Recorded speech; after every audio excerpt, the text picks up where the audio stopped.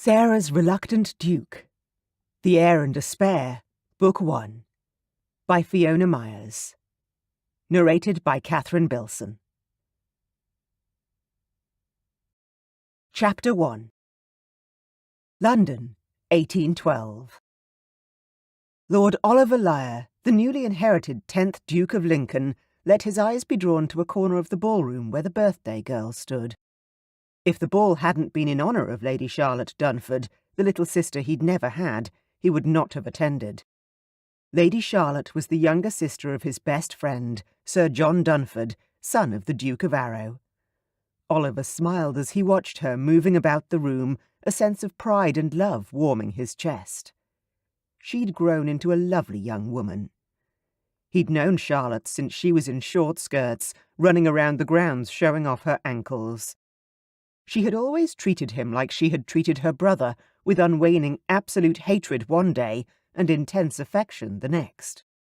Oliver had only his elder brother Gerald for company, who had seen the younger Oliver as well beneath him.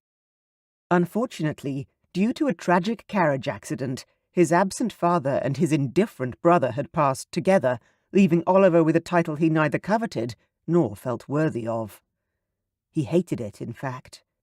The attention of the ton, mothers trying to marry off their daughters to him, the huge amount of work involved in owning multiple estates, looking after so many tenants.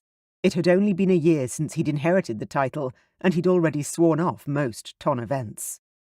Lady Charlotte, the little brat, had used every trick she possessed, including fake tears, pleading, and even threats, to get Oliver to attend her 21st birthday. He, of course, had succumbed. It would take a force of nature to stop Charlotte when she had her mind set on something. "Excuse me." Oliver turned and bowed to the two gentlemen with whom he had been speaking moments earlier, before making his way across the room to where Charlotte stood, holding court. The crowd parted in front of him like the Red Sea before Moses. Oliver's heart sank, and he couldn't stop the sigh that escaped. He missed being the second son, relatively unimportant and unnoticed by the haute ton. He'd have given absolutely anything to have Gerald back, even with his brother's indifference to Oliver's existence. Gerald had known how to behave, how to be the esteemed holder of a dukedom. He'd been raised for it, bred for it even. How he would have laughed to see Oliver struggle with the responsibility. A wry smile crept onto Oliver's face as he thought about his deceased elder brother, and he drew up next to the now unoccupied Charlotte. "My lady." Oliver leaned closer than was proper and spoke directly into her ear. "My lord!" Charlotte spun to face him and greeted him with a smile that was both warm and genuine. The icy discomfort he'd been feeling from the moment he entered the room melted away. Lady Charlotte was worth the pain. She would never be one to call him by his brother's title, and he would be forever grateful for that. "May I claim my dance? I do believe this is ours." Oliver extended his arm and grinned at the woman he saw as his surrogate sister. An action he knew would cause the dimple in his right cheek to become pronounced. "Of course." Charlotte took his arm. Swinging her into the perfect waltz position that included at least 6 inches between their bodies and no hands below the waist, he looked down at her laughing blue eyes and mock scowled at her. "Having fun, are you?" He didn't even attempt a polite start to the conversation, now that they were out of general earshot. She giggled, and once again Oliver struggled with the frustration he felt at his position. "Of course I am. It's my birthday. How are you enjoying my night, Oliver? There are so many eligible young ladies in this room that I expected you to have run away screaming by now." Charlotte spoke with her characteristic bluntness. "You mean to torture me, then?" Charlotte smiled slowly, appearing to think deeply about her answer. "I have been hoping you may find a wife, yes. You need to spend more time consorting with ladies, rather than the type of women I hear you and my brother have been consorting with lately." "That is none of your business, scamp," Oliver hissed at Charlotte through his teeth. What sort of lady would say that to a gentleman? Which part? The part where I said you should marry? She emphasized the word with a cheeky smile. Or the part where I mentioned the not-so-ladylike women you frequently visit? Oliver gasped, and only just stopped himself from taking a step back. Girls of Charlotte's social rank were not meant to know about such women, let alone speak about them. Was this the same girl who had put worms under his pillow and cried on his lap when she'd scraped her knees running down a path? Impossible. Lady Charlotte, you shouldn't speak of it. I'm barely 26, hardly old enough for you to be marrying me off to some title-adoring, bird-brained, barely out of the schoolroom debutante. Oliver took a deep breath as he struggled to hold in his frustration. He knew he had to marry a woman who would be an appropriate duchess, but he wasn't ready or willing. Not yet. After already being forced into a role he didn't want, husband was a role he could do without for a few more years. Charlotte laughed with delight, obviously pleased at getting the reaction she'd anticipated. Time for a change of subject, I think. What about you, scamp? Are you planning on finding a husband this season? You are getting a little long in the tooth compared to some of these pretty young faces I see tonight. He liked turning the tables on the quick-witted Lady Charlotte Dunford, even though his jibes were empty, and they both knew it. With Charlotte's handsome face, pleasing figure, sharp wit and generous dowry, she'd still be good marriage material when she was 31. "Do not even think of turning it back on me, Lord Oliver," she said, addressing him by his former title, and therefore pleasing him greatly. "We both know that I'll marry as soon as I find someone who is remotely interesting." Charlotte managed to laugh softly and shrugged one creamy shoulder. Oliver cocked his head and tried to see Charlotte as a marriageable woman rather than the younger sister he'd always wanted. She was beautiful in a dark-haired, pale-skinned, classic sort of way. Her curvaceous figure wasn't precisely in fashion, but was certainly pleasing. Her rather ample breasts swelled up from her low neckline. If Oliver hadn't known her for most of his life, then he would likely have found her desirable. She was intelligent and not in any way flighty. A plus on both accounts. He couldn't stand a woman whose main goal in life was to be a lovely ornament on a shelf. "It's a pity I can't marry you, Charlotte. You would make me the perfect duchess." Charlotte laughed without humour, and Oliver could understand why. Unlike him, she'd never had a reprieve from the bevy of suitors at her doorstep. She had been courted since her coming out by men who wanted her for breeding as well as her dowry. "I know, Lord Oliver. If only I could stand the idea of marrying you." Oliver laughed wholeheartedly, ignoring the glances that swung their way. He did love this girl. They finished their waltz, and he walked her over to the edge of the ballroom with almost every eye in the room following them. Oliver tried his best to ignore the attention. He turned his head and spotted a rather large matron towing not one, but 2 daughters in her wake. It was time to remove himself from the reach of this possible matchmaker. He had no intention of being anyone's target this evening. "Kindly allow me to take my leave, Lady Charlotte.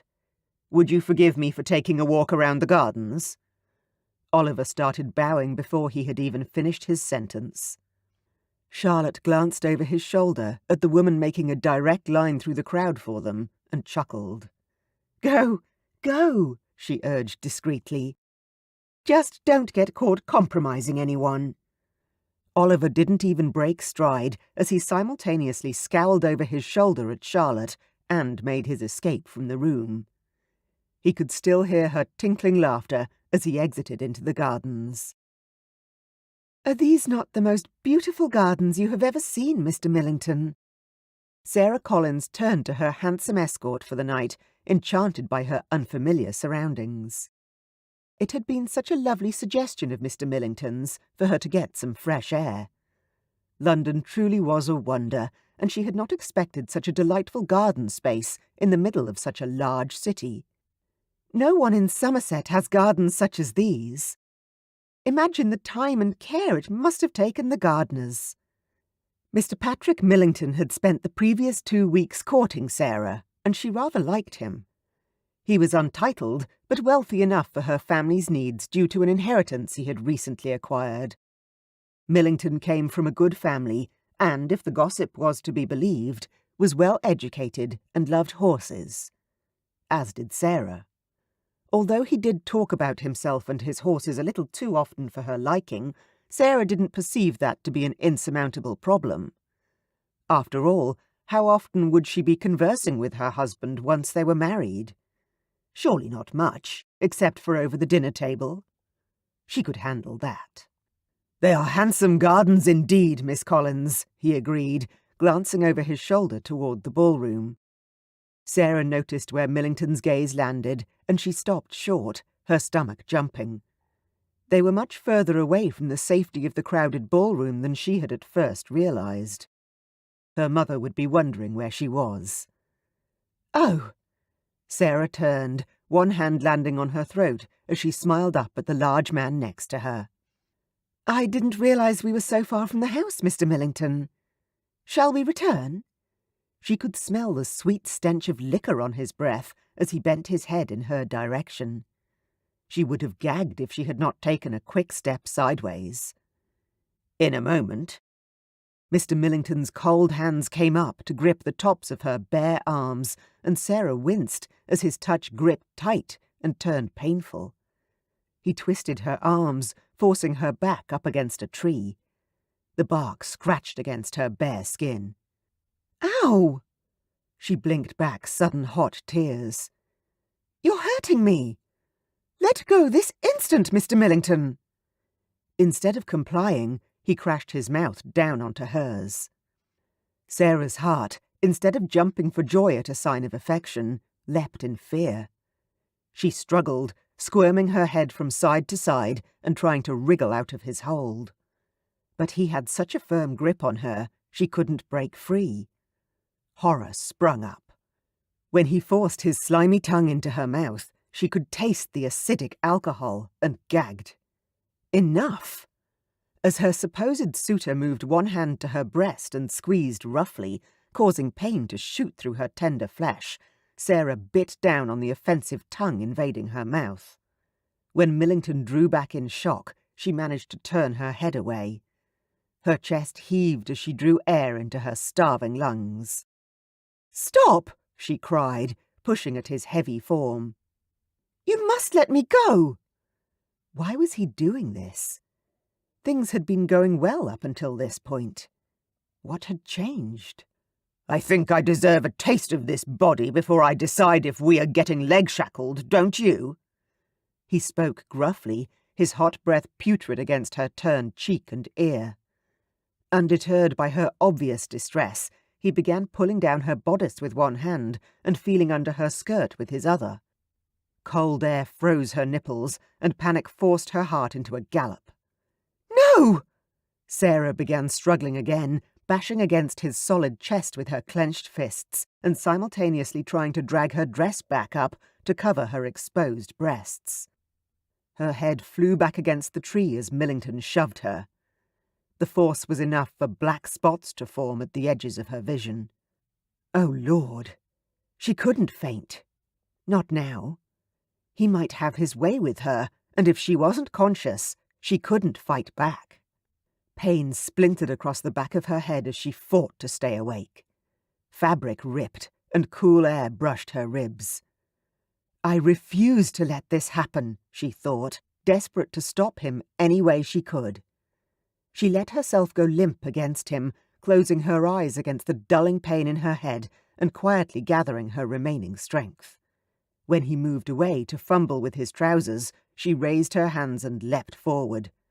She forced her pointed fingers into his eye sockets, scratching at his eyes with as much force as she could manage. She could feel wet skin and blood beneath her nails, but she didn't stop.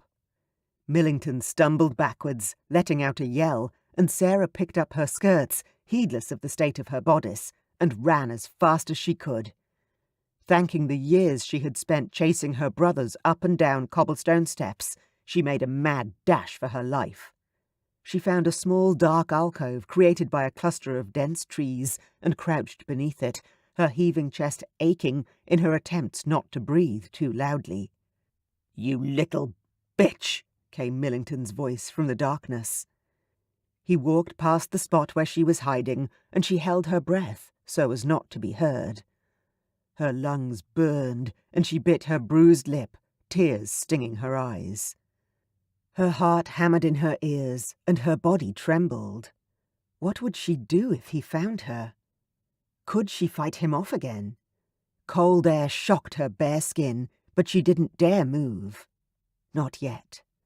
After the longest minutes of her life, Millington let out a crude word and stalked back toward the house, mumbling to himself. His footsteps became less audible until finally Sarah couldn't hear any movement around her at all. It was only then, when she was sure he was gone, that she let the tears fall, hot and wet against her cheeks. She pulled the remains of her dress together, feelings of disgust and betrayal foremost in her mind. How could a gentleman do such a thing? Clearly, he was no gentleman after all. Then came the terrifying realization of what would happen if she was seen now. She would be ruined forever. The weight of her family's future still rested on her shoulders, and within weeks of their arrival in London, she had destroyed everything with her naive trust in the wrong man. Sarah wrapped her arms around her knees and bent her head, muffling her cries with her skirts, fearful of being heard and unsure how she would ever be able to get herself home. Once his irritation had receded, Oliver quite enjoyed wandering slowly through the gardens, delaying the inevitable return to the ballroom.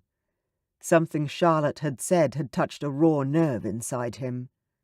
Back when he was just the second son and not the heir, he had happily conversed with gently bred females, knowing their mammas would soon steer their attention to someone older or of a higher rank. He'd pursued a lot of physical ventures also that he no longer had time for. His shoulders, that his tailor had once called too large to be fashionable, were shrinking in size at the lack of activity. His days as an amateur pugilist and horse rider were behind him, and he wanted nothing more than to have those pastimes back. He'd missed the chance to find a woman who didn't want him for his rank. Too late to playfully flirt and get to know someone properly. He knew why those women yearned for him now, and thanks to a painful twist of fate, he would never know who wanted him for more than his title. Like a prize goose at Christmas time, he could not get away from the hunt fast enough. Oliver stopped, noticing a strange noise coming from the pathway up ahead of him. Something, or someone, was hiding under or behind a cluster of trees. "Hello, who's there?" he called out. There was a loud gasp, and then nothing. Lamps were hanging throughout the garden, and from where he stood, he could make out a figure in the shadows. He assumed it was a woman hiding there, judging by the little piece of material peeking out from the bush. She seemed to be holding her breath, for now there was no noise coming from behind the trees. Oliver laughed softly to himself. Maybe an assignation had been organised for this spot. It was certainly far enough away from the house for her and her partner not to be seen. "Come out, whoever you are," Oliver called again, feeling slightly mischievous. He would bet that some bored married lady had seen him and jumped behind the bush to preserve her reputation. Maybe he should speak to her. It was probably time he joined the ranks of the titled men with a mistress. He grinned slightly at the cynical thought. What was a duke without a mistress? A woman crawled out from beneath the trees and slowly stood, holding together the remains of her torn bodice. "Please don't hurt me," she whispered, her face hidden, eyes on the ground. Chapter 2. Struck speechless, his heart lodged in his throat. It seemed no merry wife was hiding in the brush, but a fallen angel. Golden ringlets pulled askew, and what was once a pale virginal ball gown was now dirty and ripped. Too much of her creamy skin had been bared to his gaze for decency, but what caught his eye was the way her cheeks glistened from recently shed tears from her beautiful pale eyes. The young woman had clearly been crying. He removed his coat immediately to help her cover herself. Her head lifted a touch and her mouth fell open. As he stepped forward, she took a step back. "Please, no!" She looked positively stricken and began pulling her ruined gown closer around her small body. He couldn't help but notice she had rather full breasts, though he tried hard not to look. Oliver stopped moving and instead just held his jacket out to her, like one would to a wounded animal. It was evident the poor girl had been brutalized. The sick churning in his stomach that had begun at the initial sight of her intensified as anger set in. Who would dare touch a creature this beautiful and angelic? She would be lucky to be half the weight of an average man. What chance would she have of defending herself? "Please, take my jacket." Oliver's voice cracked like a green boy, and he didn't care. "You must be freezing."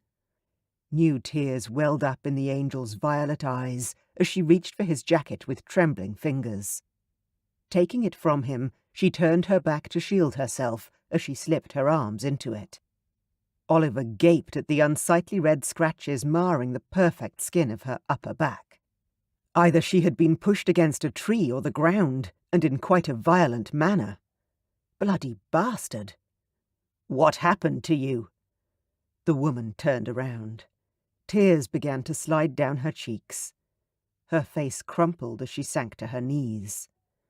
Oliver rushed forward and dropped to his knees, reaching out and wrapping his arms around her small frame and holding her against his body. She gripped his lapels like a child and cried. Oliver stroked his angel's soft hair and made soft crooning noises into her ear. She continued to sob against his evening suit.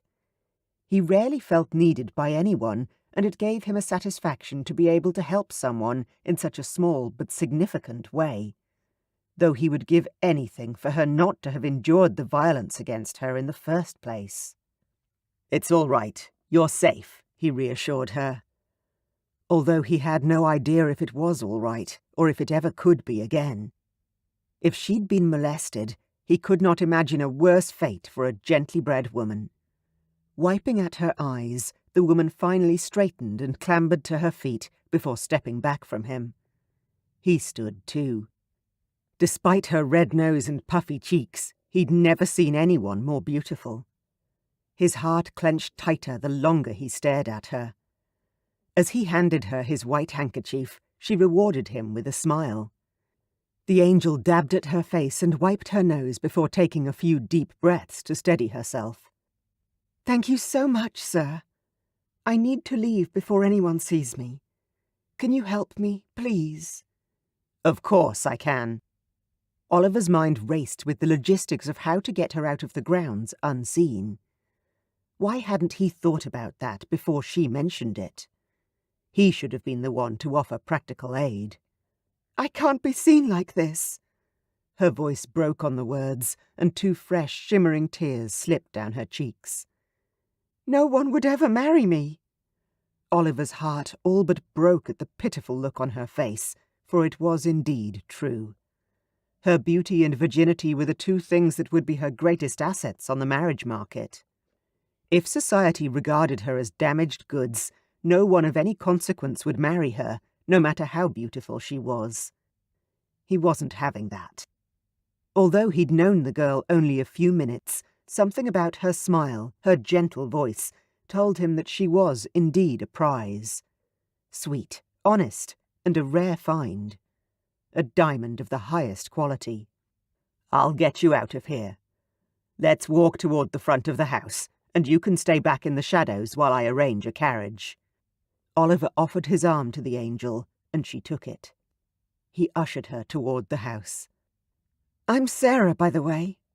She sniffed as she wiped her face again with his now soaked handkerchief. "Oh, well," Oliver stammered, his brain temporarily locking out the ability to speak.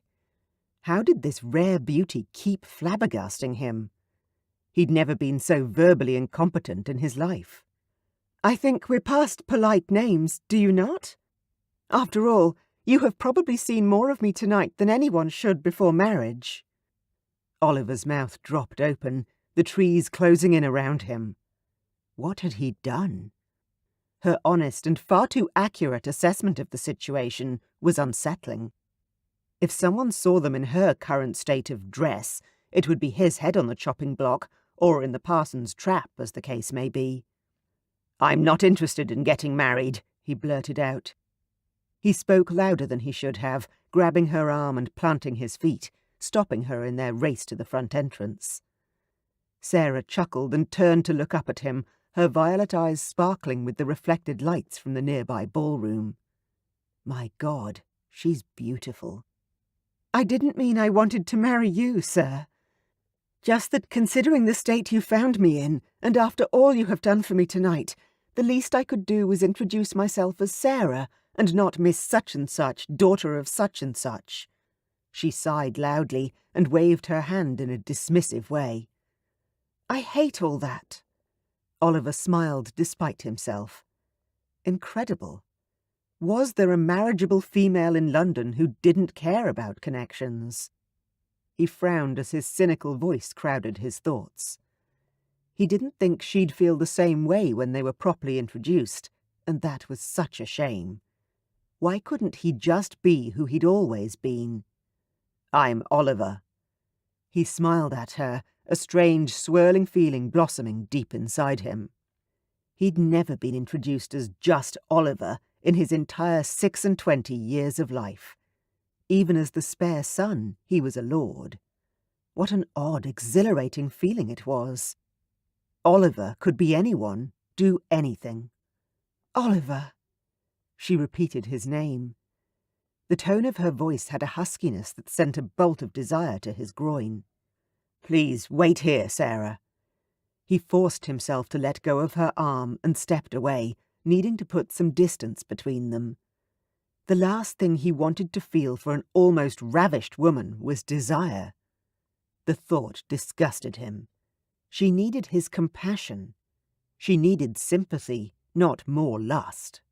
Oliver left her near a garden gate and went in search of his cloak and servants, arranging for his carriage to take Sarah home and then come back to retrieve him.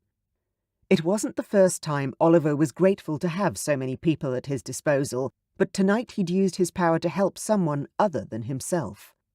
Her situation made him want to protect her, go out of his way to help her, and he liked this new side of himself. Somehow, helping Sarah in this way gave him a deep satisfaction, as if his life suddenly had a meaningful purpose. He stepped back into the crowded, loud ballroom and found his hostess as quickly as possible. He pulled Charlotte aside again, ignoring the look of annoyance the lady she was speaking to shot in his direction. "Where have you been? And where is your jacket? There has been such a commotion." Charlotte beamed at him, her blue eyes sparkling in the candlelight. Lady Charlotte knew, as any good hostess does, that gossip, either good or bad, was the only real thing that made any ball memorable. "Patrick Millington came back to the ballroom half an hour ago with blood dripping down his face. He said he was escorting Miss Collins and made a remark to which she took exception and attacked him. I applaud her, really. The man is disgusting, but she shouldn't have gone quite that far." Charlotte started to laugh, but stopped short. "What's the matter, Oliver?" Oliver ground his teeth together, the crunch inside his skull doing nothing to halt the rage from building. He forced the words out. "I found Sarah in the back garden." His hands were clenched into fists at his sides as he realized the attempted seduction of an innocent was going to go completely unreported. Lady Charlotte gasped and took a small step back, her eyes opening wide as she took in his rage. He didn't just say something that offended her. Her bodice was torn apart and her back was scratched. Oliver's chest rapidly rose and fell as he struggled to control his breathing. "Where is that bastard? I'll show him what happens to a man who attacks someone half his size." Turning on his heel, he took a step in the direction of the card room. Millington would pay for this. "You can't!" Lady Charlotte grabbed at his forearm and pulled him back to face her, her grip tight and unforgiving. He's already gone home, and you know it would ruin Miss Collins if people found out he stole even a kiss, let alone more." Oliver forced himself to think clearly through the red haze engulfing his common sense. Breathing was hard, but he inhaled and exhaled slowly until relative calm descended. Charlotte was right. She always was. If he made a scene, then his angel would be ruined, and he could not save her from that. He observed somewhere in his brain that he kept calling her his angel. The pet name seemed too intimate for so short an acquaintance, but with her ethereal glow, golden hair and violet eyes, angelic was the perfect description for her. She was, by far, the most beautiful woman he had ever laid eyes on. "Fine. You need to tell her mother that she had a sudden headache attack from the cold night air, and she needs to be taken home immediately. I've had my carriage drive around to the side entrance to pick her up, and her mother needs to go to her. Have her wait at the front entrance. I will instruct the carriage to pick up Sarah's mother on the way through to the exit. You need to help her, Charlotte." "I'll do everything I can, Oliver," she reassured him, giving his forearm a squeeze before releasing him. "Go join my brother in the card room for some time, then go home, please. It sounds like you've had an exhausting night." "I'm going to check on Sarah first, and then I will. Thank you, Lady Charlotte." He bowed to his friend and kissed her extended hand. She curtsied and moved off to where he assumed Sarah's mother must be mingling among the ladies. Oliver stepped out into the garden again. Sarah was waiting for him exactly where he had left her. She was pacing up and down, still wrapped in his jacket and wringing her hands in front of her ruined dress. Her face lit up as he approached, her huge smile hitting him low in the belly, forcing the air from his lungs. She accepted his cloak and wrapped it around herself with easy, elegant movements. As soon as she was covered, she handed him back his jacket, and he slipped it back on. He was once again presentable, yet the heat from her body that had transferred into the jacket almost made him groan. He would be smelling her subtle perfume all night now, and it would torment his dreams, he was sure. Sarah gestured helplessly to herself and looked up at him with wide, beautiful eyes. "Oliver, what am I going to do about my mother? She's still inside, and I can't go in." "I've just discreetly spoken with Lady Charlotte, who will fetch your mother, and she will meet you at the side entrance where my carriage awaits you. She will tell them that you have come down with a sudden headache, and no one will be the wiser." Oliver paused. How did one ask about the virtue of a maiden? Did he have the right? Would she even understand what he wanted to know? "Sarah, I have to ask, did he, She stared at him a moment, then dipped her head to avoid his gaze. "He didn't force me, if that is what you want to know," Sarah told him in a quiet voice. "I scratched his eyes and ran before." "Oh, thank God." Her head shot up at his words, and she beamed at him. Her eyes shone, and her whole face seemed to grin, not just her lips. Oliver's heart melted. He'd never seen a smile so wondrous. "Oliver, I know I shouldn't ask you this, considering the encounter we've had, but I suppose it's the only time I'd ever have the courage." She bit her lip again, and although it was as seductive a move as anything Oliver had ever seen, he was cautious of what she was about to ask. "Of course, my lady. What is it you wish to know?" Oliver added a formal bow to his question. She fluttered her hands and bit her lip. "I want— oh, bother." Sarah looked from side to side and twisted her hands in front of her. Oliver attempted a reassuring smile, trying not to imagine what she would ask of him. Did she need money? Help in society? Had she worked out who he was and wanted to enjoy the privileges his rank may afford her? "It's all right. Ask me." She was wringing his white handkerchief in her hands now. "It's not a question, more a request." Oliver frowned. The problems she may be facing piled up inside his head. Did she need somewhere to stay, perhaps? "Would you kiss me?" Sarah's words came out in a rush. His mouth dropped open. Surely he'd misheard her.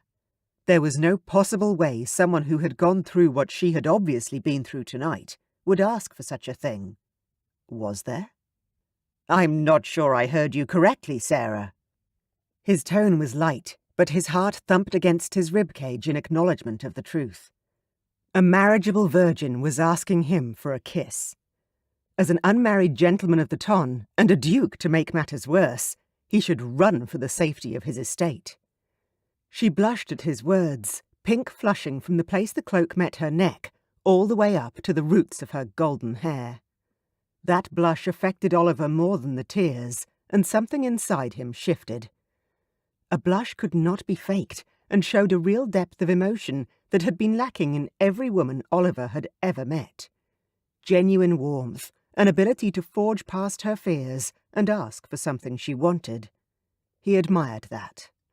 "I know I must look an absolute mess, but I cannot have tonight's experience be my only experience of intimacy between a man and a woman. Would you please help me to forget? Help me to make a new and more pleasant memory?" She all but whispered the last part of the sentence. Oliver's tenuous grip on control slipped. Before he'd made the decision to move, he was already cupping her face with both hands and bringing his lips down onto hers. He wanted to moan at the delicious feel of her soft lips beneath his, but he swallowed the sound down. She was like touching the finest silk and drinking the most expensive port. Soft, warm, intoxicating. It was a heady feeling indeed. Feather-light. Sarah may have asked for a kiss, but he could tell she was an innocent.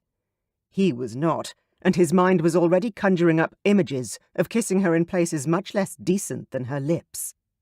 His body tightened in response to his thoughts as his loins pulsed with need. Using every last drop of control in his body, Oliver stepped back from the sweetest lips he had ever kissed, and Sarah almost toppled forward. He dropped his hands down to his sides, his lips and hands tingling from the contact with her skin. "Thank you," Sarah whispered, lifting her hand and running her fingertips over her swollen mouth. A look of awe and wonder washed over her face. He cleared his throat, his mind still abuzz with sensation. Ducking her head shyly, she added, "That was what my first kiss should have been." His eyebrows rose high on his forehead. First kiss. He'd never kissed a virgin before, had never understood the allure some men found in them. But looking at Sarah's beautiful face, knowing he was the first person she had happily been touched by, pleased him more than he expected. "My carriage will be here any moment, and it will take you around to the front of the house where your mother will be waiting. It will take you both home from there." It was a relief to give her the instructions, his overwhelming thoughts confusing him. He didn't want to leave her, and couldn't understand why. He knew it was better to sever their ties sooner rather than later, and yet knowing something and wanting to do it were two different things. His carriage pulled up outside the gate, bearing the crest of the Lincolns. "Oh, is that a ducal crest?" Sarah's voice sounded stunned. "Yes, my brother." The unintentional lie left Oliver's mouth, and he grimaced. He often still forgot that he was now the Lincoln heir, and his father and brother were both gone. Easy to do, considering he had spent 25 years in one situation and only 12 months in the other. Before he could correct his mistake, she was dancing happily on the spot in front of him. "Thank you so much, Oliver, for everything you have done for me. I have no idea how I could have managed without you." She held out her hand to him, and he automatically picked it up. Instead of allowing him to kiss her fingers as was proper, Sarah bowed down, turned his hand over, and pressed her soft, warm lips to his palm instead. Shocked into immovability, the beat of his heart was the only thing he could hear. Last week he had lain with an experienced woman, and yet the feel of Sarah's lips on his gloved hand seemed more intimate and oddly more arousing than anything he had experienced before. "Go." His throat tightened on the word. With one more backwards glance at him, Sarah tucked Oliver's cloak around her body and slipped into the carriage. He took a deep breath of cold night air and exhaled slowly. His body hurt as though he'd been in a fight and come out the loser. His arms and legs ached, and although he would have loved to head straight home, he had to wait for his carriage to come back.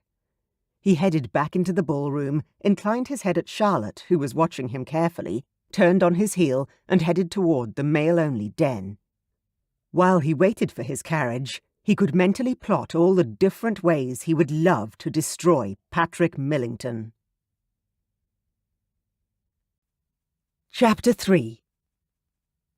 Sarah waited with bated breath in the carriage outside the Dunfords' front entrance. When her mother finally climbed into the carriage, she took one look at Sarah and her brows dipped down in a frown. She quickly pulled Sarah onto the seat next to her. "Lay your head on my shoulder, Sarah, and we will discuss this when we get home." Sarah nodded with gratitude and let her head fall onto her mother's shoulder, the night's events racing through her mind as the carriage drove through the London streets. When they finally arrived at their rented townhouse, her mother helped Sarah inside and upstairs to her bedchamber, then excused herself to call for their servants and arrange a hot bath for Sarah. "I will change into my nightgown, dear, and then I will return to help you." "A bath sounds very sensible. Thank you, Mamma." If the servants minded the timing of the request, then no one said anything as they filled the copper tub to brimming with hot water. Sarah dismissed them soon after, and as soon as they left, she removed the concealing cloak and stripped herself of her gown. She almost cried as she looked at herself properly in the light. Her body was bruised and cut, and her ruined gown unsalvageable. She slipped into the steaming bath, the horrors of the night slowly washing away. Her mother stepped into her room not 10 minutes later and stood next to the tub. Her chin lifted and worry lines marred her forehead. She appeared to prepare herself for the worst. "Sarah, now tell me, what happened to you tonight?" "Well, quite simply, I was attacked." Her mother's eyebrows rose so high on her forehead it made her look quite silly. She sank onto the bed with one hand at her throat as she stared at Sarah's ruined gown. An evening gown Sarah knew that they had saved for years to pay for. Sarah was only getting one season. It was all her family could afford, and destroying her prettiest ball gown wasn't a good beginning. "Tell me what happened," her mother demanded, as the colour drained from her face. Sarah related what had befallen her, right up to the point that Oliver had put her in his carriage. She left out Oliver's kiss at the end of the night. Her mother didn't need to know everything, and that was a secret she wished to hold close to her heart. "And you have no idea who this Oliver is? Are you sure he can be trusted not to talk about what happened tonight?" Her mother was wringing her hands, as she often did when she was nervous. Sarah sighed, knowing her mother could fret until she had a headache, but what was done was done. "I don't know who he was, Mamma, but he seemed to be a gentleman, unlike the other one." She scowled. "Oliver helped me find you and lent us his carriage to take us home. Surely he wouldn't do that unless he had a kind heart. He was the brother of a duke, I think." She couldn't remember all the details. Everything around the time of Oliver's kiss seemed to be a little fuzzy. "You think?" her mother all but screeched. Sarah grimaced. Whether or not her rescuer was a brother to a duke was hardly a detail that one should forget. "Mamma, I'm sorry. I'm still a little shaken up." "Of course." Her mother jumped up and reached out to her, concern written in her blue eyes. Sarah took her mother's hand and squeezed. "Don't be sorry, Sarah. I'm sorry. I shouldn't have reacted like that, but you know if someone finds out, you'll never make the match we were hoping for you." Her mother accompanied her words with a reluctant shrug. "You say Millington was trying to, undo his breeches?" Her mother turned beet red as she asked the question. Yes, Mamma. That is how I managed to get away from him, because he had to let go of me for a minute. Sarah spoke in a matter-of-fact tone. She was trying not to be overly emotional about it, even though she was still in shock and could not believe that a man had tried to force her to couple with him. And you know what he was trying to do? Her mother looked down at the carpet on the floor. Was her mother wanting to talk about this now? Now Sarah's cheeks heated. Yes, Mamma. She had a few married friends at home in Somerset, and she had coaxed the bare facts from them. She knew he had wanted to put that male part of himself in her female parts. Her mother's head lifted, a mixture of alarm and surprise showing on her once beautiful face. How? Sarah shrugged, washing her breasts for the 100th time that night. They still felt unclean. I asked Mary for some of the details. Mary was one of her married friends and quite a gossip. And, Mamma, I have to say, it sounds horrible. Do I have to do that when I marry? This time her mother blushed so dark that Sarah was afraid she had finally rendered her mother mute. Alas, no such luck. Time for our tête-à-tête, then. Her mother sat down on the bed again, and Sarah sank lower into the still warm water, giving her mother her full attention. It does sound horrible when described, I suppose, but it is how God designed us to make children. Therefore, it should be a natural thing between a husband and his wife. Really? She didn't think so. But doesn't it hurt, Mamma? Sarah thought back to her conversation with her friend Mary. She didn't say it had hurt, but the look on Mary's face had not inspired confidence. Mrs. Collins blushed again, and Sarah smiled up at her. Goodness, her mother was almost 40. Sarah would have thought that she had outgrown blushes by now. It does to begin with, because your body will not be used to it. But if your husband is careful with you and loves you, it can be quite, enjoyable after a while. At this last revelation, her mother dropped her gaze to her hands. Sarah almost sputtered. Enjoyable? She reminded herself that her mother had more knowledge on the subject than she, so instead of stating her disbelief, she digested this new information carefully. Thinking of her future spouse, she could only picture one man.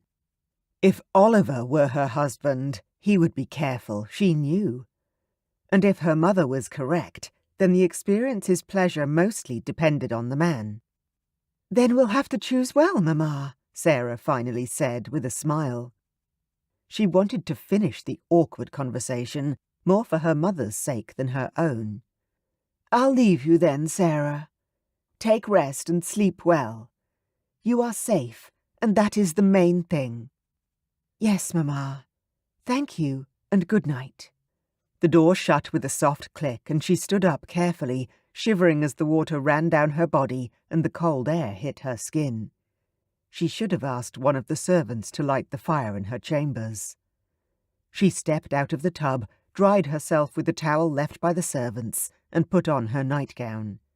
Despite worrying she would not be able to fall asleep, Sarah slept all night long and well into the following day, her head filled with the strangest dreams. What did she want from her life, and the person with whom she might share it? What sort of man did she want to marry? Which man did she have to marry to give her siblings a future? Dressing for another ball the following evening caused excited butterflies to flutter around Sarah's belly. Her lady's maid coaxed her naturally curly hair into the ringlets that were loved by the fashionable ton and pulled her laces tight. She had a decent bosom, neither too small nor too large. Looking down at herself, she thought they were quite pretty as far as breasts went. Hopefully, her future husband would feel the same way. Her gown for this evening lay on her bed, a pale pink that seemed to suit her skin tone. She knew that the lighter the skin, the better, as far as the ton was concerned. But living in Somerset meant they had many functions out of doors, and she never bothered to cover herself completely. She could only hope that her future husband wouldn't find her slightly tanned complexion a problem. Would she see Oliver again tonight? She tried not to be too hopeful that he would attend, but she so wished to enjoy his company once more. He had said he had no desire to be married, so did that mean they would never cross paths again? Only those interested in matrimony attended balls. Once dressed, she donned a wrap to hide the scratches on her back and pulled out her reticule. It was time to leave. The ball was an even bigger crush than had been anticipated, and within minutes of entering the heated room, Sarah found herself seeking the calm of the outdoors. Too many sweaty people in one place could not be good for the constitution, she was sure. Her need for a wrap made her doubly warm. Her back was still visibly injured from Millington's foiled attack, so she dare not remove the wrap. "Mamma, I need some fresh air." Her mother nodded and fluttered her fan. "Just stick to the balcony." "Of course, Mamma."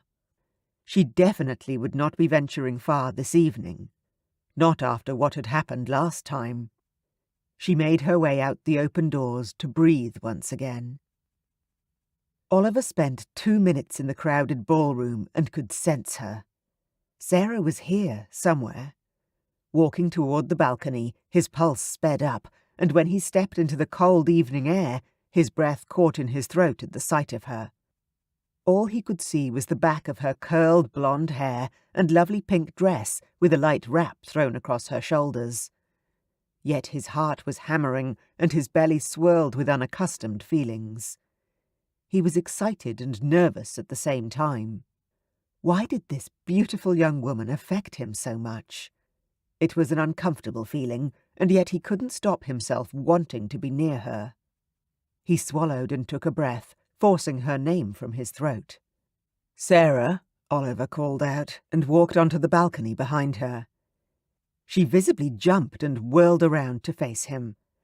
Her hand came up to rest between her breasts, drawing his gaze to the plump flesh there. Arousal shot down his belly to his groin. "Oh, goodness! Oliver, you scared me!" Her beautiful face transformed as she smiled up at him. Oliver blinked. He felt as if he were in a dream. His brain was a bit sluggish in wonder, like he'd just consumed a bottle of port. She was breathtaking. Why had he thought she was only pretty? Flawless skin, glorious golden hair, and the most kissable lips he had ever had the good fortune to taste. She didn't seem to notice his discomfort because she put her hand on his elbow and pulled him further away from the ballroom. It was the only place he wanted to be, away from everyone else and closer to her. "I wasn't sure if I'd see you tonight. You said you're not on the marriage mart." She laughed as though it were a joke, but Oliver heard the question behind the statement.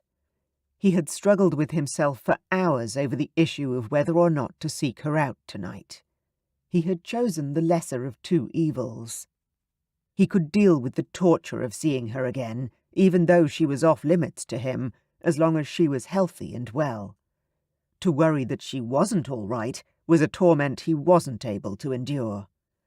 "I wasn't planning on it, to be honest, but I needed to make sure you were feeling a little better after your dreadful experience last night."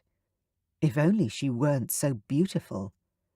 It would make this so much easier. Less personal. Oliver only had a few more years of freedom until he would be forced to marry a lady to produce an heir to the dukedom. He shuddered at the thought. However, he had always planned to marry someone he wanted, someone he cared for. But since he had inherited the title, his new responsibility as the Duke, and being the only one left of his father's line, meant he was obligated to marry someone who would be a proper duchess. Someone who had the appropriate training and breeding for the position.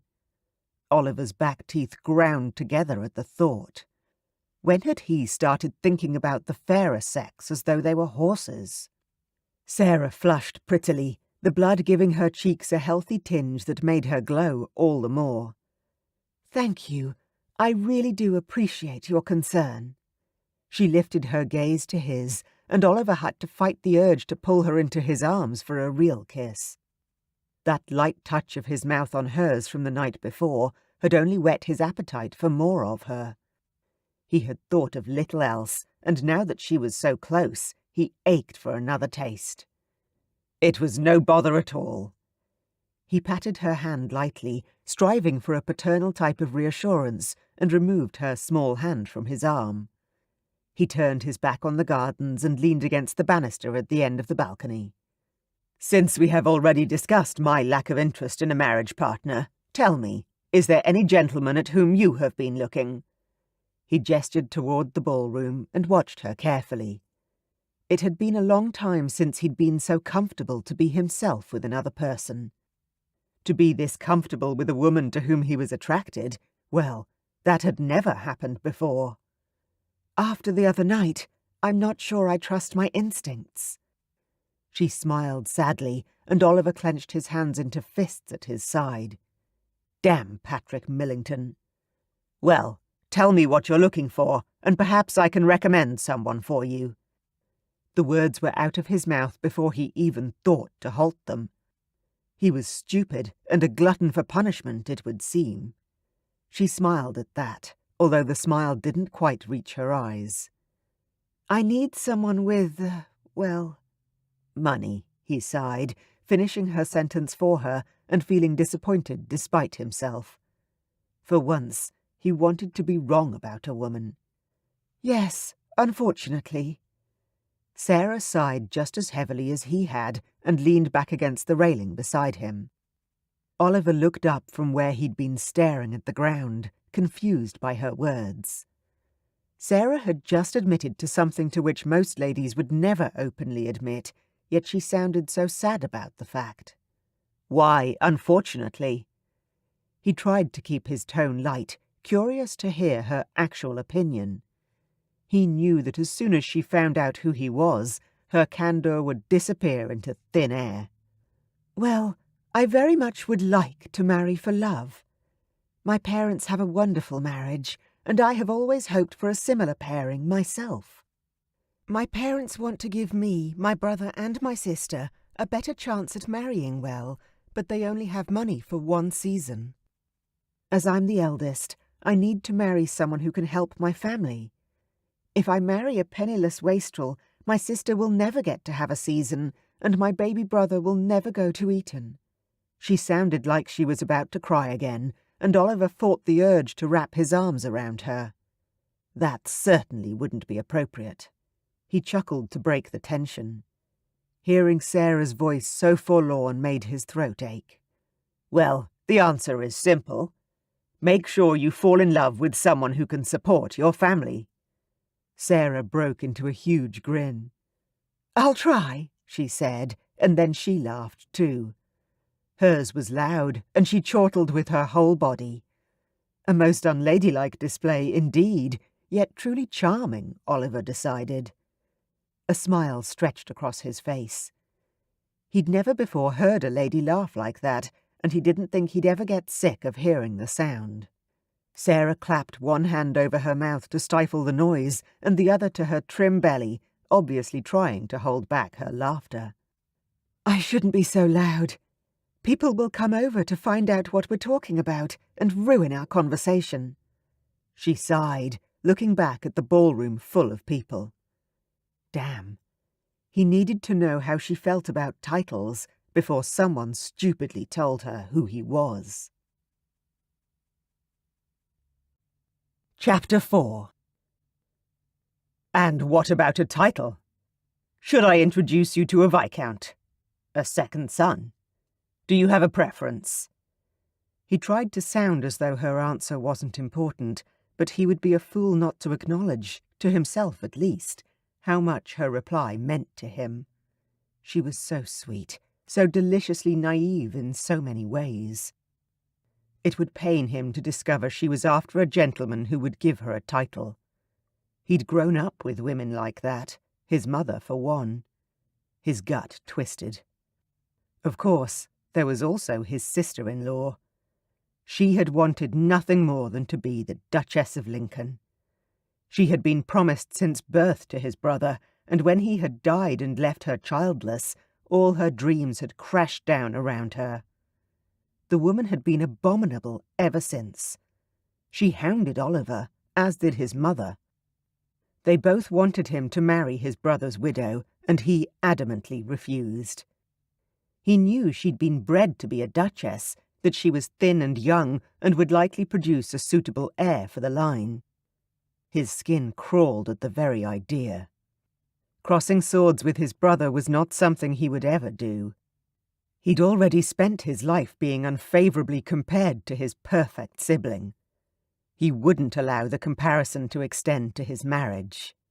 Sarah laughed again, pulling him out of his reverie, and it was like stepping into a patch of sunshine after a chill.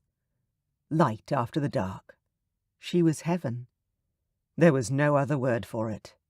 "Goodness, Oliver, how mercenary we sound, discussing husbands in such a way." "I was thinking about titles, funnily enough, as I was getting dressed tonight. I really don't want a title." Oliver's heart stopped in his chest, his ribs squeezing tight. That wasn't what he had expected her to say. He should have felt relief, knowing that she wasn't one of the ladies he loathed. But for some reason, he didn't feel relieved in the slightest. "I don't have the bloodline to attract a title," she continued, oblivious to his distress. "And I don't have a dowry for a second son to enjoy, so I suppose I was hoping for a man who would be able to look after my family, but also overlook my faults." Her eyes dropped, but before he could correct her about how few faults she had, she jumped in again. "Oh, and I don't want him to be over 40. And I want him to be gentle." Oliver coughed because he felt that laughing might be rude. She had the most amusing matrimonial list he had ever heard. She was the most beautiful thing he had ever seen, and she thought she should engage the attentions of a man, probably in trade from the sounds of it, who would be nice to her, but not be old. Goodness, she was frank. "So, do you know anyone who could be all those things?" she asked. Her gaze slid over to him in a way that made his blood run first hot, then cold. Was she suggesting he put his hat in the ring? Or was she indeed asking if he knew someone good enough for her? Either way, he felt suddenly ill. He cleared his throat and tore his eyes away from her to look out over the gardens. She put her hand on his arm again. "I shouldn't have asked. I'm sorry, Oliver. I know you're only being kind, standing here with me." She sounded so lost, and yet her words were clearly honest. Oliver was once again shocked into silence. She was hoping he would offer for her. Why did that make his heart lift and his chest puff with pride? She knew hardly anything about him, not his family connections, nor his occupation, nor even his last name. Certainly not his title. But she wanted him. He knew from the small amount of time they had spent together already that they would suit each other well. She was kind and intelligent and as beautiful as the sun and moon combined. He'd have married her in an instant if he had met her 2 years earlier. If only he hadn't become the new Duke of Lincoln and it wasn't required that he should marry someone suitable for the title. He slammed his hand into the banister and she jumped a little. Why did this have to happen now? The unfairness of it all made him want to scream. Sarah cleared her throat, then spoke into the awkward silence. "Well, I don't know about you, but I shall never again venture into a garden at night." Her tone was teasing, but Oliver knew only too well how true her words were. It made him sick to his stomach that a supposed gentleman had taken advantage of her in such a way. Just as Oliver was taking advantage of her kindness now. He had to tell her the truth about who he was. "Sarah, I need to tell you." "Oh, here you are," came a familiar voice from behind them. Oliver closed his eyes briefly and said a little prayer. Hopefully, Sarah would forgive him. Together, they turned to the gentleman and lady who had interrupted their private moment. It was Lady Charlotte and her brother, Lord John Dunford. "Miss Collins, so lovely to see you again, and looking so well," Charlotte said, curtsying politely. Sarah swept into a low enough curtsy to pass for the king's arrival. "Lady Charlotte, so nice to see you," Sarah returned quietly. Oliver frowned at the change in his companion. He didn't like seeing Sarah so unnaturally timid. It didn't suit her. He wasn't sure if his familiarity with the Dunford siblings was giving her pause, or if it was the fact they were one of the wealthiest and oldest families in London, next to his, of course. John looked pointedly at Oliver. "Oh, I'm sorry. Miss Sarah Collins, this is an old school friend of mine, Lord John Dunford." Again, Sarah swept into an embarrassingly low curtsy and gave John a small smile. Although John was a second son, his father's title was usually enough to intimidate the debutantes. Sarah was no exception, obviously. "It is indeed an honour to make your acquaintance, my lord." "And I yours, Miss Collins." John swept gallantly into a low bow to match her curtsy.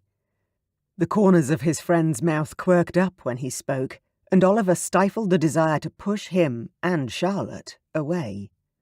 "Are you enjoying the evening?" John tilted his head politely.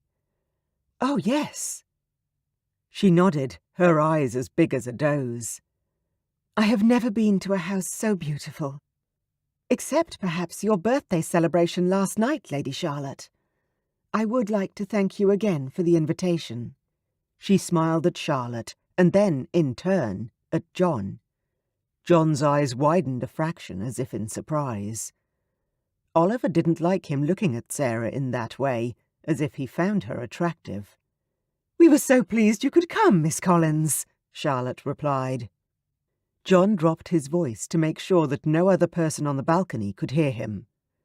"I heard that my friend managed to give you a small amount of assistance that night, Miss Collins. I hope you are feeling better this evening." Sarah blushed deeply, her beautiful face turning the colour of one of the red roses in the gardens surrounding them. Instead of avoiding the topic, however, her gaze held firmly to John's face, and her eyes flashed with a strange expression. Oliver thought she might be embarrassed, but trying to hide it. She was doing a gallant job of it. "He did indeed, sir," Sarah said at last.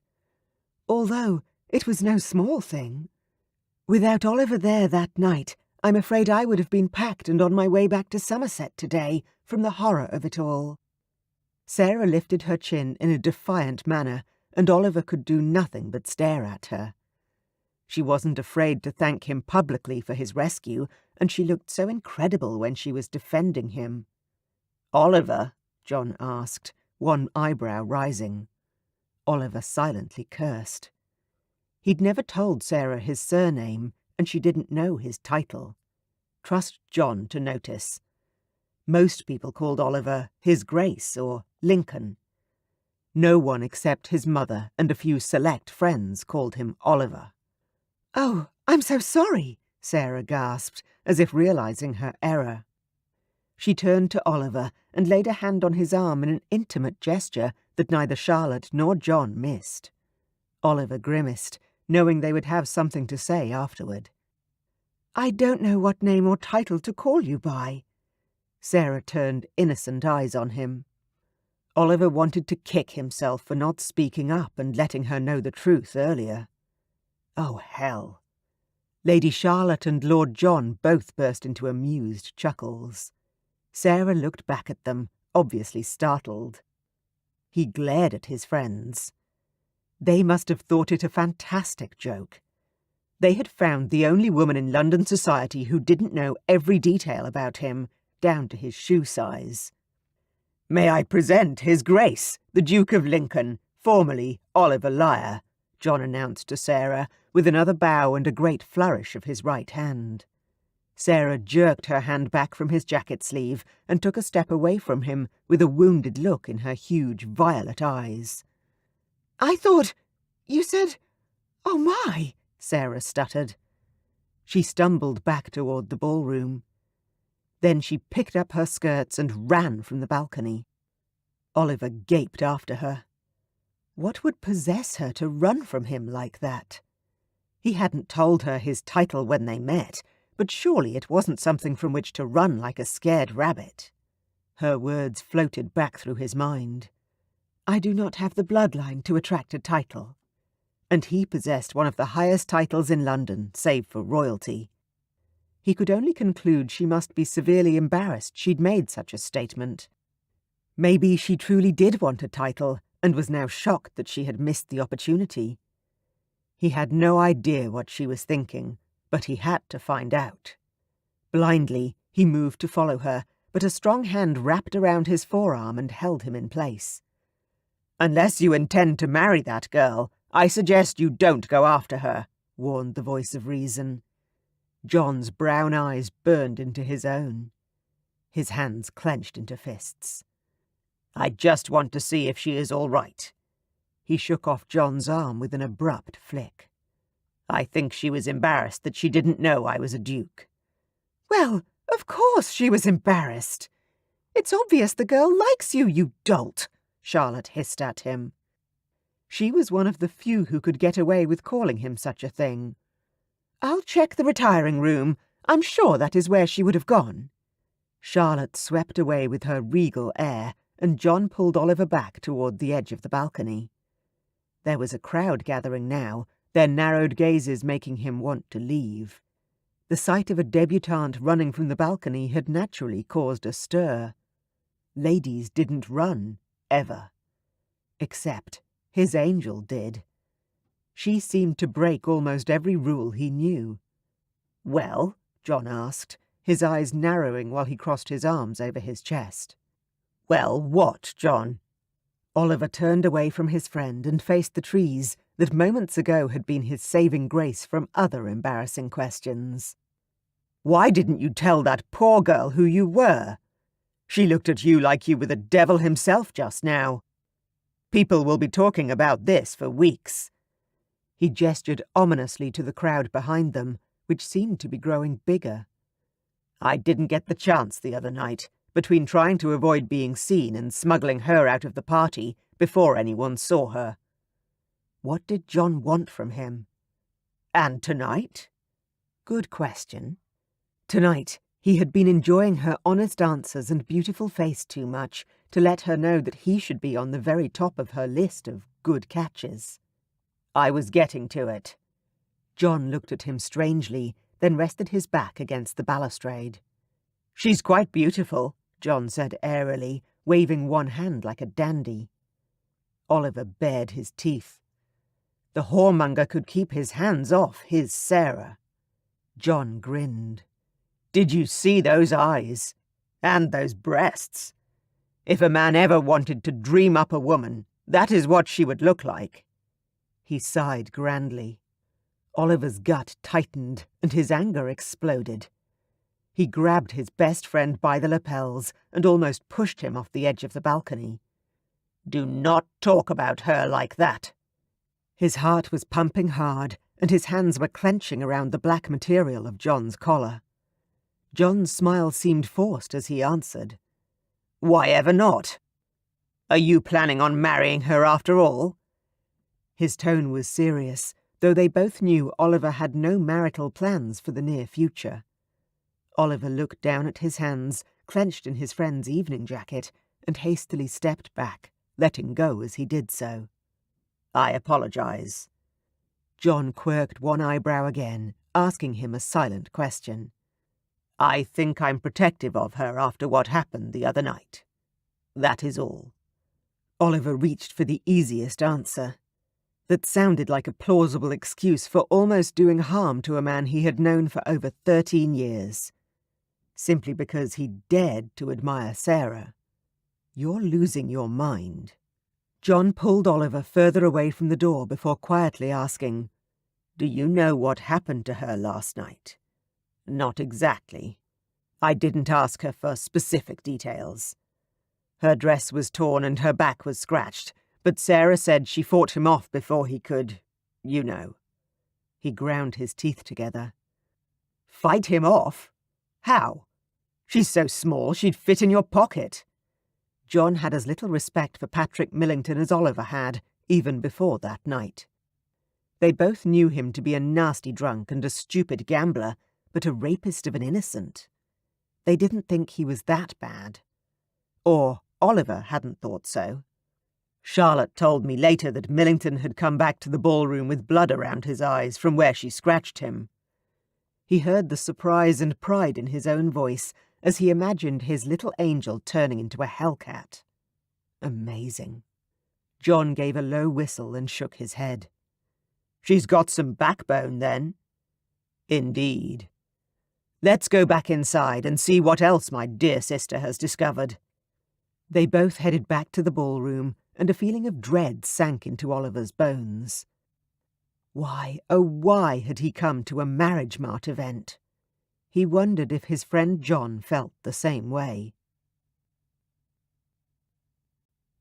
Chapter 5. Sarah's heart ached as much as her throat, a sob rising and falling in her chest as she strained to stop the tears that flowed. It was ridiculous to cry over such a thing. She would get herself together in just a moment. "What has happened, Miss Collins?" Lady Charlotte's voice made Sarah jump, but when she looked up, relief flooded her. Charlotte locked the door to the retiring room and took the seat next to Sarah on the chaise lounge. "I didn't know he was a duke," Sarah admitted, as Charlotte reached out and held her hand.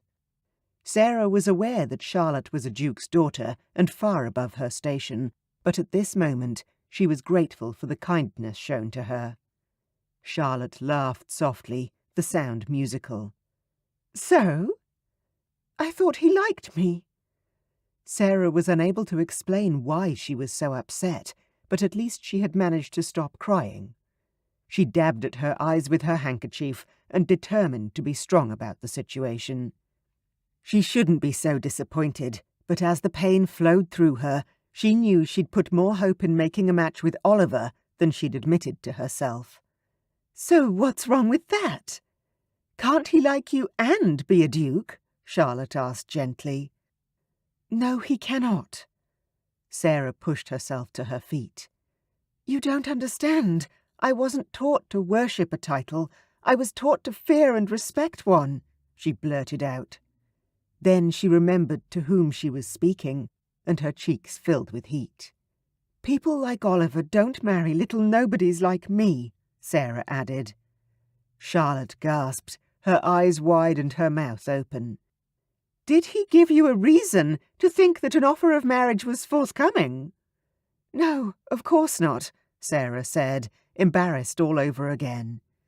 Charlotte would likely believe she was a simpleton. "I built it up in my head after his gallant rescue the other night. I need to marry this year, and he was the first person I thought might suit. Oh, what am I saying?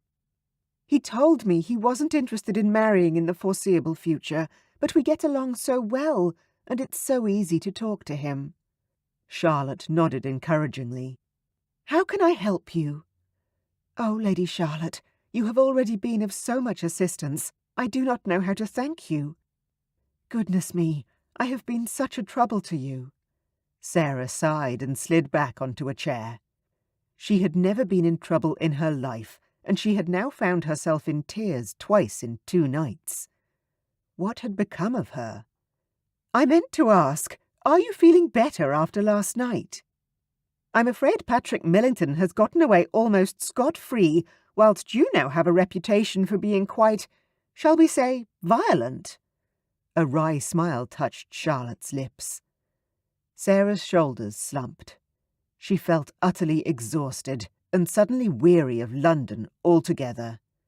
"Thank you for being honest about that. I can only imagine what he told people." Charlotte sat beside Sarah and patted her hand. "He just said you took offence at something he said and attacked him, which, all in all, isn't too bad. Considering what he did, then yes, not too bad," Sarah agreed. Then she grinned fiercely. "I did get him squarely in the eyes, that's certain."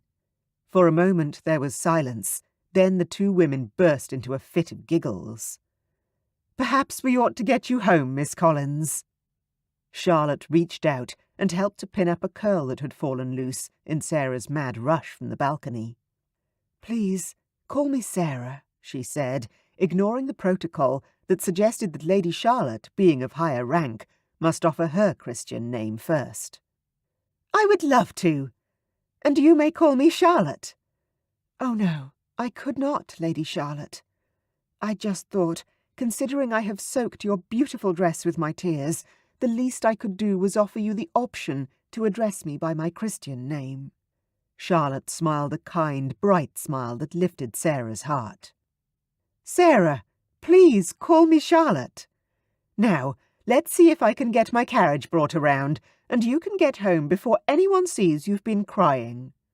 Sarah focused her gaze on a mirror and saw how red and blotchy her face was. She swallowed her pride and said, "I would greatly appreciate that." Later that night, she lay in her bed, reliving each precious moment she'd had with Oliver. There would be no more. She was resigned to marrying someone suitable, someone who would be able to help her family.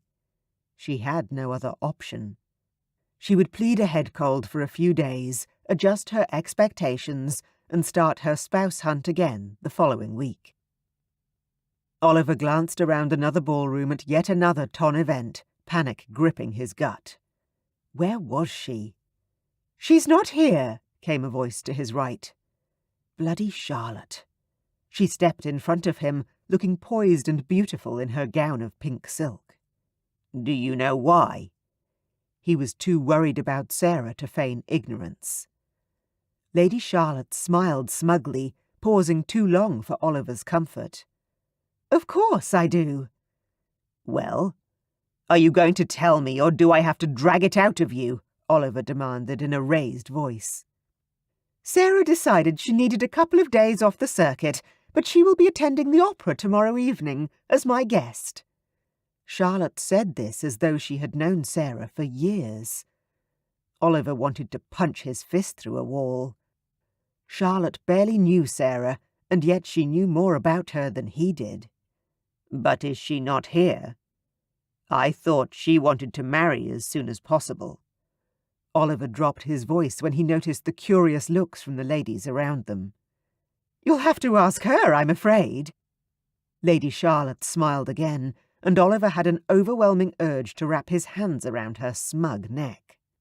He knew he'd made a blunder with Sarah, but did Charlotte have to make him feel worse than he already did? "Oh, bother!" Charlotte's eyes widened, and she fluttered her fan in front of her face. Oliver turned in the direction in which she was looking. "What's wrong?" He looked for something to justify her present stricken look, but couldn't see anything. "Here comes your sanctimonious friend." Oliver had never seen that particular look on Charlotte's face before. A faint blush rose in her usually pale cheeks, and her eyebrows were low and tight over angry, sparkling blue eyes. Finally, he spied Archibald Turner, one of his oldest friends. "Archie? What's wrong with Archie?" Oliver asked, baffled. Charlotte could not have such a strong reaction to his quiet friend. Could she? "He always makes me feel like a tease, because I have refused more than one marriage proposal. How does he even know about them?" "Everyone knows about the men you have turned down, Charlotte." Oliver grinned. How the tables had turned. "Well, it shouldn't be common knowledge." Charlotte was indeed scowling now, and Oliver struggled to contain his laugh. "Archie, old boy." Oliver greeted his friend, feeling better than he had in days. "Your Grace, Lady Charlotte." Archie bowed politely to them both, low enough to indicate their rank, but also to reflect his friendship with Oliver. Oliver scowled at his lifelong friend. "If you call me Your Grace in company again, I'll give you the cut direct." Archie smiled at that, the expression lighting up his rather solemn face. "Oliver, what are you doing here? I thought you had decided one ball a month was enough. And didn't you already fill your quota with Lady Charlotte's ball?" Archie nodded politely toward Charlotte, who glared back. "I didn't realize you had attended my birthday," came Lady Charlotte's prompt reply.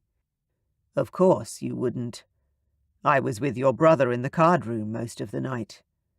Why would I need to circulate the ballroom? Archie's eyebrows rose with his question, which was a longer response than Oliver had received in years. Oh, I don't know. Isn't it good manners to greet the person for whose birthday the function is being held? Charlotte's eyes were firing, and Oliver noticed with interest that so were Archie's. How strange.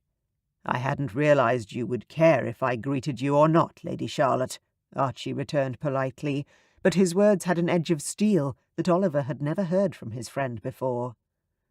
I don't, Charlotte snapped back. I just assumed that, as a gentleman, you would have wanted to wish me a happy birthday, given you attended my birthday event. She lifted her chin. She was breathing rather quickly, too.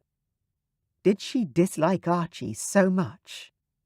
Archie's brown eyes were still flickering with lightning, but his face was calm and his voice polite.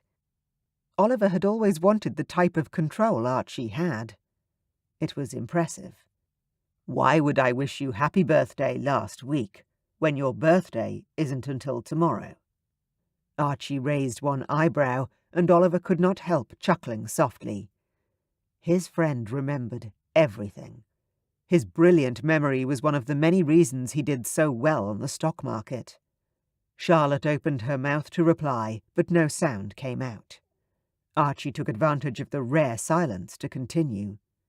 I assure you that you will receive your customary bouquet of flowers tomorrow, which will only add to the 50 or so that I'm sure already decorate your home. The tone again was polite, but Oliver noticed a tightening around Archie's mouth. Charlotte blushed furiously in acknowledgement of the truth of Archie's words. I do not expect. At a loss for words, she stopped. Oliver smothered his laugh with a cough and covered his mouth in an attempt to hide his smile. He had never seen Charlotte bested by anyone in a conversation. She was trained by her mother, a real dragon of the ton. Excuse me. Lady Charlotte bobbed a shallow curtsy and turned on her heel. Oliver shook his head and turned to his friend. What was that about? That is the first time I have ever seen Charlotte back down from a fight. She probably doesn't think I'm worth fighting with. Archie's eyes followed Charlotte's retreating figure. What had Oliver just witnessed? If he didn't know better, he would have thought Archie was interested in Charlotte, but that couldn't be. Could it? Their group of friends didn't think of her like that, having only brotherly feelings toward her. John tells me you have shown interest in someone. Is she here? Archie carefully pitched his voice so that no one else could hear him. No, she's not. And I'm not interested in her. He should have thought before opening his mouth. Archie chuckled softly. Where is she, then? Archie asked. Not here, that is for certain. Let's join John for a brandy in the card room. I'm in the mood for a night at the cards. They retreated to the card room. Oliver didn't stop at one drink. He gambled too much and drank more than he had in years. His plans for meeting the demi-mondaines and staying out until the early hours of the morning were forgotten in the endless glasses of hard liquor.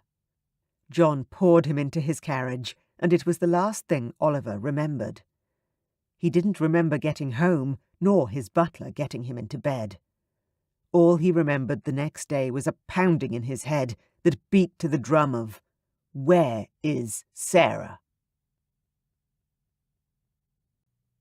Chapter 6. Sarah, the Duke's carriage has arrived! Her mother's shrill voice rang through the house. Sarah resisted the urge to roll her eyes. Her mother was more nervous than she was, if that were possible. I'll be down in a moment, Sarah called out, smoothing her dress down her slim waist and noting the roundness of her full breasts, which her opera dress did nothing to disguise. With a final check in the mirror, she descended the stairs and made her way to the front door. Good night, Mamma. Sarah kissed her mother on the cheek, picked up her cloak, and stepped outside their rented townhouse. A coachman opened the carriage door for her, and she took a moment to admire the ducal crest before stepping inside. "Good evening to you, Miss Collins." John nodded, as the carriage didn't allow him to stand and make his bow. She slid into the seat next to her new friend, Charlotte. "Good evening, Lord John, Charlotte." Sarah breathed deeply. Almost unable to get past the anxiety in her stomach, she grabbed her friend's hands. "Oh, Charlotte, what if I do something wrong? What am I meant to do at the opera? I have never been, and I'm so nervous. Please tell me everything." Charlotte and John both laughed, making Sarah stop and bite her lip. "You don't have to do anything other than be yourself. Walk in, watch the opera, and go home again." Charlotte smiled confidently, and Sarah's stomach dropped nervously. "But will I have to talk to anyone? Will people be able to see me?" This time only John laughed, but Charlotte smiled. "Of course people can see you. That is half the fun of the opera. Being able to see what everyone else is wearing and doing, but not having to talk to them." "Oh. Is anyone else going to be there tonight whom I know?" Sarah asked quietly, dropping her eyes so her new friends would not see the emotion in them. "None of whom I am aware." "Oh, that is good," Sarah said, putting on her sunniest smile. John and Charlotte shared a glance but didn't say anything more, so Sarah rode the rest of the way happily, listening to the idle chatter and hoping that she would be noticed by her husband-to-be, whoever he may be. When they arrived, they were personally escorted to their box by a footman, and Sarah's heart fluttered in her ribcage the whole way. She had never seen anything so grand or beautiful. The velvet curtains, the view of the stage. Oh, that she had lived to see this day. "Oh, my goodness!" she cried, and rushed toward the edge of the box to take in the view. John chuckled softly beside her. "You shouldn't get so close to the edge, Miss Collins," he teased, putting one hand on her wrist and the other on her waist to draw her back to the safety of the first row of seats. "Please, call me Sarah. I prefer it over Miss Collins," she told John, complimented by his attention. But she was safe in the knowledge that he wasn't pursuing her in any way. John's hand on her waist fell away, but he held onto her hand and raised it to his lips. "I would be delighted, Sarah." He bent at the waist and chastely kissed her gloved knuckles, making her smile. What a lovely gentleman. A strangled sound in the entrance of the opera box had them both turning. Oliver stood at the entrance with a look on his face that made Sarah cower. He seemed furious. John held tightly onto her fingers when she tried to withdraw them. He drew her hand onto his arm. "Good evening, Oliver. Have you come to join our small party?" John was apparently ignoring Oliver's scowl and the tightening of his fists, but she certainly couldn't. Sarah dug her fingers into John's arm as the flutters of panic rose inside her. He stroked her fingers reassuringly. Oliver looked ready to murder someone.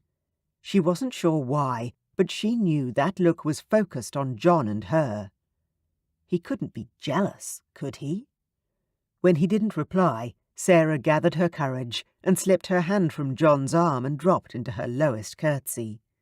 "Your Grace," she said, coming up so slowly that Oliver had time to walk over to her and impatiently tap his black leather boot against the carpet before her eyes came up to his. "You look well, considering you have been ill for a week."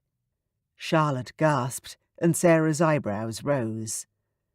Oliver continued to glower. "I apologize, Miss Collins, for my rudeness. I was just shocked to see you looking so healthy." Sarah closed her gaping mouth and nodded slowly. Was she supposed to say something to that? Oliver ground his teeth together. "Well?" "Well?" she repeated, with a slight twitch in the corner of her mouth. "Well, how are you here, looking so healthy?" Oliver's eyes widened as though he were surprised by his own rudeness, then a muscle in his jaw jumped, indicating he was clenching his teeth again. "I wasn't sick, Your Grace," Sarah whispered in a conspiratorial tone. "No?" he whispered back, his face softening. "No, I was just having a week away from the circuit.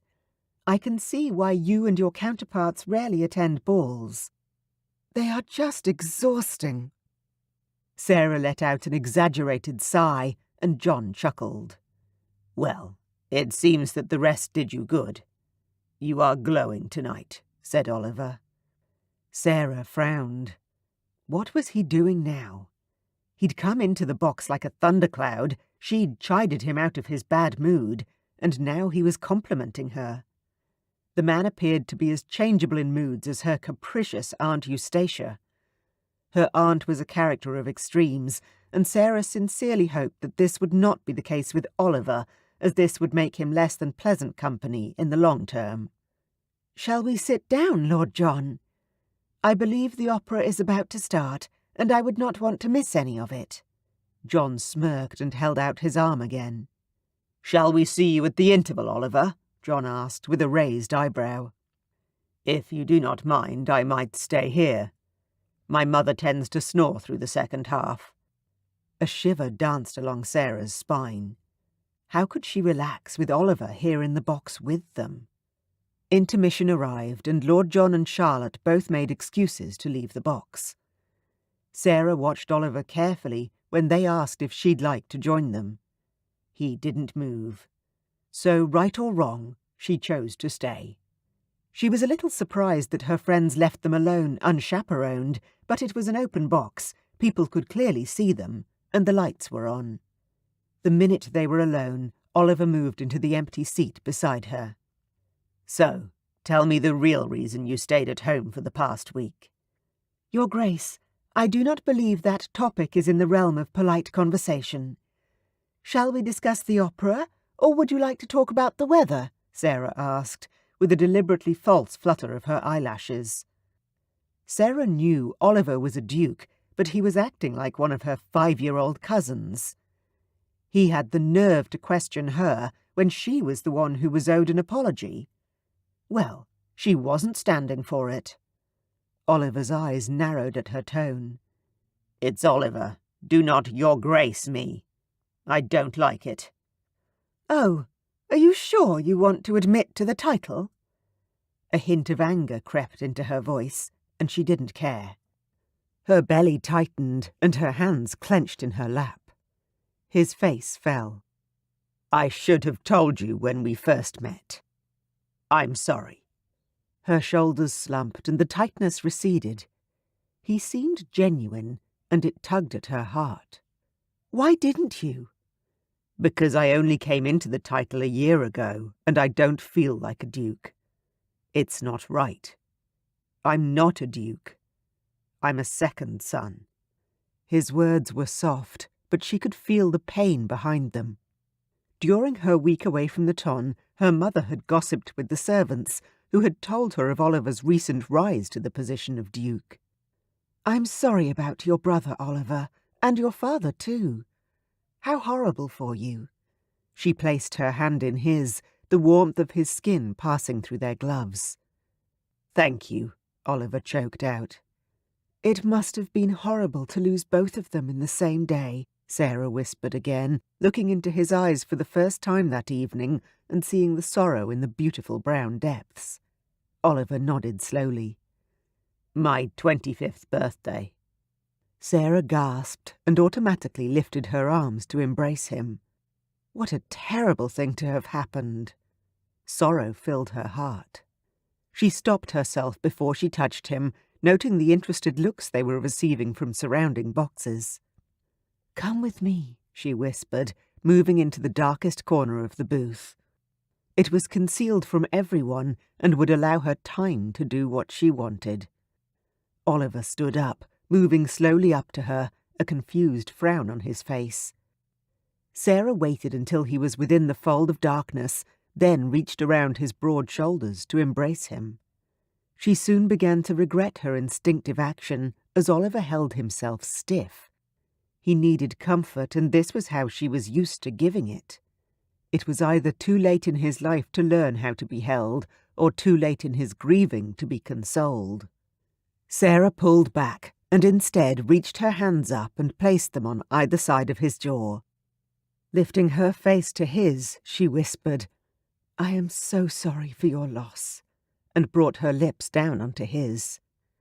As Oliver shivered beneath her touch, she knew she'd chosen the right way to let him know how she felt. His lips were warm and soft, and she held there as long as she could. Pulling away reluctantly, she looked back into his eyes and saw a change. Something smoky and dangerous was emerging through the pain, and heat curled in her belly. Oliver stood and pressed her up against the wall. The feeling was delicious. Her breasts pressed against his chest, and her hips cradled him. Then he swooped and devoured her. There was no other way of describing the kiss. He pressed his lips to hers in desperation, seeking not only reassurance, but a physical response. Having no resistance left, she gave everything to him. She wrapped her arms around his neck and pressed her body closer to his until she heard him groan. His lips were coaxing and warm, and she soon felt his tongue licking her bottom lip. She pulled back, puzzled. "Let me in," he whispered, using his right thumb to push her bottom lip softly apart from her top. Before she could comprehend what he meant, Oliver swooped again, this time dipping his tongue into her mouth. Sarah gasped at this intrusion, and he withdrew. She was soon drowning in his lips once again, and when she felt his tongue probing for entrance, she let him in. Oliver abruptly pulled away from her after several moments' connection and took a step back. "I'm sorry, I shouldn't have done that," he said, twitching at his breeches with his hand in a rather unusual way. "Don't be sorry. I enjoyed it," Sarah admitted. "I'm sorry. I shouldn't have said that." "No, you shouldn't have, because it makes me want to kiss you again." Oliver grinned, his eyes smouldering. "But that would be unwise. If we were caught." He let his voice trail off. Sarah nodded, and her eyes drifted back to the stage. "It looks like we have a few moments still. I wonder where the Dunfords are," she mused, breathing slowly to try to bring her heart rate back to a reasonable pace. "You mean Charlotte and Lord John?" Oliver asked, a little tersely. She smiled at him. He sounded jealous. "It's funny, isn't it? I never expected to meet a duke's daughter, let alone be invited to attend the opera with one." "Lady Charlotte is slightly unconventional for her class." The pain hit her across the chest like a blow to her rib cage. "So, you don't approve of her associating with me either?" "Of course I do. And what do you mean, either?" Oliver asked sharply. Sarah shrugged. She shouldn't be sharing her parents' opinions with him. However, she quite wanted to. "My mother could not believe Lady Charlotte and I would have anything in common to speak about. She didn't think I would attract the attention of anyone of her station." "And me?" he asked, his voice rising with an emotion she couldn't quite identify. "What about you, Your Grace?" Sarah dropped her eyes, suddenly unable to look at him. "Oliver," he growled. She looked up again, and the heated look he was giving her sent another bolt of warmth to the spot between her legs. "What about you, Oliver?" Sarah asked the question with the same bravery it took to step off a cliff. She hadn't a clue where she was going to land. "What would your parents think about your association with me?" he repeated. "They don't know. I thought I had been rescued the other night by a duke's brother. I haven't told them that he turned out to be the duke himself. I think my mother would have apoplexy." "Why would she care?" "She would worry that you would ruin my chances of a good marriage by telling people what happened. She's suspicious of the aristocracy. My father is the youngest son of the late Viscount Crimsbury, but my mother has never had much to do with his family. They never condescended to visit us, and my father, the Reverend James Collins, is so committed to his church that we rarely leave the area." Oliver's face paled, then a moment later reddened in complete contrast. "Oh, my lord, what am I doing?" He looked up at the ceiling and held his arms out wide. "What do you mean, Oliver?" Sarah asked, failing to understand why he appeared to be in complete turmoil all of a sudden. What had happened now? All at once, the seriousness of the situation hit Oliver like a well-aimed punch to the head. Sarah did need to get married this year. She wouldn't have lied about such a thing, or what she required in a husband. He had to stop this strange obsession he had with her, starting right now. For her sake, not for his. He opened his mouth to explain this newfound realization when John and Charlotte burst back into the box in a shower of laughter. "Did we miss anything interesting?" Lady Charlotte asked, with an amused twinkle in her eye. Sarah blushed faintly at the insinuation, but answered readily enough. "Not at all. Dull conversation. The weather, the opera." There was a mischievous glint in her eye when she looked his way, and despite his best intentions, he smiled back. "Most definitely. Very dull. How was your intermission?" he asked benignly, but inside he was grinning like a loon. The rest of the opera passed smoothly, and Oliver didn't attempt to interfere when John and Charlotte whisked Sarah home. He had come to a tough conclusion tonight. He could not marry her, and therefore had to stay away from her. It didn't matter that he craved her touch and her company. She deserved more than what he could offer someone of her standing. Although there was nothing wrong with her bloodline and her gentility, despite what she believed, they were just not quality enough to be a duchess. He had been told since birth that he was neither needed nor wanted by his parents or family. They had their heir to a dukedom.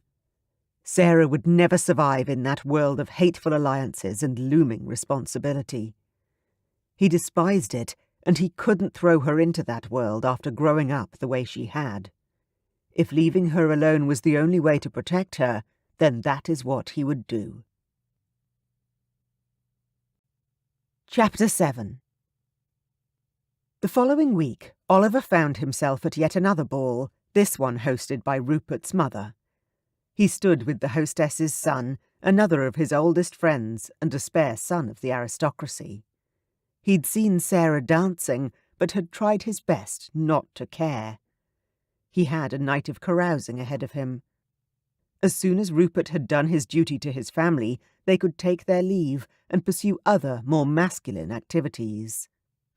Out of the corner of his eye, Oliver saw a gentleman moving to Sarah's side. He recognized Millington's large frame and wavy blonde hair at once. That cad again! Without a word to Rupert, he strode toward Sarah. The terror in her eyes when she saw Millington made his hands clench into fists, and the way she clasped her fan and reticule in front of her body, as though such flimsy items could shield her from the man who had abused her, made his blood boil. Oliver's heart was hammering in his chest as he bowed in a perfunctory manner to the other gentleman. Beside him, Millington invited Sarah to dance. Thinking of nothing except protecting her, Oliver moved to her side and held out his hand. "Miss Collins has promised the next to me, Millington." Yes," Sarah stammered, placing her hand quickly in his. "Please excuse me, my lord." She bobbed a quick curtsy to Millington without letting go of Oliver's hand, and moved with him to the dance floor. Oliver swept her into the waltz with grace and poise. He may not have liked dancing very much, but he certainly knew how to do it. "Oh, thank you, Oliver. I didn't know how I was going to escape him." Sarah's relief at being in his arms was evident by the way she was gripping him. "I'll talk to him." Alarm spread across Sarah's face. "Please, no. I don't want any trouble for you." Oliver chuckled softly, his heart melting even more for this woman. Was she worried about him? "I'll be discreet," he promised, enjoying the feel of her hand in his far too much. "Thank you." The look of adoration, so bright in her eyes, made him swallow and grip her more tightly. When the music stopped, Oliver didn't want to leave her. He put his hand around her waist and steered her toward the music room. 2 elderly ladies sat on chairs, chaperoning any couple wanting to be alone. "I love our music room at home. I'm always there with my sister," Sarah said, walking slowly around the room, admiring the different instruments on display. "Is your family very musical?" Another odd thing about his feelings for Sarah, he was interested in what she had to say. He could not say that about any other female, except maybe Charlotte. And that was because she made him laugh. "Oh, very. My mother plays the piano for the church choir, and my sister and I both play the piano, flute, and harp." "That is impressive," he said. He imagined how good she would look playing the harp, the large piece of curved wood cradled between her thighs. Biting back a curse, he turned toward the wall, hoping she wouldn't notice how his body had responded to that intriguing idea. Form-fitting breeches were not made for being with a female one desired. Sarah laughed, the sound healthy and vigorous. "I didn't say we played well," she joked, making Oliver smile again.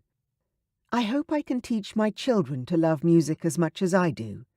She looked distracted as she absently ran her fingers over a child-sized violin. Oliver stopped short. Ladies were not meant to mention children, even when they had them.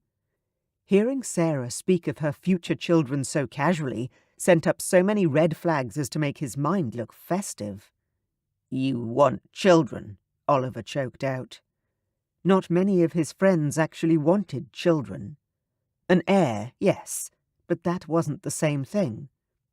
"Of course. Who doesn't?" Sarah answered with a smile.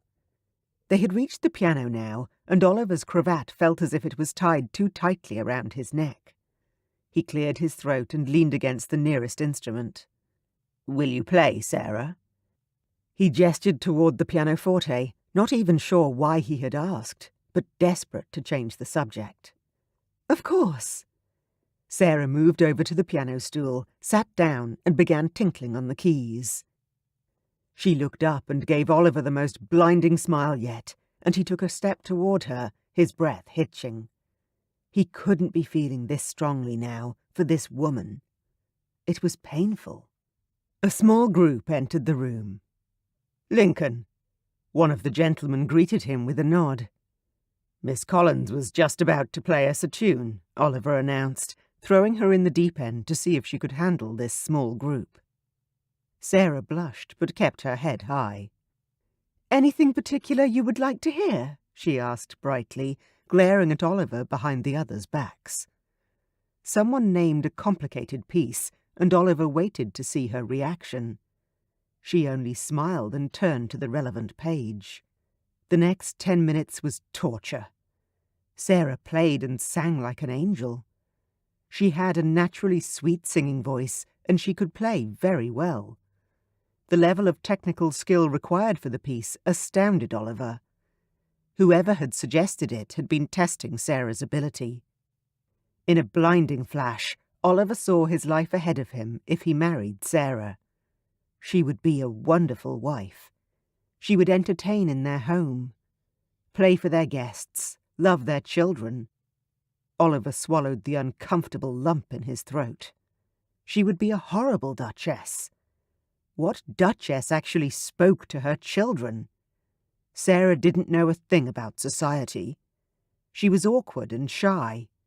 She was a vicar's daughter, for God's sake. She would never survive in his world. He left the room with a lame excuse and a bow. Before he called for his carriage, he managed to coax Patrick Millington into the study, alone. "Millington, I know what happened at Lady Charlotte's ball." He opened with the bald statement, not willing to beat around the proverbial bush. Millington's handsome face coloured unhealthily. "We went for a walk in the garden. She misunderstood my intentions and attacked me," he blustered. "She attacked you." Oliver willed his clenched fists to relax. "Is that why her dress was ripped and her back was bleeding?" he asked through his teeth. Oliver's temper was slipping free of his control. He never lost his temper, never. But the memories of that night were coming in hard and fast, and he was wondering who would miss Patrick Millington if he never returned home. Oliver had enough money. He could make sure the vile man stayed gone. Millington could obviously see the internal battle Oliver was waging. Oliver watched him mentally cataloguing his answers before he opened his mouth. "As I said, she misunderstood my intentions," he said slowly, gauging Oliver's reaction. He smiled grimly. "We both know that's not what happened. Perhaps it would be wise for you to leave Miss Collins alone." Oliver gave Millington a stare imbued with all the power the Lincoln name had behind it. Millington's eyes flashed rebelliously, and he opened his mouth to say something obstinate. Instead of waiting for him to speak, Oliver ploughed his fist into Millington's stomach with as much force as he could muster at short range. Patrick Millington gasped like a landed fish and fell backward onto his arse, clutching his belly. "Leave her alone, or I will ruin you." Pleasure radiated through Oliver's body as he glared down at the man who would have raped Sarah. Millington lay on the floor, gasping for air. With one more ducal glance at his fallen nemesis, he let himself out of the study and out of Sarah's life. Oliver managed to avoid all ton events for the next fortnight. He visited his club every day and met his friends at night. He did everything possible to make it appear as though nothing was wrong. He had no interest in any of the high-priced brothels he had frequented in the past, and even less in finding a permanent mistress. Both situations repulsed him, and he was ignoring the reason why. He was sitting at his club with a drink in hand when Rupert walked in.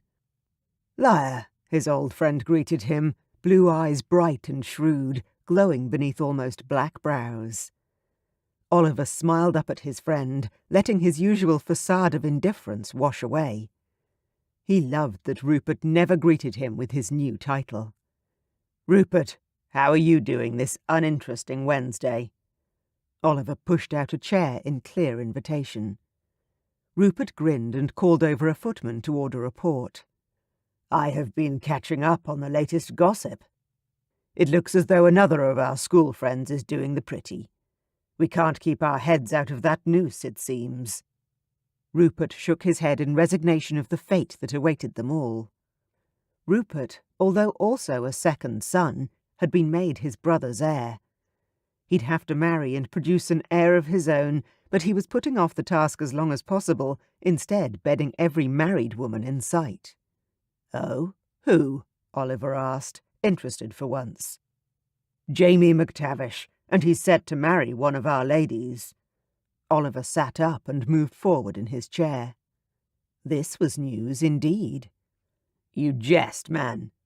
He's lowered himself to marry an Englishwoman? I'm shocked." The footman set down a crystal decanter, and Oliver poured a glass of port for himself and for Rupert. Jamie McTavish was a good man, Scottish by blood and birth.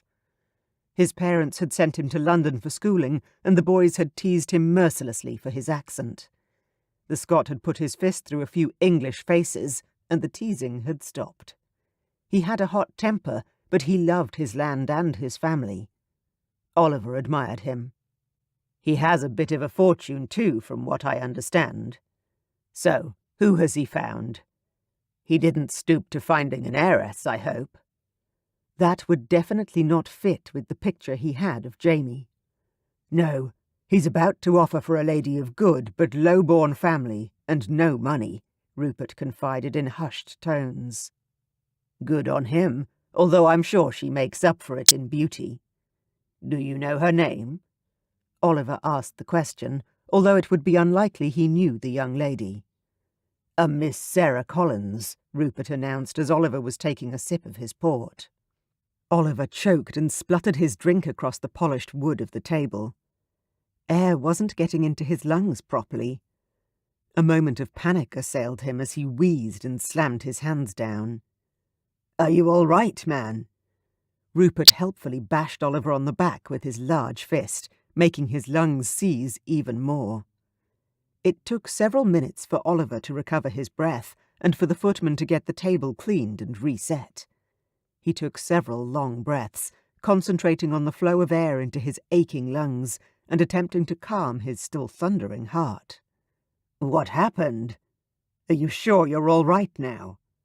"Yes, I'm fine." "Sarah Collins, you say?" "Yes, it seems she's quite a beauty and with more than half a brain as well." "She has far more than half a brain. She has a whole brain." Oliver scowled at his friend. Rupert's eyes flickered dangerously. "You know her?" he asked, flicking an imaginary piece of lint from his jacket sleeve in an obvious attempt to defuse the situation.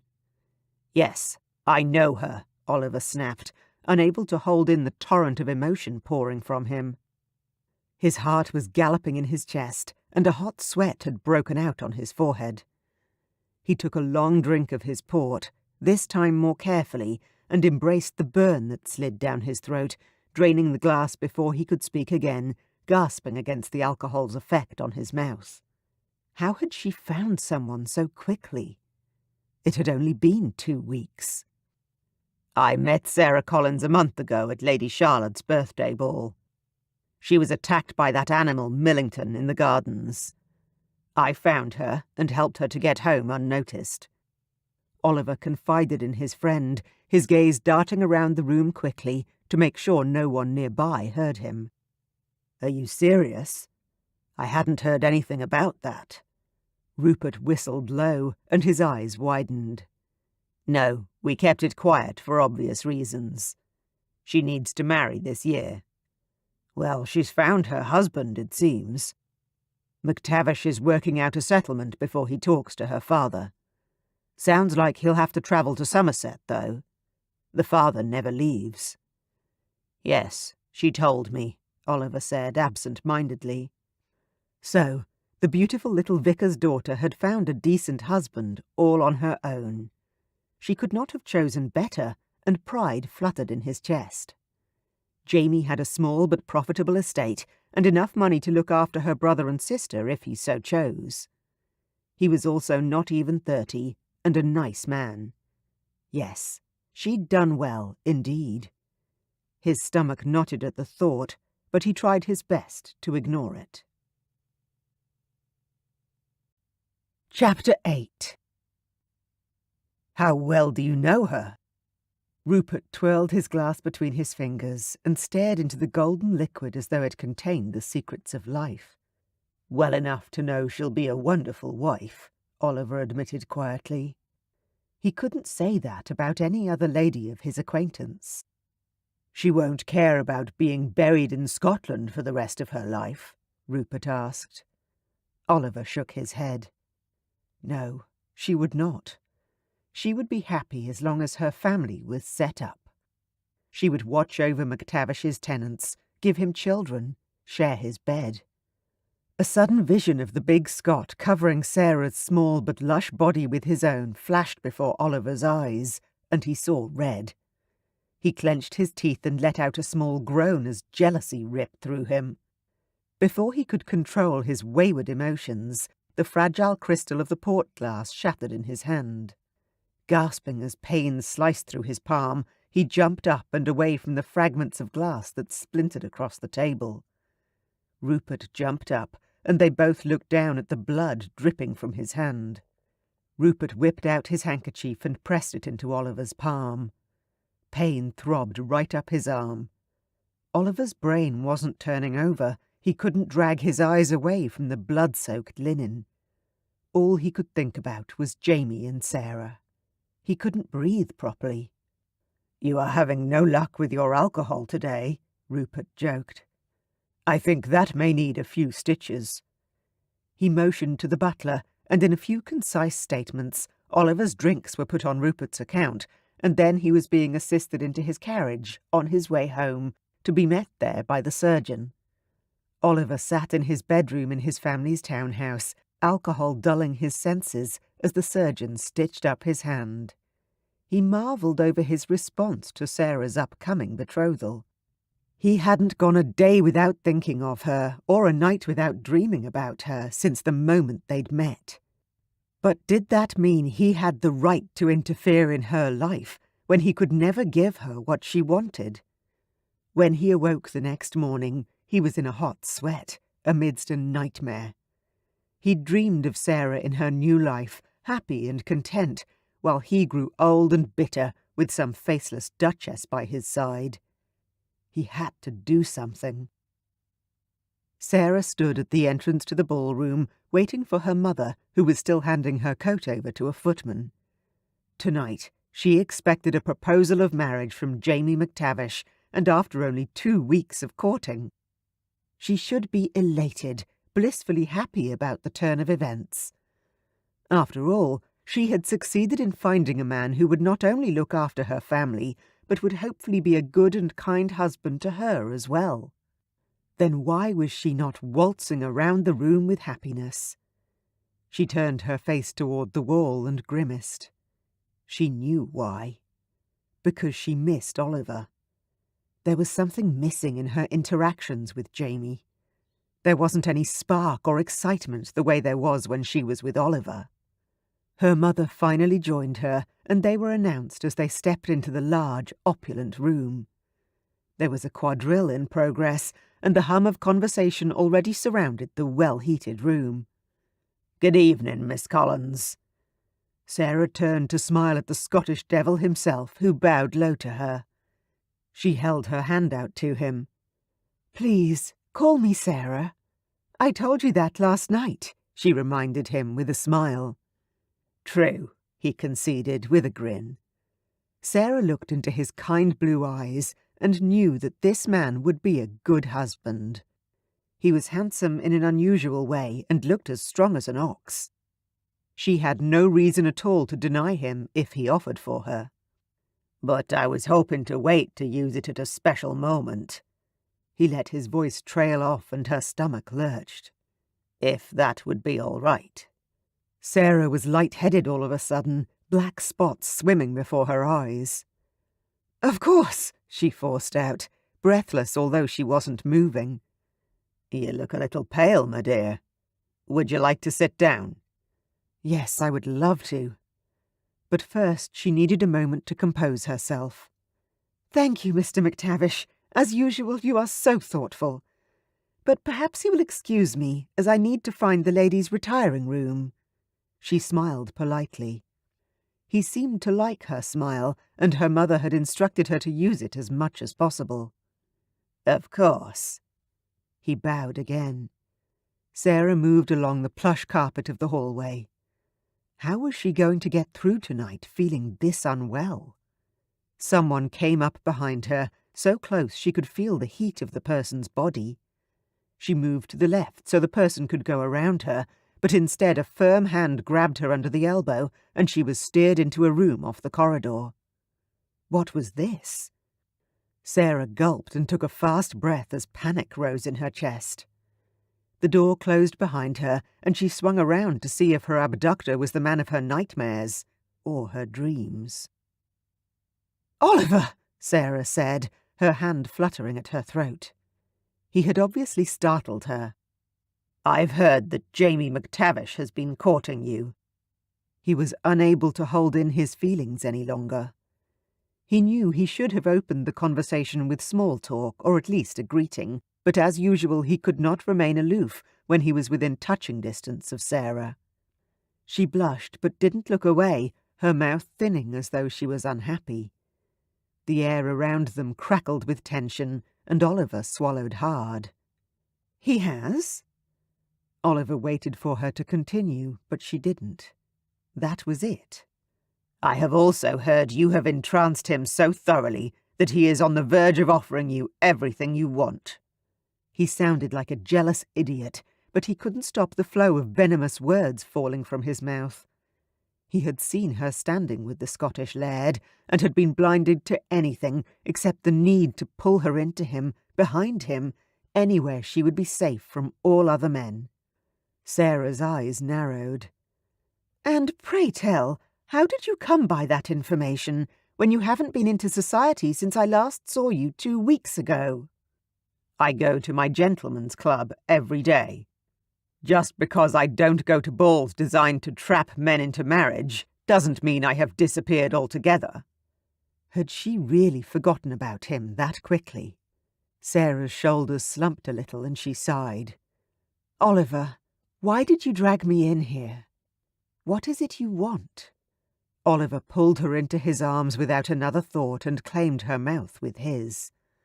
She was soft and warm beneath him, and his hands trembled as he slid them around her back and pressed her closer. He had barely a taste of her before she was pulling away from him. "What are you about, Your Grace?" Sarah stiffly pulled out of his arms. "I'm sorry. I shouldn't have done that." Oliver was already breathing hard. Blood raced through his body, making his heart pound like a drum and his loins ache. "No, you should not have," she agreed, eyeing him warily. "Oliver, I must go. If we're caught here without a chaperone—" She trailed off just as he had at the opera, repeating the same warning. At the time it had seemed sensible, but coming out of her mouth now, it sounded like an accusation. "Yes, I know. You wouldn't want to lose your husband before he's properly caught."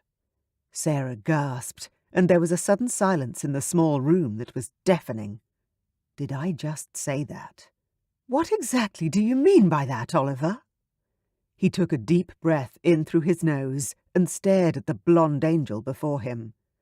She made him want to do unspeakable things to her, starting with ripping that perfect pale green gown from her delectable body.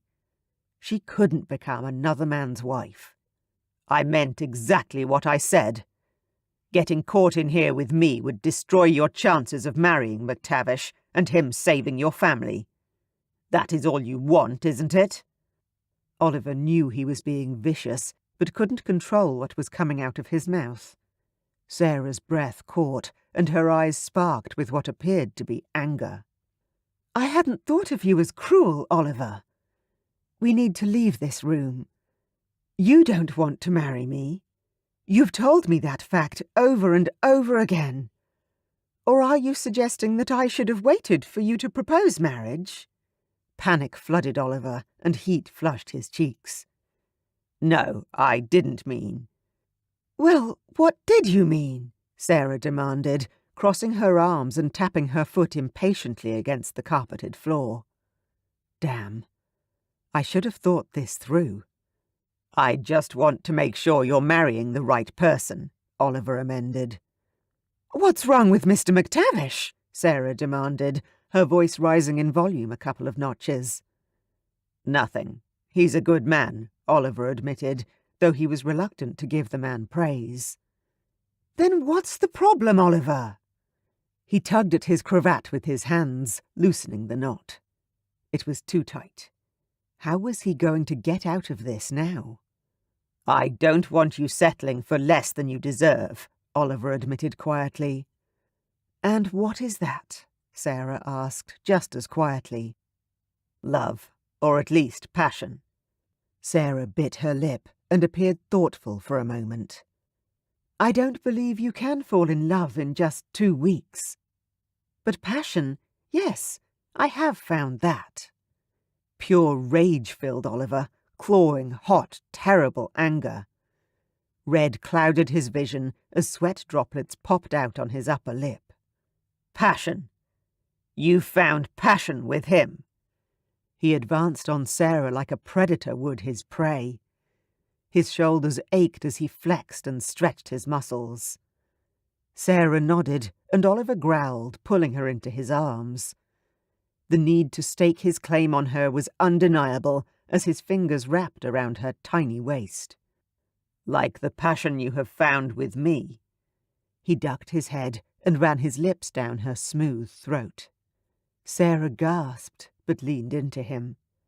"That's not fair to say such things to me. To do such things. You don't want to marry me." Oliver groaned against her sweet, smooth skin. "I would if I could." He pressed his lips to the spot beneath her ear and inhaled the scent of rose petals.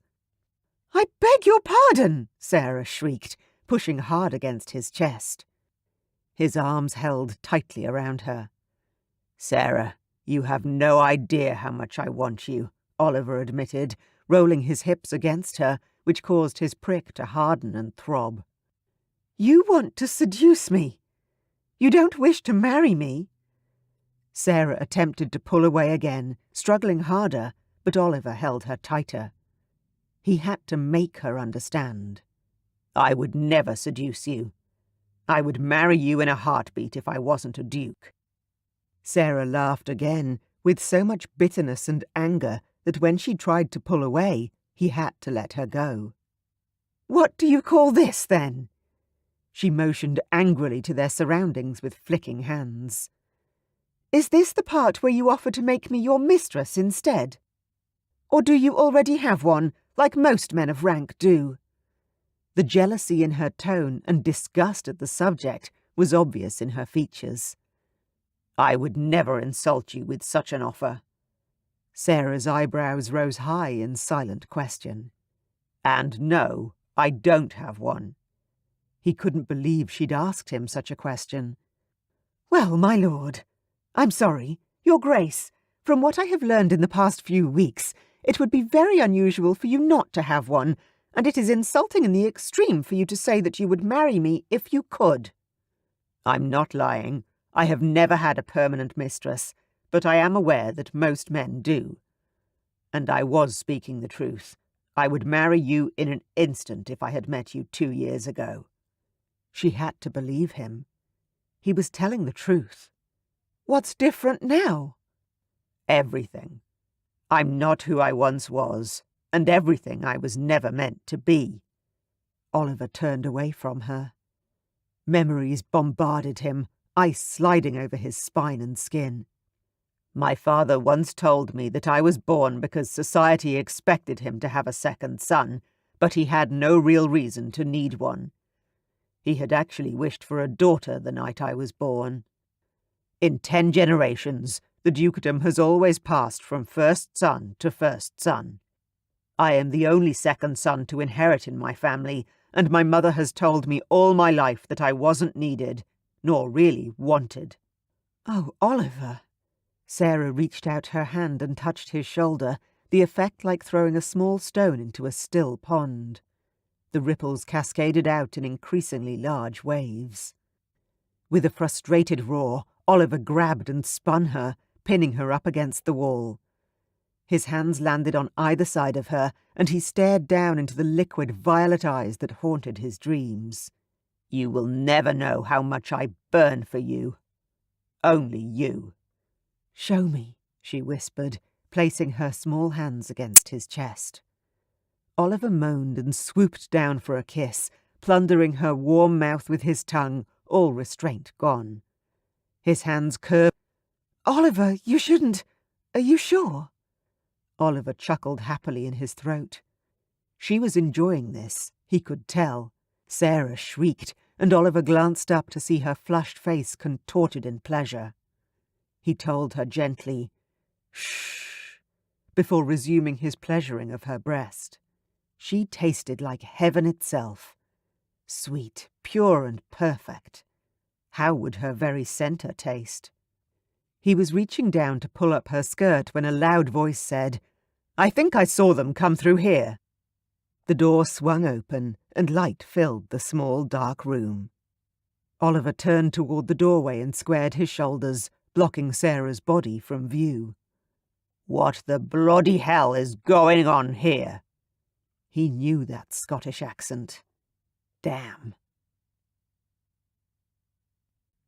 Chapter 9.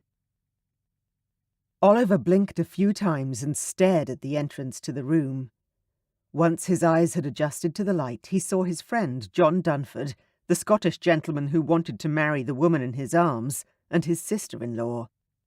Lady Honoria Lyre, the Countess of Sunbury, the widow of his brother, and the woman who believed herself the rightful Duchess of Lincoln. "Oliver! How could you?" gasped Honoria, though the shock in her voice was clearly put on. "If you would allow us a minute, we will be out momentarily." He strode forward and soundly slammed the door, cursing in 3 different languages. If it had only been John and his sister-in-law, they could have brazened it out, but now there was no other way. Marriage or ruin for Sarah. Oliver only hoped McTavish wouldn't call him out for this. He pivoted on the ball of his foot to find Sarah frantically doing up her bodice with trembling hands. "They saw! He saw! Oh my!"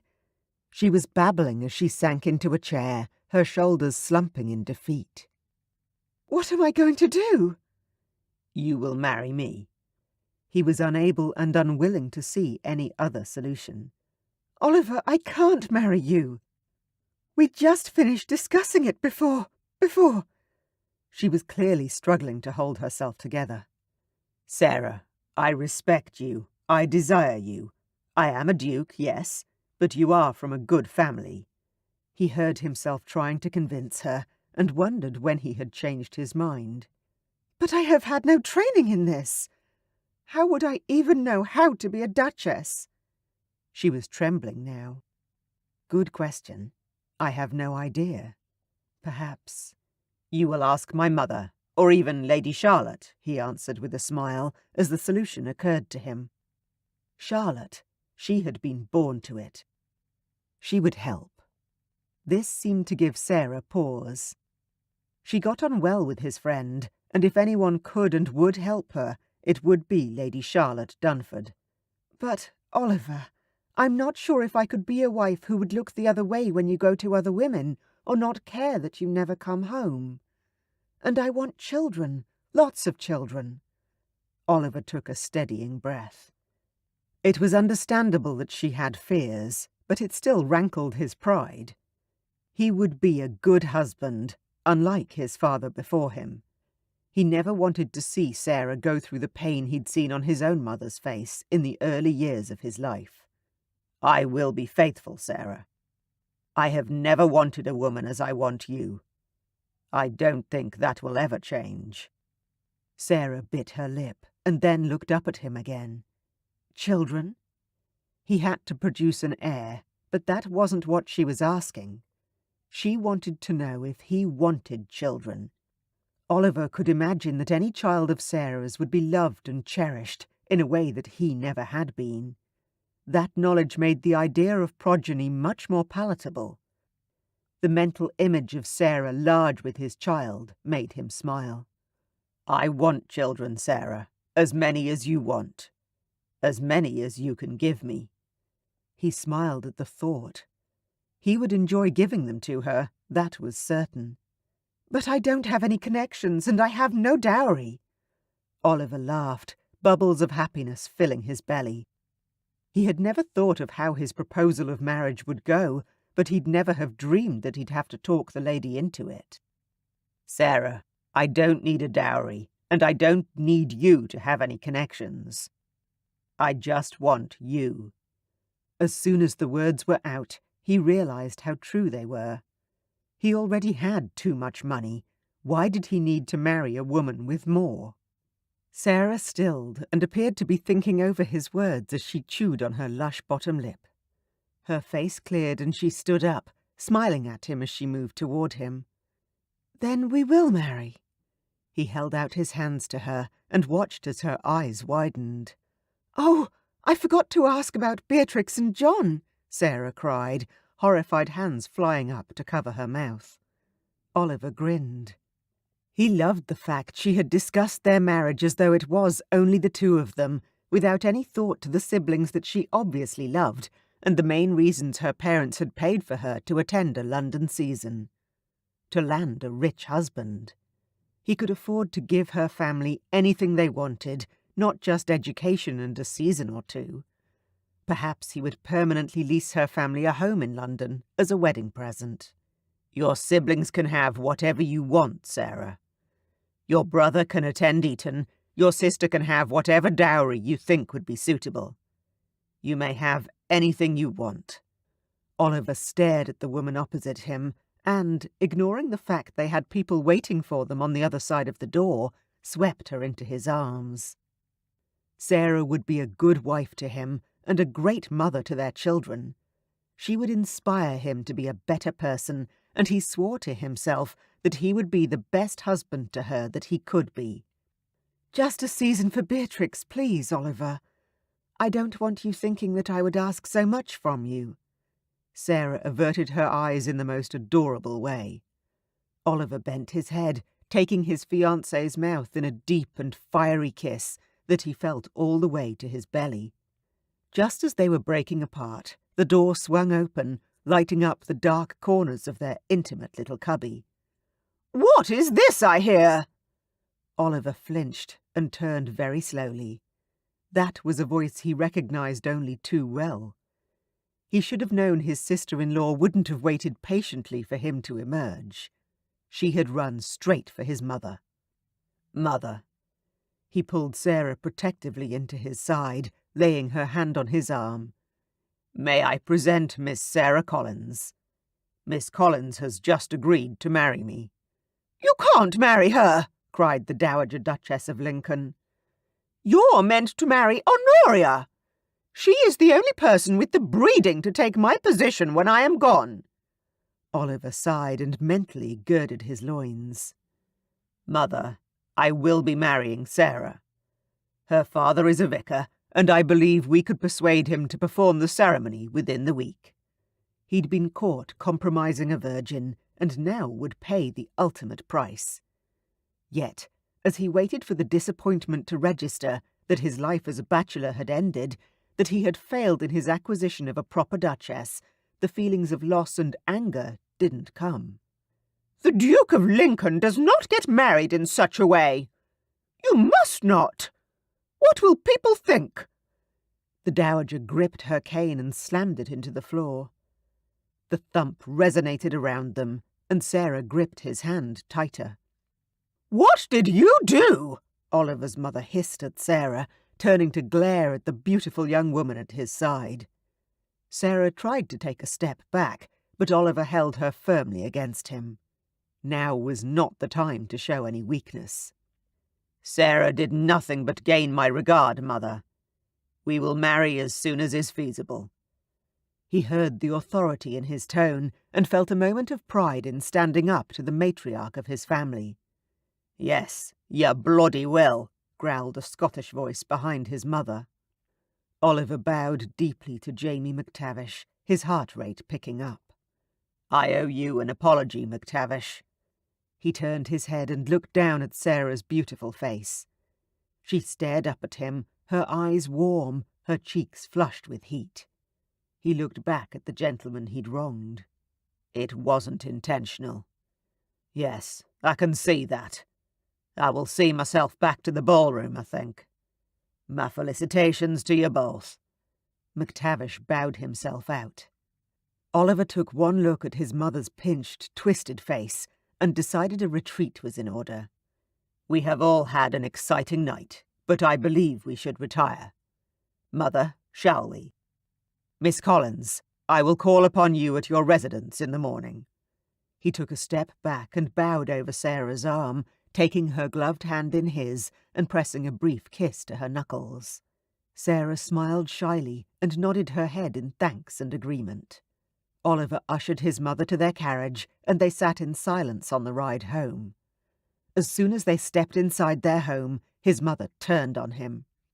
"How dare you propose to that girl? You are meant to marry Honoria, as your father promised her father." He removed his coat and allowed the footman to take his gloves and hat away. "Mother, Honoria was promised to my brother. She married him. Father's promise and his honour are intact." She furrowed her brow and frowned at him with all the weight and displeasure he'd felt as a child. "Honoria was promised that she would be the next Duchess of Lincoln. You must honour that. She is the only one fit to take my place. You must not marry a peasant girl." Oliver turned toward his mother, holding on to his temper despite the burn in his gut. "Sarah is not a peasant girl." He sighed. "What do you suggest I do with Sarah, then, Mother?" "Pay her off, of course. Set her up in the cheap side of London as your mistress if you are very fond of the girl." "Stop, Mother, now. Sarah Collins will be my wife. I will not walk away from her, nor pay her off as though she did something wrong. Oliver, you cannot! I can, and I will. Good night, Mother. For the first time in his entire life, Oliver turned and walked away. He made his way to the ducal bedchamber and undressed slowly, his hands shaking despite the heat of the room. He could not let his mother determine his fate. Too much of his control had been taken away already. His freedom, his life as he knew it, was gone. All because of a ridiculous accident. Sarah would be his, and together they would build a life of their own. Chapter 10. Did you enjoy the wedding, my dear? Sarah was deep in her thoughts and jumped in her seat as her new husband spoke into the quiet of the carriage. I did. Thank you for letting my father conduct the service. Sarah smiled at Oliver, hoping that the contentment she was feeling showed on her face. She had never been so happy. I'm glad you were pleased, Sarah, he murmured, the huskiness in his voice making her belly quiver. Only 6 days ago, Oliver had proposed marriage, and now here she was, sitting in another ducal carriage, a gold ring on her finger, and wearing the most beautiful lace gown she'd ever seen. I am excited to see your home. It is your home now too, Sarah. We have many properties, country estates and townhouses. But this is by far my favourite. It's where I have the best childhood memories. Then I very much look forward to seeing it. He gave her a gentle smile and lay his head back against the seat back. It is 6 miles travel. I suggest you rest. We have an exciting few weeks ahead with our honeymoon. Sarah nodded and tried to do as Oliver suggested, but how could she relax with so many new things running through her mind? Her belly tightened again, and she laid her hand against the uncomfortable feeling. She was so nervous about what was to happen next that she could barely keep her wedding breakfast down. Oliver had the right to have her anywhere he wanted. At any time. Would he wait until tonight, or would he want her sooner? The glances he had been giving her since she walked into the church that morning had her body heating in embarrassing ways. Her breasts tingled and her thighs ached. Her mother had sat her down the previous evening for the wedding night talk, and Sarah had taken the opportunity to tell her mother her greatest fear. Mother, I am worried that Oliver will go to other women if I do not keep him happy in the, Sarah stumbled over the end of her embarrassing sentence. I understand. Her mother patted Sarah's knee. I believe that the reason most men of rank have mistresses is that their wives do not enjoy their marital duties. Sarah nodded. The idea made sense to her. Why would a man want to join his wife in her bed if she didn't want him there? She couldn't be sure if she would enjoy Oliver's bed, but if what he was doing to her when they had been interrupted was any indication, she probably would. So if I enjoy it, he will stay faithful. That seemed too simple an answer, but she was hopeful. Her mother laughed softly. This is such a hard conversation to have with one's daughter. Can you tell me what to do, Mother? What must I do to keep him faithful to me? Again her mother had laughed, but at least she answered. All men are different, as all women are, but the best and the only advice I can give you is not to be detached. What do you mean by that? Sarah focused on her mother's flushed face, determined not to misinterpret her advice. I mean, she began, turning an entirely unhealthy-looking shade of red, that we aren't meant just to lie down and wait for them to leave once they're done. Everything they do to you, you can also do to them. Everything, Sarah repeated skeptically. That didn't sound right. Well, not everything, obviously, but all of the touching that happens before the actual joining, you can do to each other. Could she do that to him? Of course she could. Thank you, Mother, she had replied, and got herself ready to be the best wife Oliver could have. Oliver paced outside the adjoining door between their bedrooms. Had he waited long enough? Had she dismissed her maid yet? The day had been wonderful so far. The wedding simple and lovely. Her countenance while meeting the staff and over dinner, charming and happy. But what would happen now? Had her mother prepared her? He huffed out a sigh and faced the door, his heart thumping against his ribs. He couldn't wait any longer. He took the 3 steps forward and knocked on the door. A faint giggle sounded behind the solid wood. "Come in, Oliver!" The siren call of his wife's voice made his groin ache, and he let out a low groan as he pushed open the door. He stepped through and smiled as he surveyed the scene before him. His beautiful young wife sat in front of her dressing table. Her long blonde hair was glistening in the firelight, a gentle smile playing on her happy face. "What are you laughing at, darling?" "You knocked." She giggled again. Oliver didn't see what was funny about that. "Well, this is your room." "I know. Couldn't we just have 1 bedroom? My parents always did," Sarah asked, then blushed. Oliver could not help staring at her. Did she want to share his bed every night? Even on nights that they couldn't make love? "Well, let's start with 2 and see how we go." It was very uncommon in his society not to have 2 bedchambers. In the extreme, he knew friends who only visited their wives when they needed to conceive. Sarah stood and walked toward him. He swallowed hard. He had never seen anyone more beautiful than his wife. Her face was glowing with happiness, and her nightgown clung to her slim body, accentuating both her tiny waist and full breasts. "I'm a fortunate man. I want to make love to you, Sarah. Are you ready?" He wanted her to be completely willing to make love to him, not just feel as though she needed to fulfill her duty. "Of course I am. You're my husband, aren't you?" Sarah smiled shyly up at him, and his heart melted even more.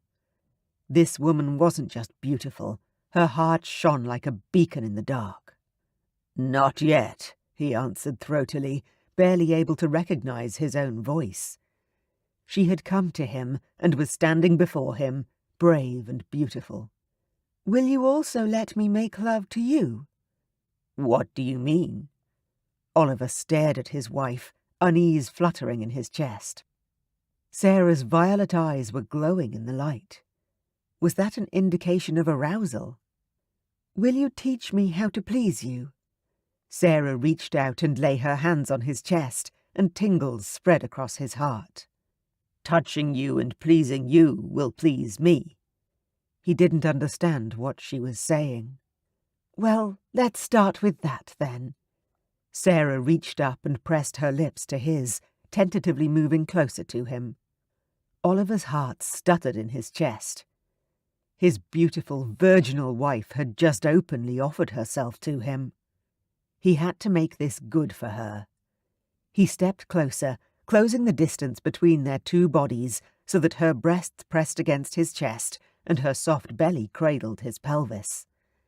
He kissed Sarah gently, holding tight to the reins of his control as she moaned low in her throat. One flick of her tongue across his lips and that tenuous control broke. He gathered his wife tightly against him and plundered her warm and willing mouth until his erection became painful and adrenaline raced through his body. Oliver pulled away from the kiss and looked down at his beautiful angel. She was glowing brightly tonight. There was no fear, no apprehension in her eyes. Only desire and excitement in her face. He grabbed the hem of her nightdress and pulled it up over her head in one motion. She pushed him down so that he lay back again. "Thank you," she whispered once more, her eyes sliding closed and her breathing evening out. Oliver was quick to follow her, sated to his bones in a way he had never been before. The feeling went so much deeper than the physical. There was a sense of being safe, warm and blissfully happy. They were such unusual feelings for him that he didn't stop to examine them, passing quickly into the land of dreams, with the soft body of his wife pressed against him. Chapter 12. For the next month, all of Sarah's dreams came true. She and her husband enjoyed each other in every way imaginable. They slept until noon, eating breakfast from trays left outside their bedroom door. They rode horseback beside each other. They walked together and shared intimacy all the time, in more interesting places than Sarah could have dreamed. They made love in the stables at dusk, in the boat on the lake, and on his desk in his library. They spoke to each other all of the time as well. Sarah made her husband talk about his family, and then she told him about hers. Despite her earlier fears about what sort of marriage they would have, Oliver was a kind, attentive, loving husband, and her heart ached with happiness. Oliver showed her his beautiful home, the trees he used to climb as a young boy, the places he would hide from his nanny when he didn't want to do his lessons. She was utterly enchanted with the estate she now called home. Oliver even took Sarah around to meet all of his tenants. It was all going so well, she could barely believe it. Until the day the dowager arrived. The butler cursed under his breath and rushed to the front door. Sarah, passing through the entrance on her way to the parlour, frowned as he opened the ancient door and bowed deeply. Who could it be? Obviously not a well-liked person, or the very stoic, traditional butler would never have cursed like that. Sarah's stomach dropped when her mother-in-law stepped onto their rug. Resisting the urge to run for cover as her legs trembled and her throat tightened, Sarah curtsied to the Dowager Duchess of Lincoln and her companion, the Countess of Sombury. As she lifted her head and pushed her legs to stand once again, she tried not to flinch under the gaze of the women who were now her family. She didn't want to be unkind, but her new mother-in-law had not aged well. Her skin was very wrinkled and too pale. She had an enormous hooked nose, and her hair was pulled tightly against her head. However, she was dressed in the most beautiful of materials, and her posture was so rigid she would pass for royalty. Good breeding was stamped all over her, and a shiver ran down Sarah's spine when her gaze connected with the cold, grey eyes of her husband's mother. "Good morning." Despite the fact that her belly jumped with nerves, Sarah greeted the two women with a smile. Neither of the ladies greeted her back or curtsied in response. They looked Sarah up and down, taking in her simple morning gown, and grimaced in unison. Both of their upper lips lifted in sneers. They then started barking orders to the servants, and within moments they were in their rooms being served. Sarah looked at the butler, who gave her one of the most genuinely sorry looks she had ever received. Hot tears tickled in Sarah's eyes as a myriad of feelings warred within her. Why had they arrived? She knew they didn't like her, and yet they'd left London in the middle of the season to visit.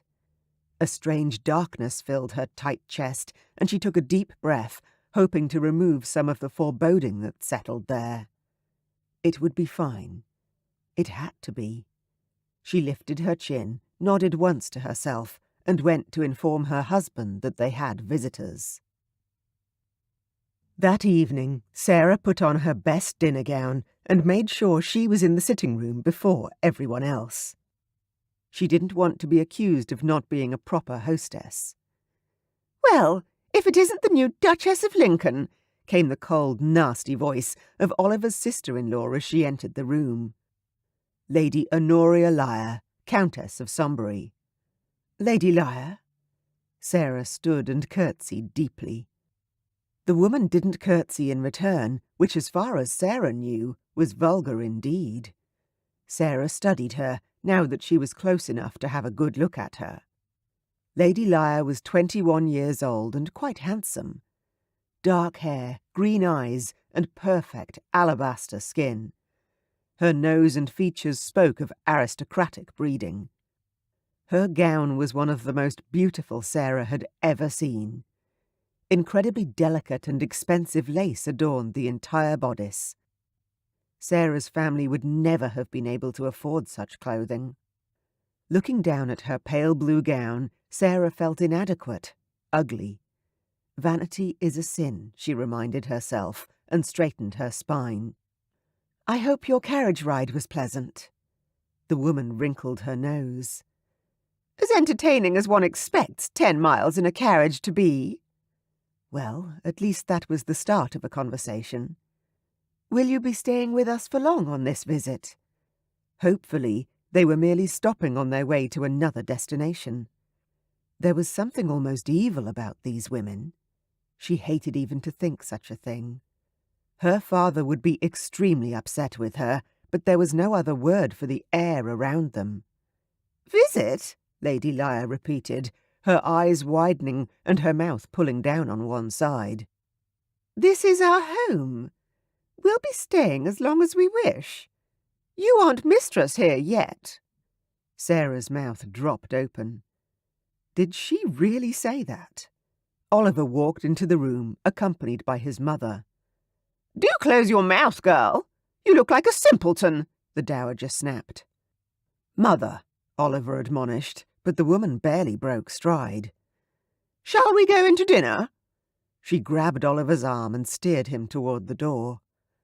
Oliver threw an apologetic look over his shoulder at her, but did as his mother bade.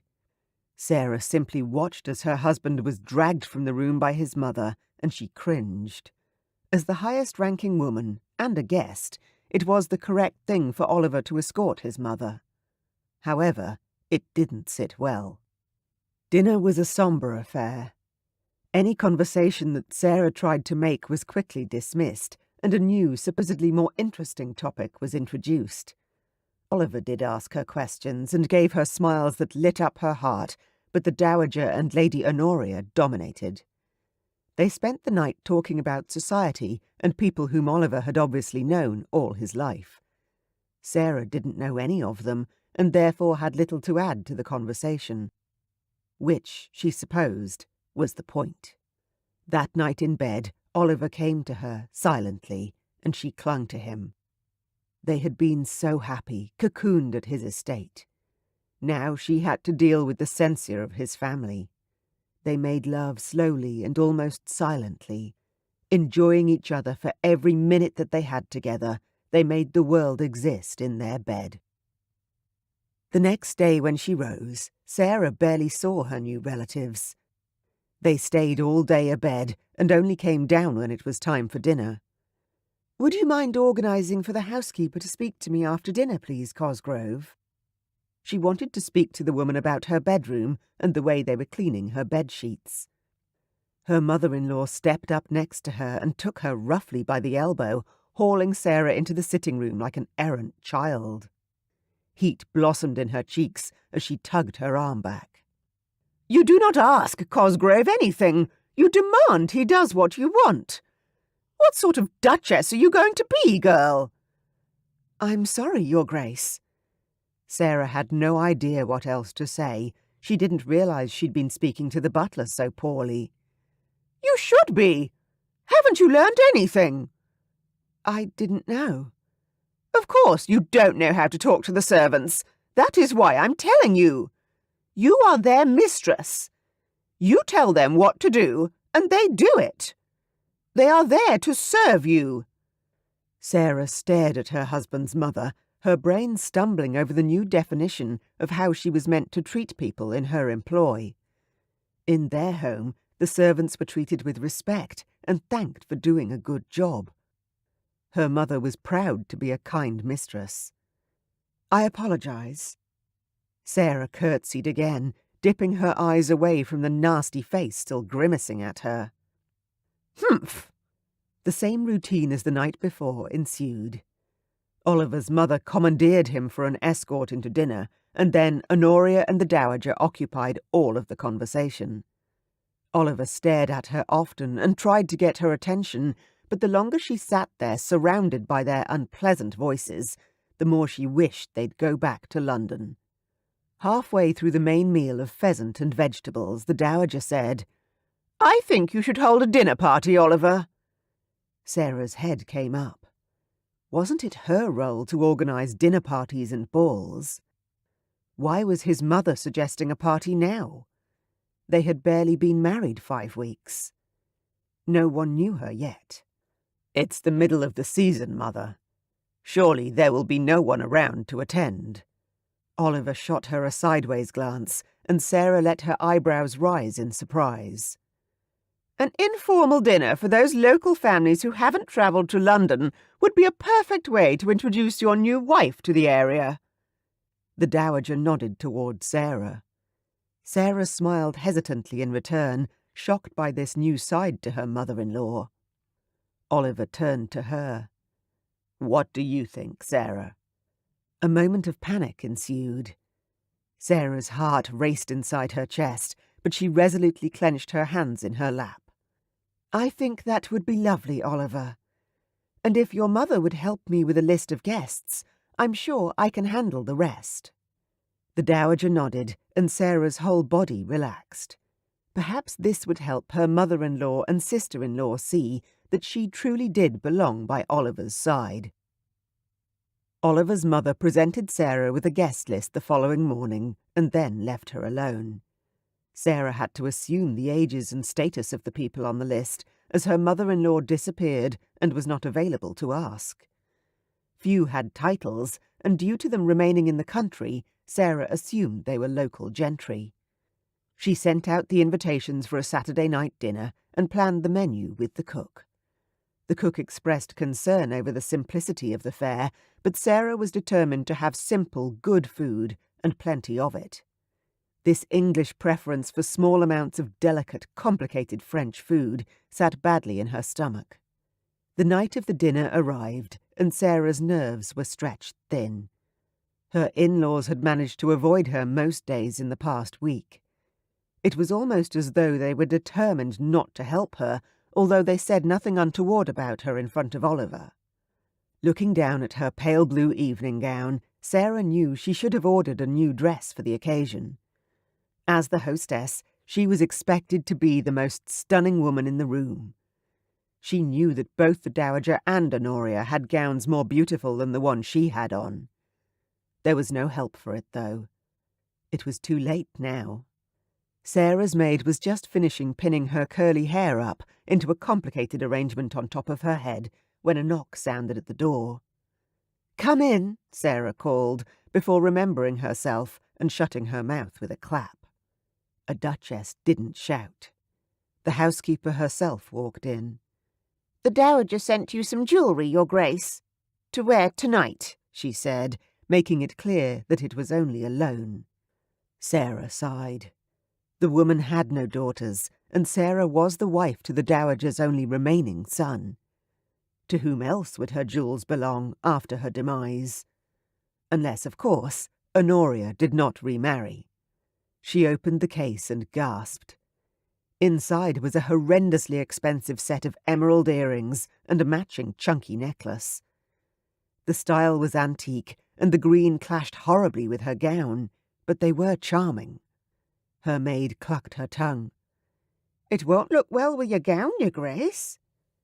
"I know." Sarah handed the necklace up to her maid. She had no choice. She was in trouble either way. She would look a fright in an ill-matching ensemble, or her mother-in-law would cut her for going against her wishes.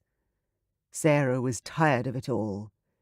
She took a deep breath and stared at her reflection, her glistening gold wedding ring catching her eye. She was Oliver's wife, and no one could take that away from her. Chapter 13. Oliver paced the drawing-room for the 5th time. Where was his wife? She had to be here before the first guests arrived, and he could hear carriage wheels rolling along the cobblestones in the driveway. He lifted his hand to call for a footman when the butler announced her. Sarah walked in, all beautiful golden skin and hair the colour of sunshine. She saw him and made her way over to him the way a compass needle points due north. A lump swelled in his throat, and he swallowed against the emotion stuck there. She curtsied before him and gave him a cheeky grin. "Your Grace?" "Your Grace." He bowed back, grinning at his beautiful wife. He was so lucky to have this lovely lady in his home, in his life. He caught a green shimmer around her neck, and he narrowed his eyes on the horrible necklace around her throat. "Where did that necklace come from?" "Your mother. She loaned it to me for the party." Her hand came up self-consciously to rest upon the emeralds. Oliver bit back a groan. Why hadn't he bought her something new to wear for the evening? It was her first night hosting, and he hadn't even thought to recommend a new dress. Not that he would have ever thought of it until now. The ladies in his family bought anything they wanted. Perhaps he should have allocated her money to spend on herself every month. Lifting his gaze from the fashion blunder, he looked into her cautious eyes and forced himself to smile. "You look beautiful." He stepped forward and brought her knuckles to his lips, kissing her gloved hand. "Well, that is what I like to see, Reverend. A man who knows how to treat his wife." Oliver rolled his eyes and slowly straightened up, recognizing the loud and rather obnoxious voice of the local countess. "The Countess of Tremble and Reverend Holland," the butler announced. Oliver stepped forward and introduced his wife to a dragon he had known his whole life. "It is lovely to make your acquaintance." Sarah curtsied prettily, and Oliver grimaced. Sarah needn't curtsy to anyone if she didn't want to, especially a woman beneath her in rank. The Countess smiled knowingly and gave Oliver a wink. "It is, my dear. I can see Oliver married you for your looks, but what are your connections like?" Oh, dear God. Sarah's chin rose valiantly. "My father is a vicar from Somerset." The Countess's humph was loud in the silent room. "Married a bit below you, didn't you?" Oliver's spine straightened as he placed Sarah's shaking hand on his arm and drew her close. "I don't believe so, my lady," he drawled. The woman cackled with laughter. Oliver's mother chose that moment to enter the room. "Your Grace!" The Countess greeted the Dowager with a short curtsy. The Dowager nodded back. "You let Oliver marry someone with no connections?" the Countess asked. "My son chose his wife, not I." Sarah flushed, and Oliver bristled, pulling his wife closer to his side. He started walking toward the door before he spoke. "If you don't like my choices, Mother, you are welcome to retire to the Dowager House." The room went silent, and he turned to his angel. "Let us stand at the door to greet our guests, my dear." Sarah nodded once and followed his lead. Oliver knew his mother could be very nasty indeed, but he'd seen little so far to indicate any real malice. Even so, he was determined to protect Sarah if need be. He could only hope the rest of the night would go better. They were all dressed exquisitely. No simple country gentry, these people. Some of their guests were downright rude, others just curious. There was one girl Sarah's age that she had hoped might become a friend, but she was soon informed that, "I was meant to marry his Grace.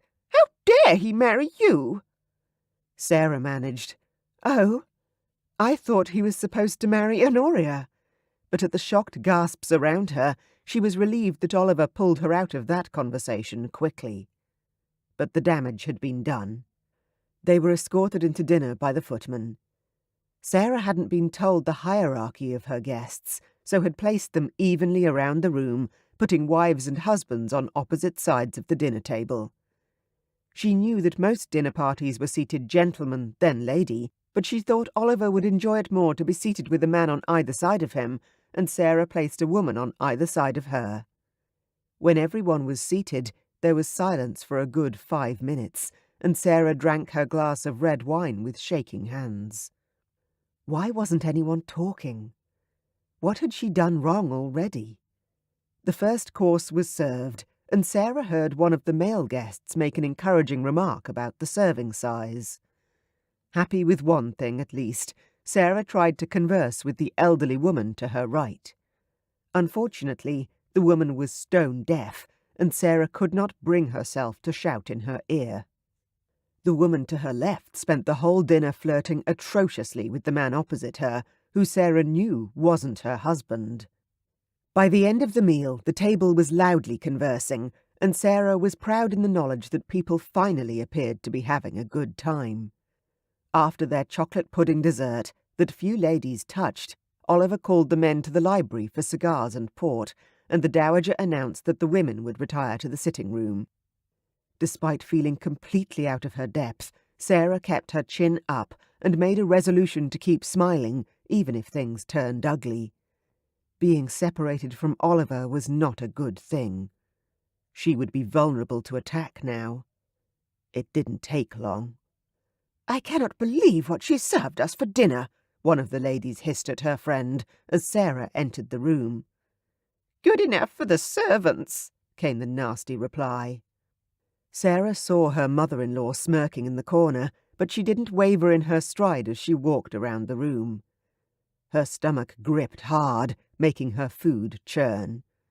"Weren't you taught how to seat at table for dinner?" a rather tight-lipped woman asked her, glaring through her black spectacles.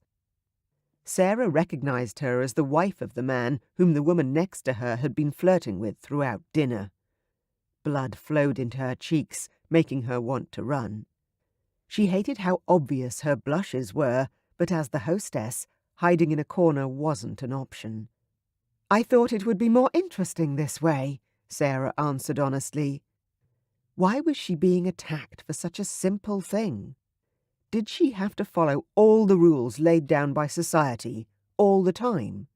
"Pardon me," came a familiar voice from behind her.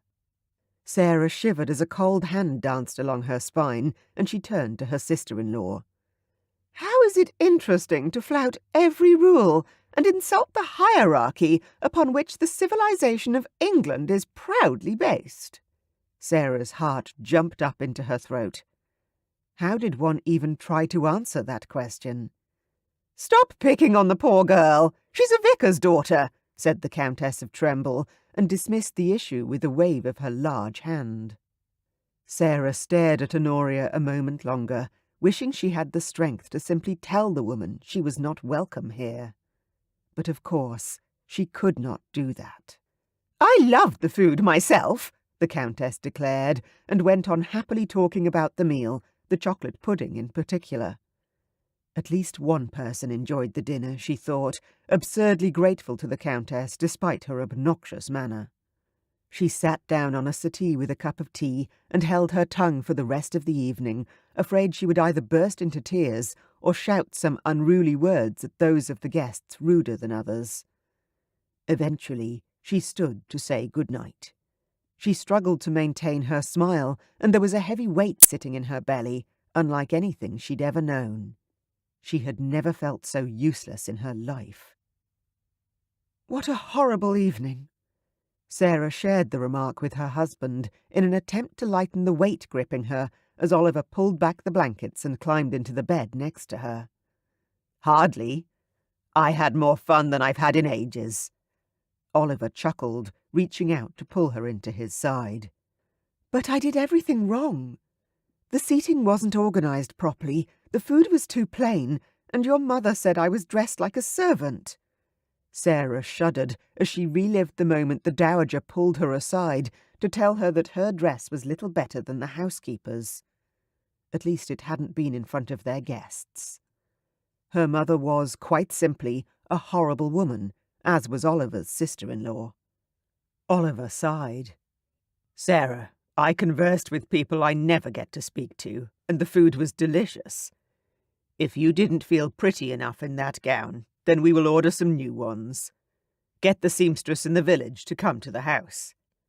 Disappointment assailed her as Oliver dismissed her concerns by offering to buy her dresses, but as Sarah stared at him, she saw nothing to alarm her. He looked drowsy and happy, as though he had spent a pleasant evening with his friends, rather than the dreadful night she had experienced. She had hated every minute of it, but if Oliver was happy, then she was resolved not to let it upset her. Time to shift the mood to something more appropriate. "What sort of dresses do you want me in, Oliver?" Sarah let a small moan escape her as she stretched her body under the sheet so that their conversation was at an end. The next day was another round of who can make Sarah feel bad without Oliver hearing. Her mother-in-law criticised her for wearing a dress not fitting of her station and then told Sarah she needed lessons in deportment. Honoria went to the housekeeper and changed all the menus for the week without telling Sarah, adding several seafood dishes to which Sarah was allergic. It was only when the housekeeper mentioned it that Sarah became aware.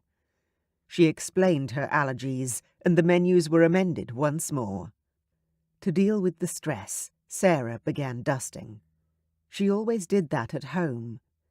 If she had something on her mind or needed to think, then an easy yet constructive task was always best. She was dusting one of the sitting rooms when her mother-in-law came in, dragging one of the maids by the ear. "Look! Just look at what she is doing! If you did your job right, then she would not be dusting the shelves!" The dowager screamed at the poor girl, who could not have been more than 16.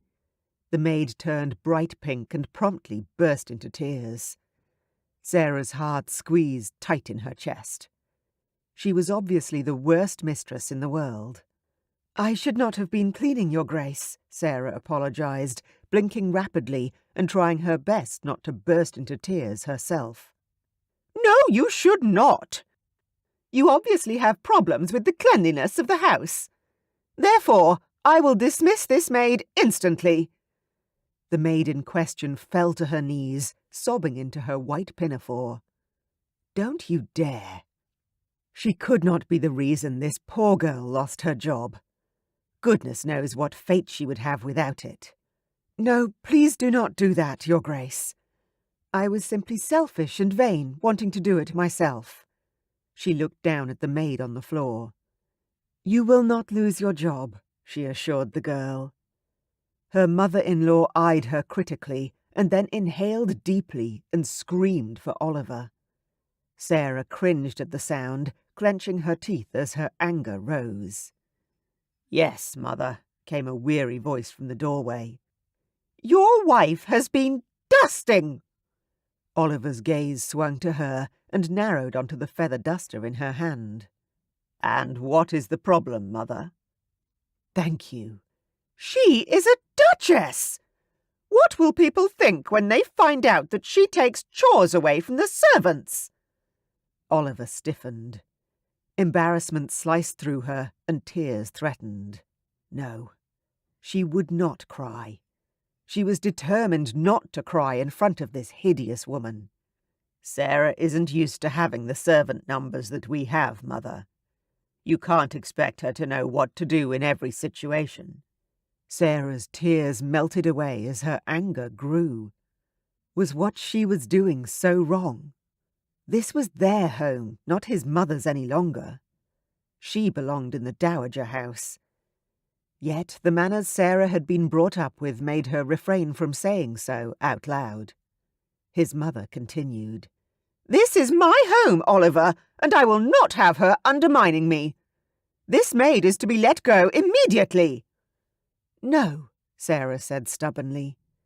"She is not to be let go." Oliver groaned and motioned for the girl to leave the room. "Mother, this is not a subject for me. Sarah is the mistress here now, and I am sure you will find her very agreeable. I need to get back to the library. Can you and Sarah sort this out, please?" His mother nodded, triumphant, obviously assuming she would now get her way. Sarah sagged, exhausted at dealing with this on a constant basis. Plus, she was annoyed with Oliver, if she was honest with herself. How could her husband not stand up for her? She sent him a glare as he bowed himself out of the room. Sarah received another nasty look from her mother-in-law before she, too, left Sarah alone. Sarah immediately went to the housekeeper and asked for that particular maid to attend her in her rooms that evening. When the maid arrived that night, she was immensely relieved. At least she had won that round, and the guilt of the maid's unemployment wasn't hanging over Sarah's head. Having 2 ladies' maids came in quite handy too. Sarah put a hand to her chest to take a deep breath. She was constantly out of breath these days and often felt faint. She needed to sort things out with Oliver and find a solution for the Dowager, and Honoria too, as quickly as possible. Her health was beginning to suffer. Chapter 14. That night, Oliver joined Sarah in her bed as he always did, and yet there was something different about their encounter. They came together almost violently, each seeking reassurance that they were there for each other. Sarah clung to her husband, knowing that in this, at least, she was a perfect wife and he a perfect husband. They lay beside each other panting, and together they drifted into sleep, hands linked. Over the next week, things got steadily worse. The Dowager began to criticize Sarah's piano playing, so Sarah stopped playing the instrument that had given her great joy since she could walk. Honoria told her that her embroidery was little better than a child's, so she stopped her needlework. She didn't know where to turn, and when she tried to speak to Oliver about it, he brushed it off with the cavalier statement, "That is just the way they are." Sarah felt alone, and the constant berating caused her to begin doubting herself in everything. She started to believe that she was completely inadequate in all areas of her life, and she didn't know how to fix any of it. Never had she been so close to despair. She wanted her parents, her mother in particular. Who better to guide her out of this pit of blackness? But she was frightened to send her mother a letter that could be intercepted by Oliver's mother or sister-in-law. She couldn't bear to put her mother in danger of their hideous abuse. Everywhere Sarah looked were reminders of the difference between herself and her husband's way of life. The house, the food, the servants, his family.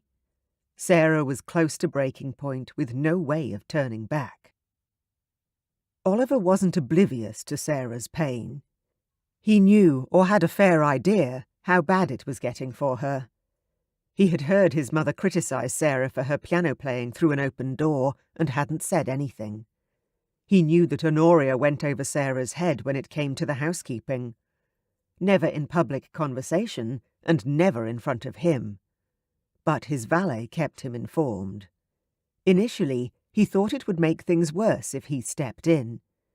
He hoped things would naturally settle, or that the women would find a new rhythm with living together. But then his mother began to ridicule him too, as she had done all his life, but she seemed to step up her taunts to an intolerable level.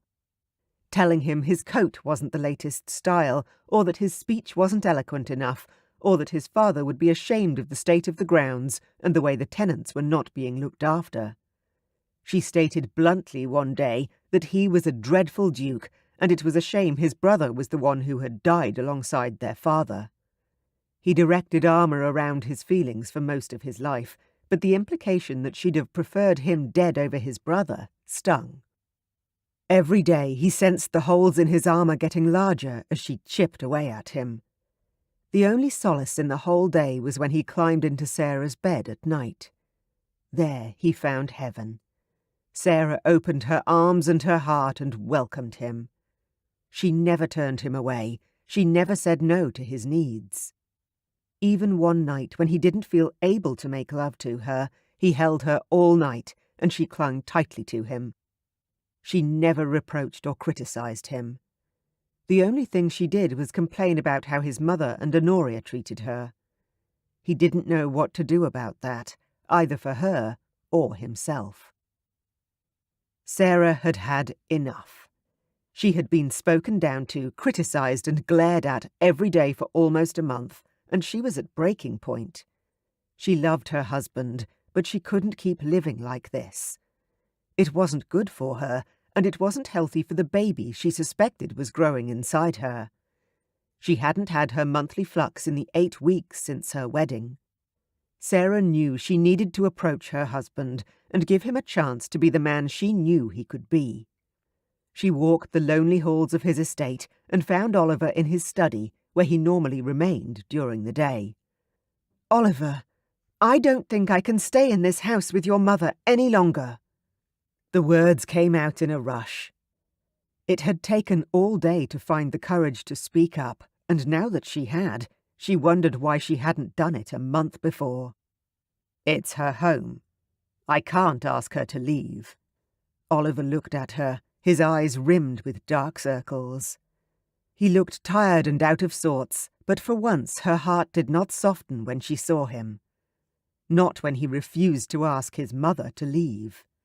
"And Honoria," Sarah began, unsure how she could describe her husband's sister-in-law without using a curse word.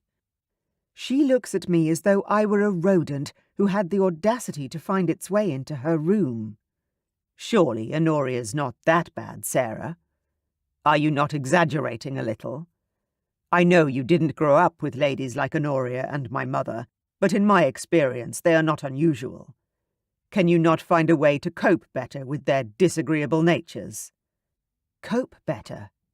Me?" Anger rose in her chest. "Why is she still living here?" She placed her hands on hips as she glared at her husband.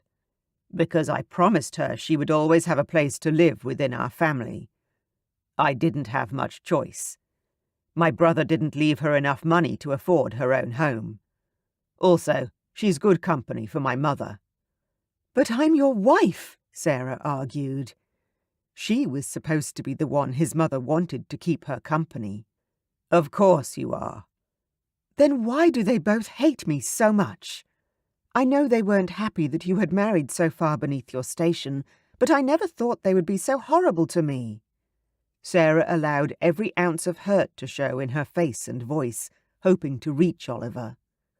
Instead, he seemed to shrink further into himself. "Sarah, you're exaggerating, and it is unbecoming, especially in a duchess." "I'm not exaggerating. They don't think I'm good enough for you." Oliver remained silent. "Oliver!" She yelled his name, furious that he was not automatically taking her side. "Yes." "Tell me the truth. Do you think I'm good enough to be your wife?" "Of course you are. You're the only one I've ever wanted." The sadness in his voice just about broke her heart. "Then why can't you see that your mother and your brother's wife are totally disrespectful toward me?" "What can I say, Sarah? Nothing I am telling you is making you feel better. Tell me what you want me to say." "Tell me why they don't like me."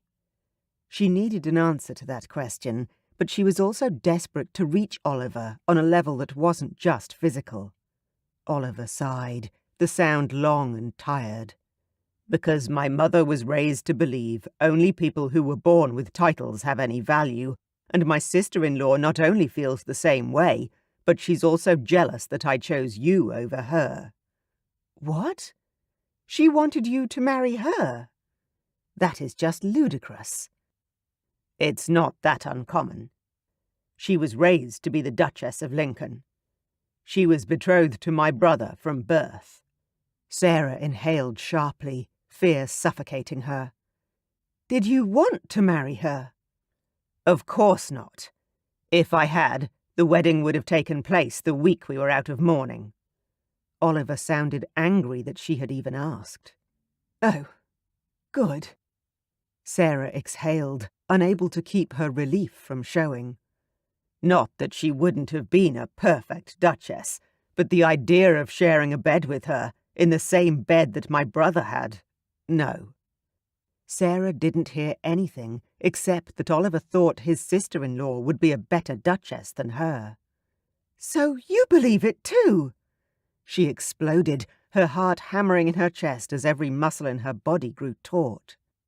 "You don't think I'm good enough to be your duchess?" Oliver opened his mouth to answer, but nothing came out. Pain, similar to a knife sliding between her ribs, hit her. "What is wrong with you, Oliver?"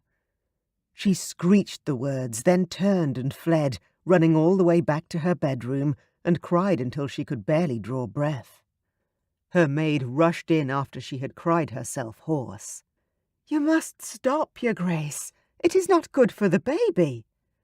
Her maid, Sophie, applied a cold cloth to her face, and Sarah choked on a fresh wave of tears. "How did you—" Sarah started to ask, before realizing who washed her underclothes every day. "Please don't say anything to anyone. I haven't told my husband yet," Sarah begged her. Her mother-in-law's voice taunted her in the back of her head. "A duchess does not ask. She commands." "Of course not, Your Grace. It is sometimes good to wait, to make sure it is safe." Sarah pressed an anxious hand to her abdomen. She could not lose her baby. It was the one thing she had been able to do that her horrible sister-in-law hadn't. Provide the dukedom with an heir. "I think I need to sleep. Will you inform the cook and the Dowager Duchess that I won't be down for dinner?" Sarah lay back and closed her eyes, wishing herself far away. "Of course, Your Grace. Could I perhaps draw you a bath before you retire?" Sophie's concern coloured her voice. Usually this would have soothed Sarah, knowing there was one person in her life who cared how she felt, but she was too miserable to think about it today. "No, thank you. I just need to lie here." She was so emotionally exhausted that she fell straight into a dreamless sleep. "Not even 2 months she's been here, and already she's started thinking of herself as too important to meet with us for dinner." Oliver heard his mother from his end of the table and wished that the already huge table was even longer. "Mother, enough." "Did you hear her directing the housekeeper to change the menus that I had already ordered for the week?" Honoria asked the Dowager, disgust apparent in her voice. Now they were both ignoring him. "Have you heard the way she speaks to the servants? She treats them as though they are her equals," the Dowager said. "That is because they are." They both laughed, and Oliver reached for the port decanter. He tried once more. "You both need to give Sarah a chance. She is a beautiful lady." The two ladies acted as though he hadn't spoken, and dinner continued in this vein. Oliver drowned himself in a bottle of his best port, and his closest relations spent the evening saying horrible things about his new wife. He spoke up several times against them, but again he was ignored. He was so cup-shot by dessert he had to have a footman help him to bed, where he slept off his intoxication alone. Chapter 15. Sarah woke part-way through the night and listened, hoping to hear some movement in the room next door. For the first time since they had married, Oliver didn't join her in her bed. She was completely alone now, and it was her fault. She had destroyed the one good thing they had together by speaking her fears aloud, and now her husband wouldn't come to her. Around dawn she fell asleep again, only to reawaken when her maid came in to inform her that lunch would be served soon. Sarah gasped and sat bolt upright. How could she have missed breakfast? She twisted and placed her feet on the floor, jumping out of bed. She swooned and would have fainted dead away if her quick-thinking maid hadn't pushed her in the direction of the bed. She landed with a thump on the soft mattress, black spots still swimming in her eyes. They slowly receded, and she took long, deep breaths. "There now, Your Grace! Do not you be getting up so quickly. The last thing you need is a fall." Sarah lay a hand to her spinning head and swallowed the bile that rose in her throat. The dizziness she usually felt had been multiplied this morning, and she was feeling very sick in the stomach, too. "Thank you, Sophie. I am feeling quite ill. Do you think I could have some toast and tea in my room?" Sarah winced at the tone she was using to talk to her servant. Her mother-in-law would be disgusted. Well, her mother-in-law could fall in the lake for all she cared. She had a new priority, her baby. She wasn't willing to give up on her husband, but until her pregnancy was better established, she would have to protect herself. That would mean not allowing her in-laws to cause her distress, and not upsetting herself over Oliver's withdrawal from everything. Sophie brought in her tray of toast and tea, and Sarah sat up in her bed and nibbled on her very late breakfast. Drinking slowly and eating slower, she waited for her body to respond to the food. After eating, she had another nap. The next time she awoke, Sarah felt more relaxed than she had in a month. The weight of the world had been lifted from her shoulders. She was pregnant. She had to get outside, get some fresh air, and avoid her toxic mother-in-law and sister-in-law at all costs. Dressing in one of her old walking dresses, Sarah slipped out the servants' entrance with help from Sophie and the housekeeper and made her way to the stables. Walking slowly and enjoying the gentle breeze, she almost bumped into Oliver. "Oh, Oliver, I'm sorry." Sarah stepped back from where her husband was talking to his horse. It looked like he had just gotten back from a ride. He was sweating, and his hair was windswept and unkempt. He looked so delicious Sarah's body heated, and her nipples peeked beneath her dress. "Sarah." Oliver greeted her with a bow. "Are you all right? You look pale." At least he still noticed what she looked like, even if it wasn't very complimentary. "I think I stayed indoors for too long. I decided to go for a walk around the lake." Sarah gathered her courage and managed to smile invitingly at her husband. "Would you care to join me?" Oliver hesitated. "I would love to, but I need to get back to the house to bathe in time for dinner. Perhaps tomorrow." Sarah nodded and glanced away, ignoring the sadness that threatened to overwhelm her. Oliver headed back to the house, and Sarah continued on her journey. She meandered around the beautiful lake that was one of the many places Oliver had shown her in the first days they were here together. Her cheeks heated when she passed a secluded grassy patch where he had made love to her. Pressing a hand to her belly, she wondered when they had conceived this child. Perhaps it had been that day. Perhaps it had even been their wedding night. Either way, this child had been conceived in love, and she would fight to keep it safe. Sarah lost track of time, returning to the house when the sun was setting and the family was assembling for dinner. "What time do you call this?" the dowager boomed from the sitting room, where they were taking pre-dinner drinks. Sarah went to drop into an automatic curtsy, but stopped herself. She was now of the same rank as her mother-in-law, and she needn't curtsy to anyone ever again. Straightening her spine, she stared into the older woman's cold, grey eyes. "I lost track of time." "Well, you'll never be ready in time for dinner, and you are not wearing that peasant dress in my dining room." "Mother, stop. We'll wait for Sarah, as long as is necessary." Sarah smiled and inclined her head. "I will wear what I wish in my dining room. But I've changed my mind. Please don't wait for me. I will dine in my room." Oliver's mouth dropped open, as did the Dowager and Honoria's mouths beside him. Without a backward glance, she turned and walked up the grand staircase. One footman was trying to suppress a smile as she walked past him, and she started to giggle. What a relief it was to be able to ignore them now. She was sorry she would not be eating with Oliver, but it had to be done.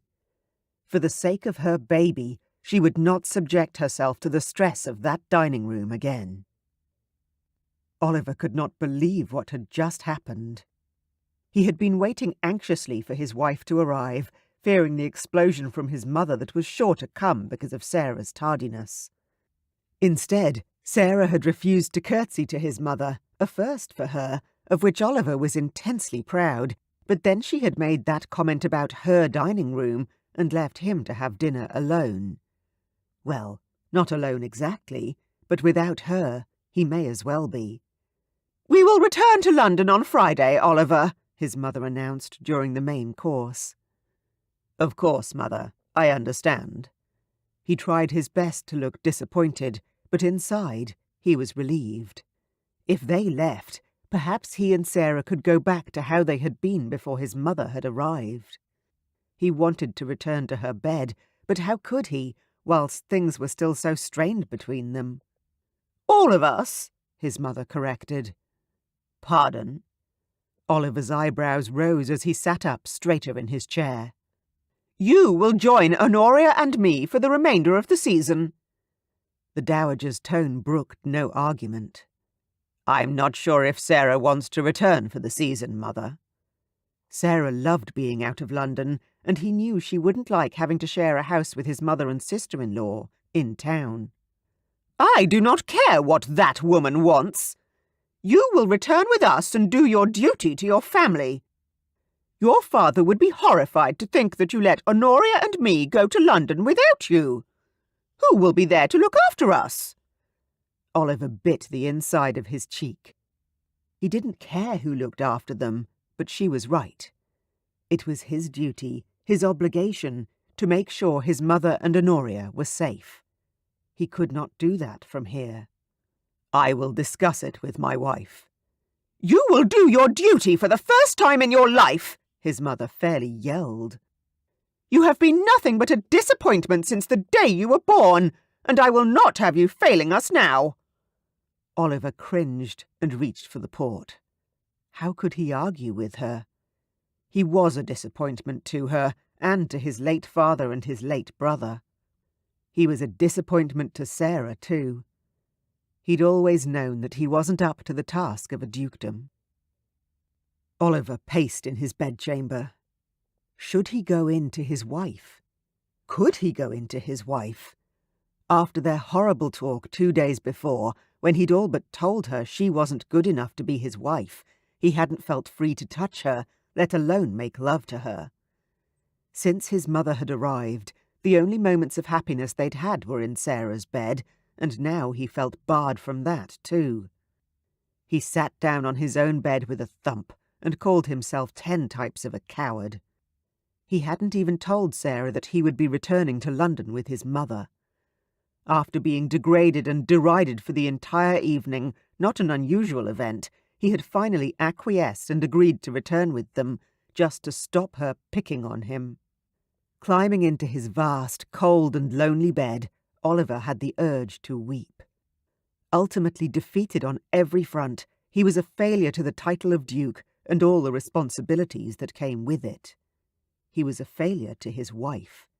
She was miserable and alone. And most of all, he was a failure as a man who could not even bring himself to apologize and seek comfort in his wife's body, as he knew she would offer.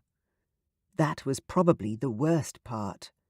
He was aware that she would never deny him, but did she still want him? After everything he had done and said, could she care for him the same way she had before? Did she still love him as she had?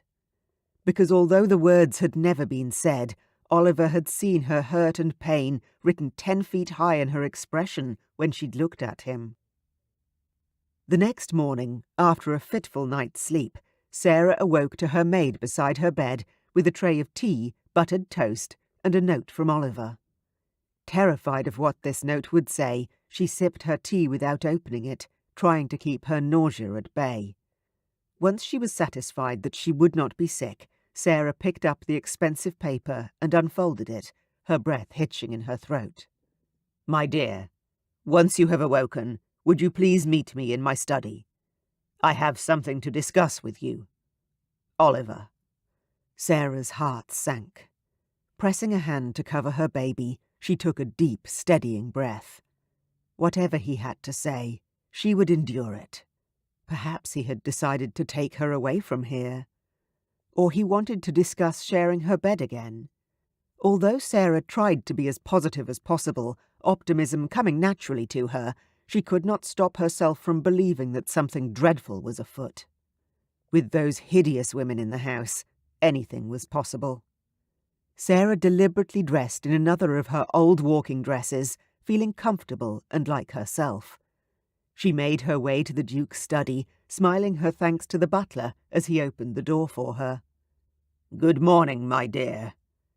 Oliver's voice sounded hoarse. "Good morning, Oliver. Did you sleep well?" Oliver's eyebrows rose, but he didn't comment on her odd tone. "I did, thank you. And you?" "Not particularly," she answered honestly. "Sarah, you're not happy at the moment, and I'm not sure what I can do to change that. On Friday, I will be escorting my mother and Honoria back to London for the rest of the season." A cool calm descended on Sarah, stilling her racing mind. She blinked slowly. "Do you wish to stay here, or would you prefer to come with me to London?" Sarah heard the softly pitched words, and real terror struck at her heart. How could Oliver abandon her? And worse yet, how could she go with him? She knew that his townhouse was half the size of this house, and she would never be able to escape the two other women there. Gathering her courage, Sarah informed him of her decision. "Neither. I would like to go to Scotland, if I may." She had spent the time while she dressed quizzing her maid on the other landholdings owned by the duchy. There were options other than here and London. "To the old castle?" he asked, his eyes widening in surprise. "Yes. Do you think there will be enough servants if I take my two maids with me?" Sarah forced herself to keep her eyes locked with Oliver's, but inside she was screaming with rage. How could he choose to return to London when I need him with me? "I am sure there would be," Oliver answered slowly, frowning in thought. "I will send a letter ahead of you, but I doubt they'll need to do more than air and prepare your rooms. All of the properties owned by the duchy are well staffed and can be ready at a moment's notice."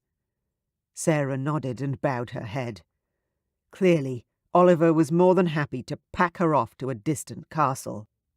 Why was she surprised? All of her initial fears about their marriage were coming true. Oliver would not miss her presence, and yet her heart ached as though it were being slowly pulled apart at the seams. Tears slid down her cheeks before she could stop them, and she tried to wipe them away, subtly.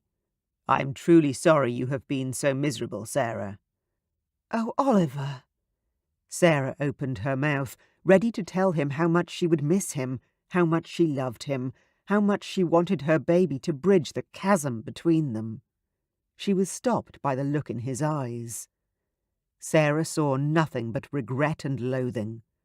She didn't know whether it was directed at himself or her, but she knew this wasn't the time for such declarations.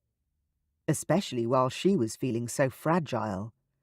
If she declared her love only to be rebuffed, she didn't think her heart could bear it. She would have to wait until she felt a little stronger. Standing up with as much grace as she could gather, she said the only words she could. "I'll go and start packing." Chapter 16. Oliver travelled the 8 miles to London on horseback. His mother said she was truly scandalised, but he preferred her 10-minute outburst of displeasure rather than having to listen to her obnoxious blabbering in the carriage for the whole trip. They settled into the Lincoln townhouse. Oliver took the Duke's bedroom, his mother the Duchess's rooms. Oliver hated that his wife wasn't in the chamber adjoining his. If someone saw his townhouse, they would assume nothing had changed in his life. While inside, Oliver saw the world with entirely new eyes. After a month from hell, Oliver gave in to his mother's blatant attempts at making him feel guilty about, as she put it, never coming out into society as his title demanded. He attended a ball. He stepped into the music-filled room and glanced around the richly dressed assembled members of the London ton. Hopefully, he could dance once with Charlotte or his sister-in-law and then hide in the card-room. He spotted the effervescent Lady Charlotte and moved quickly into the safety of her company and joined the gentlemen standing in her circle. "Lady Charlotte," he said, greeting her with his best courtly bow and a smile. He had few real joys nowadays, but seeing his true friends was one of them. "John, Archie." He nodded to his best friend standing near her. Charlotte curtsied, and the gentlemen inclined their heads with a smile. "Oliver, I didn't realize you had come back to town." Charlotte held out her hand, and he bent over her fingers and touched his lips to her glove. The gentlemen shook their heads in agreement, and Oliver clenched his teeth, forcing a smile to his lips. He hadn't been looking forward to this conversation with his friends. "I've been back for a while." "A whole month, but who's counting?" "Haven't seen you at the club," Archie admonished quietly, his elegant eyebrows rising in question. Oliver lifted a shoulder in a half shrug, glancing away for a moment. "I've been busy with estate business, and have been working with my fencing master quite a bit." Every day, actually. It was the only thing keeping his body in check. It stopped him from mounting his horse and galloping straight to Scotland. Damn his pride. He wanted his wife. "Not to mention the fact that you are newly married," Charlotte teased with a cheeky grin and a sisterly nudge to his side. "Where is that beautiful wife of yours?" Charlotte turned her head, apparently looking for the blonde angel who belonged at his side. Oliver steeled himself for what he had to tell Charlotte, and for the response he was sure to get. "Sarah has gone to Scotland for the rest of the season," he explained, as nonchalantly as possible. He glanced away again, then returned his gaze to her frowning face. "Pardon?" Charlotte leaned forward, as though she hadn't heard correctly. "Sarah's in Scotland." His cheeks ached as he tried to maintain his smile, and there was a heaviness on his chest that he couldn't seem to dislodge. He coughed. "I'm sorry, Oliver. I must not have heard you correctly." Oliver wasn't enjoying the play of emotions across Charlotte's face. They made him feel sick with guilt. She had never hidden her feelings well. It was the one thing she didn't seem able to do. He clenched his teeth together and tried once more. "Sarah's in Scotland." He said it this time louder and with more feeling. "What did you do?" Charlotte swung exasperated eyes heavenward and then fixed them back on his face. "Charlotte, please." Oliver wasn't sure what else to say as he watched her boil dangerously close to exploding. Her face was turning red, and her eyes were practically spitting fire. "What did you do?" Charlotte repeated the question, then lowered her voice when she noticed how many people turned to look at them. She removed the scowl from her face and plastered on a calm facade, although it was obvious the fire beneath was still burning. "I came back to London without my wife." Oliver repeated the words he knew had to be said, but he was loath to say them. It still hurt that she had chosen Scotland over him. "And you packed her off to a Scottish castle? Your new wife? Your Duchess?" "She wanted to go. She wasn't enjoying being at the estate, and when I asked her whether she wanted to come back to London with me or stay there, she chose to travel to Scotland instead." "That is impossible! You must have done something very wrong." Charlotte shook her head. "I didn't do a thing. The servants and I welcomed her. It was only when my mother and sister-in-law arrived that—" "No!" Charlotte's voice lost the calmness, and she glared at him. Oliver groaned. This was too much, even for him. And he had plenty of practice managing difficult women. "You let your mother and that snake of a sister-in-law visit while you were on your honeymoon?" "They didn't visit. They live there." "Oh, Sarah, you poor, poor thing," she murmured as if to herself, clasping her hands in front of her ample bosom. "Charlotte, that is not fair. I didn't do anything." "Exactly! You didn't do anything to protect your beautiful, sweet, innocent wife from being set upon by the most scheming pair of women I have ever met." Oliver had forgotten that Charlotte and Honoria had debuted in the same year. They were both Duke's daughters and had moved in the same circles.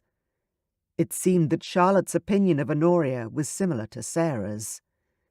"You stupid ignorant!" As Charlotte blew air out her nostrils and started to wind herself up into a full-blown attack, help came from an unexpected corner. "Lady Charlotte." Archie stepped in front of Oliver and bowed to her. "May I have the pleasure of this dance?" The question was politely worded, but his stance and tone left little to decipher.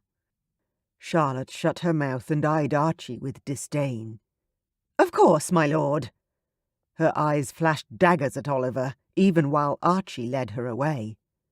"I wasn't quite expecting that response," Oliver muttered to John, the only one still standing near him. "Charlotte is very fond of Sarah." John gave him a confused look. "You didn't allow your mother and sister-in-law to intrude upon your honeymoon, did you?" "Not you too." Oliver was ready to throw up his hands in defeat. If John wouldn't defend him, no one would. "No, don't get me wrong. If Sarah wanted to go to Scotland, then that's fine. But why did your mother and Lady Sombury leave London in the middle of the season to visit you?" John pointed out, his eyebrows rising in a question that Oliver had never thought to ask. "They said they wanted to help, but, well, they didn't." He didn't understand why his mother hadn't left Sarah and him alone.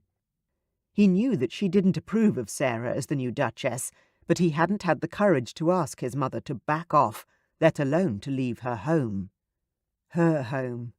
That just said it all. Oliver buried himself for another month.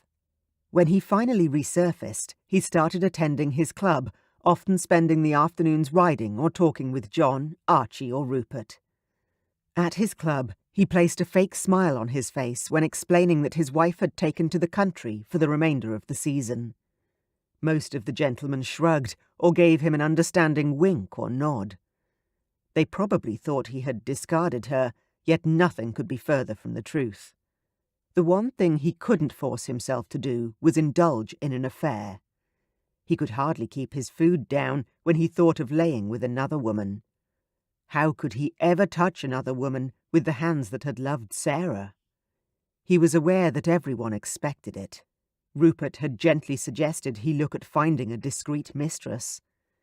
He had been inches away from planting his fist on his friend's jaw. One more month of the season, and he could return to his wife. He would find Sarah and demand they never separate again. Assuming that was, that she'd have him back at all. After an afternoon at his club listening to Archie complain about a ball his mother was forcing him to attend, Oliver decided he would make the effort to attend. Comrades in arms and all that. Oliver had been enjoying himself amongst his peers and friends in the card-room when a nasty voice broke through the cigars and sherry. "Look who's here, and without his pretty wife." The snide comment came from behind John's back, and Oliver looked up to see a large man step out from his friend's shadow. "Millington?" Oliver inclined his head and turned back to Archie. Patrick Millington moved around their group and took the seat opposite Oliver. "So, how's married life?" he asked with a leer. "Good. And where is the pretty new Duchess?" Millington looked around the room as though he would see her there. Oliver gripped his cards tightly in his hands, his palms beginning to sweat. He hadn't seen Millington since the night he had tried to make Sarah dance with him again, and Oliver had punched him in the stomach. "She's in Scotland for the remainder of the season." For the first time, Oliver was glad Sarah wasn't in London. She would be horrified if she had to deal with this man again. "What a pity." Millington sighed dramatically. Oliver saw the interested looks they were getting from the gentlemen in the room, but did his best to maintain the illusion that he was in control of his temper. He smiled and picked up his sherry, swallowing the sweet liquid with a harsh gulp. John answered for him. "It is a pity. My sister especially wishes the Duchess had returned." "She's not the only one." Millington leered again and slapped John on the back. This time, Oliver smelled the liquor on Millington's breath and tried to unclench his fingers. "Millington." John's tone was a warning as he moved restlessly in his seat. Everyone in the card room was now watching their group. Oliver's face flushed with heat at being the centre of attention. The expression on Millington's face was satisfied, triumphant, and Oliver didn't know why. He was the one who had won her, he had married her, taken her virginity, and enjoyed months in her bed. Why was Millington looking so smug? "Why do you care? She's nothing to you," Oliver shot back. Propriety be damned. Millington laughed, the sound rough and too loud. "But I was so hoping that she could be." His lustful eyes told Oliver more than his words could about what he wanted from Sarah. "That is uncalled for." John surged to his feet in time with Oliver. Millington slowly followed. "Speak plainly, Millington." Standing now, the bastard was within arm's reach. "Oh, I just hoped now that she was married, Sarah would indulge herself, like so many other married ladies." Oliver lunged forward and wrapped his hands around the other man's throat, remembering the way Sarah had looked that first night. "Over my dead body." He squeezed tight. "Oliver, stop!" John tugged at him. Oliver forced his aching hands to relax and released Millington's throat reluctantly. He glared at the disgusting man, who was a mottled red, and turned to leave. He heard Millington wheeze and cough, then speak.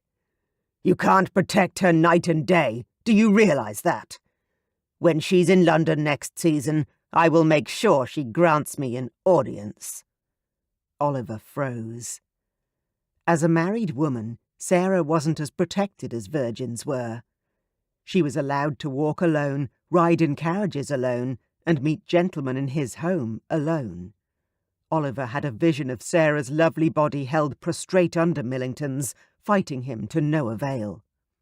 Oliver turned and swung, putting all his anger and pain behind his fist, and hit Millington squarely on the side of the head.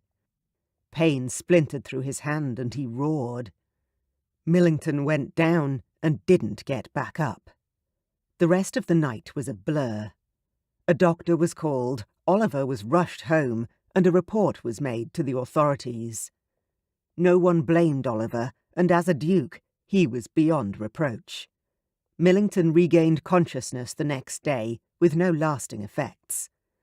Oliver only hoped he had the chance to plant the bastard properly the next time he saw him. Chapter 17. Many miles away in Scotland, Graves, Lincoln's butler, was indulging in a habit he rarely allowed himself. Gossip. His wife, the housekeeper, was worried about their new duchess. "I don't like it, Isaac. I just don't like it," Mrs. Graves told her husband in bed that night. "She's clearly pregnant and miserable." "Do you think the Duke knows?" Graves asked. How could the new Duke he had known as a young man turn out to be so heartless? Her Grace was the most beautiful woman he had ever seen. She was also kind to the servants, clearly well-bred, elegant and thoughtful. She was also definitely not born to be a duchess. She had been found making her bed, baking a cake in the kitchen, and dusting the bookshelves in the library. Her actions would usually have sent the maids into a mad rush to stop her and do a better job themselves. However, they had been warned of her need to do odd jobs like the dusting through a carefully worded letter from the Duke. Therefore, they had let her do whatever she wanted. In response, the Duchess had seemed content. "I don't know. But it would be horrible if he did. That would mean he got her pregnant, shipped her here, and then ran back to London to go back to bedding his whores," Mrs. Graves answered, with a shake of her head. Graves clucked his tongue disapprovingly at his wife's language. Mrs. Graves gave him that look which told him she knew exactly what young men did, and promptly turned over to go to sleep. In another part of the ancient castle, Sarah sat awake with a book. She found it very hard to sleep most nights. Her back hurt already, and she only had a small bump. She didn't know how she would cope when she was bigger. Sarah put her book of French poetry aside and blew out the candles next to her bed. The fire in the grate cast a small amount of light in the room, and she lay down, pulling her gown up to her waist. She ran her hands over her belly. Lying on her back, her womb seemed to distend, and she could feel the protrusion of her developing babe. Sarah took so much pleasure from her growing child that she rarely thought of Oliver, only once an hour or so. The small flutter of movement deep in her belly made her heart lighten. Oliver had given this child to her in a moment of love and passion. She still didn't know why Oliver had withdrawn from her, but she knew it had everything to do with his family. As her husband and as a man, Oliver had loved her. He had laughed with her, cared for her, and brought her incredible pleasure in his bed. But as a son and the new Duke of Lincoln, he seemed lost, angry, upset and frustrated. Somehow their marriage had become that too. Over the past 2 months, Sarah had realized that she could have done more to hold their marriage together. She could have stayed by his side, talked to him, or stood up to his family more often, and she was resolved to do so when she went back to London after the babe was born. She had decided to stay in Scotland and birth her babe in the ancient castle. She was happy here. The servants treated her with respect and warmth. They smiled at her and listened to her, and didn't get upset when she did things that normal duchesses didn't do. When Sarah had arrived in Scotland, she had spent her nights trying not to cry into her pillows, and her days wandering aimlessly around the glorious castle. But after 2 months of good food, clean air and reflection, she was determined to get her husband back. Sarah's mother had visited for 2 weeks the month before. Her mother had taken one look at her and known what was going on. "Daughter, it appears that you need to weep, long and loudly," her mother had told her, running a loving hand down her cheek. Sarah had said, "I shouldn't, Mother. It's not good for the baby." "Oh, nonsense! I spent half my pregnancies in tears over nothing, and all of you are beautiful children. Come here." And thus, given permission to grieve, Sarah had cried and cried. So many tears fell that she felt severely dehydrated after she was done. Her mother had held her, rocked her, and had told her everything was going to be all right. To have faith in herself, her husband, and God. The only thing that still bothered Sarah was the thought of Oliver going to another woman in London. It tormented her daily, but she clung to the memories of their passion, hoping he would not need to replace her. She was terribly afraid, as most husbands in his peerage would take a mistress. But then she would remember his promise to be faithful, lay her hand on her belly, and try to be positive. The next month passed in a blur of alcohol-fueled days and nights for the Duke of Lincoln. Oliver lost himself in the bottom of a port bottle, or several port bottles to be precise. He lay his head back against the headrest on his chair in his study and heard his butler announce a Mr. Turner through a foggy brain. Why was Archie here? He opened his eyes and groaned at the sight of his friend's gold-embroidered waistcoat. "Archie, I will go blind looking at a waistcoat like that. I think the alcohol will do more to your eyesight than my clothes ever could." Oliver moaned. "Don't lecture me." He let his eyes close, and his head fell back against the headrest again. "Join me at the Mossam Ball tonight."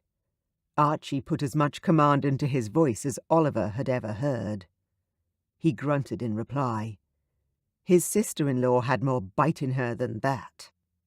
"We have allowed you a month to get over that incident with Millington. It is time you attended another event." Oliver groaned again at the use of the royal we. He could only imagine that Rupert, John, and Archie had been discussing him. "Would you sit down, for God's sake?" Oliver gestured with his hands, annoyed that his perfect friend would be here to witness him in such a state. Why could they all not just leave him alone to be miserable? Archie chuckled. Oliver opened his eyes at the sound.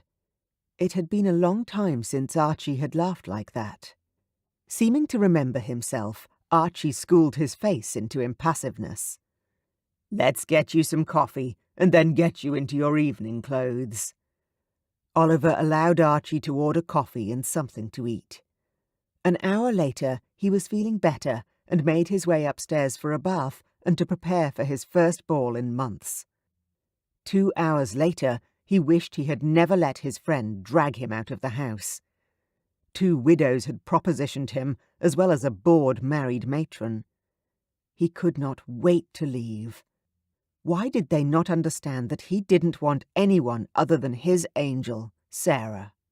Oliver could finally admit it to himself, and would out loud if necessary. He missed Sarah. He loved her, and no one else came even close. He was walking past a small alcove off the side of the ballroom when he heard his name being spoken. Oliver would usually have ignored it, but something in the tone arrested his attention. He sidled closer, but kept out of sight so that the women could not see him. "I cannot believe you and your mother-in-law managed to run off the new Duchess so quickly. I thought it would take you months." A snide little laugh that he recognized very well rang in response. "It was very easy, really. We hardly did a thing." Yes, Oliver thought bitterly. Other than everything you knew to make Sarah feel about as welcome as a flea. And I did nothing to help her. Self-disgust bloomed in his chest. "No, really, tell me.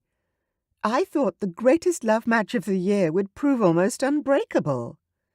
Oliver swallowed the lump that rose in his throat. Was that really how the Ton saw his marriage? If only it had been true. He'd thought they could get through anything, but at the first hurdle they'd both fallen. Or rather, he had, and he'd taken Sarah down with him. Another horrible laugh sounded. "Hardly. All we did was let her fall on her pretty face.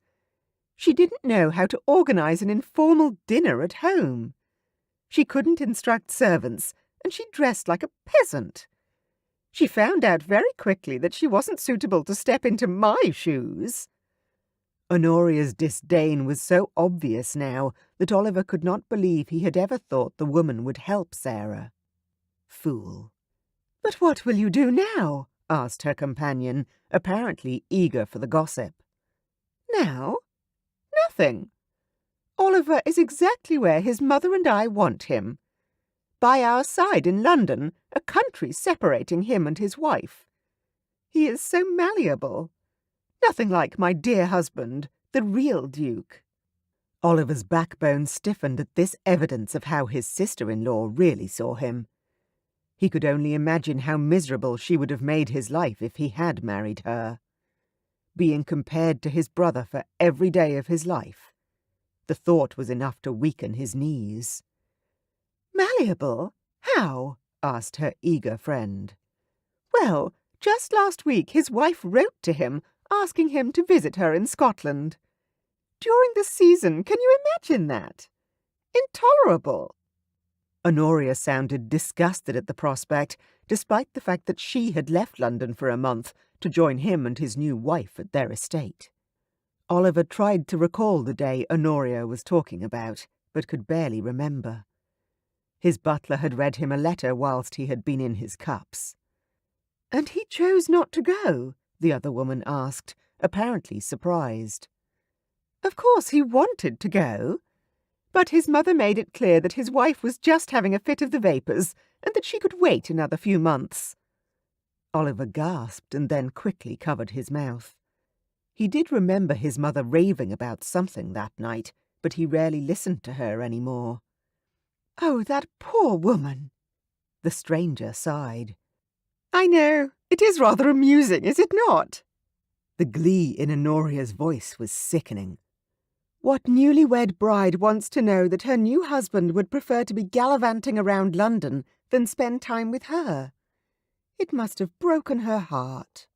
The sadness in the stranger's voice hit Oliver the hardest. Was that really how Sarah would have seen his staying in London, rather than following her to Scotland. He would never have let her go if he thought she believed he was carousing. Honoria's laugh was genuine now. She was truly amused. Serves her right if it did. She had no right to marry so far above her station. Honoria's voice was so full of the victory, she sounded ecstatic. But what is it she wanted, do you think? The stranger asked. Oliver began to move away from the column, sick with guilt. His belly felt tight, as though someone had gut-punched him. To tell him she is enceinte, probably, Honoria replied bitterly. Enceinte? Already?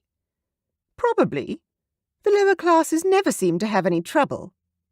Pain, unlike anything Oliver had ever felt, smacked him in the chest. He doubled over, breathing hard. Honoria was poisonous. He'd honestly had no idea how deep her treachery lay. Do you really think she could be carrying his heir, though? Oliver was wondering that himself. Thinking back, he had spent every night for almost 8 weeks in Sarah's bed without her flux. The reality of that hit him like a slap in the face. Why hadn't he counted the weeks? Was she really pregnant? My maid told me of her suspicions even before she left for Scotland. They had all noticed her lack of monthly linens. Pardon me. Oliver huffed, breathing hard from his nose. His hands clenched into fists as his throat ached with the need to scream. Honoria had thought that his wife was pregnant. And yet, she had not only encouraged Sarah's departure to Scotland, but had intentionally kept him in London so that he would continue to be unaware of her condition. That won't make it easy to separate them, if that is what you intend. Well, you never know. If Oliver stays on past the end of the season, she may have died in her childbed before he can even reach Scotland. Oliver hadn't been aware of making any sound. But from the way the 2 women in front of him gasped and jumped, he realized he must have. Sarah had been right all along. This woman was worse than horrible. She was evil. Why hadn't he just paid her to leave? He may not feel like the Duke of Lincoln, nor did he want the title or feel as though he deserved it, but he was. Damn it, he was. With all the power and money that came with it. And it was finally time he stood up and took control of his own life and destiny. You, my lady, will never enter one of my homes ever again, Oliver growled at his sister-in-law as he rounded the pillar, his shoulders flexing and straining as his arms shook with anger. My brother may not have allowed a large enough annuity for you, but I will. You will live wherever you want, marry whomsoever you want, but you will not come near me, my estate, nor my wife, ever again. Oliver, Honoria began. Oliver straightened to his full height and glared down on her. My name is Lord Oliver Lyre, Duke of Lincoln. You will address me as such. Your Grace, she squeaked.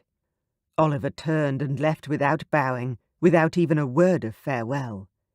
He grabbed his coat, hailed his carriage, and headed home as fast as his team of 6 could carry him. Chapter 18.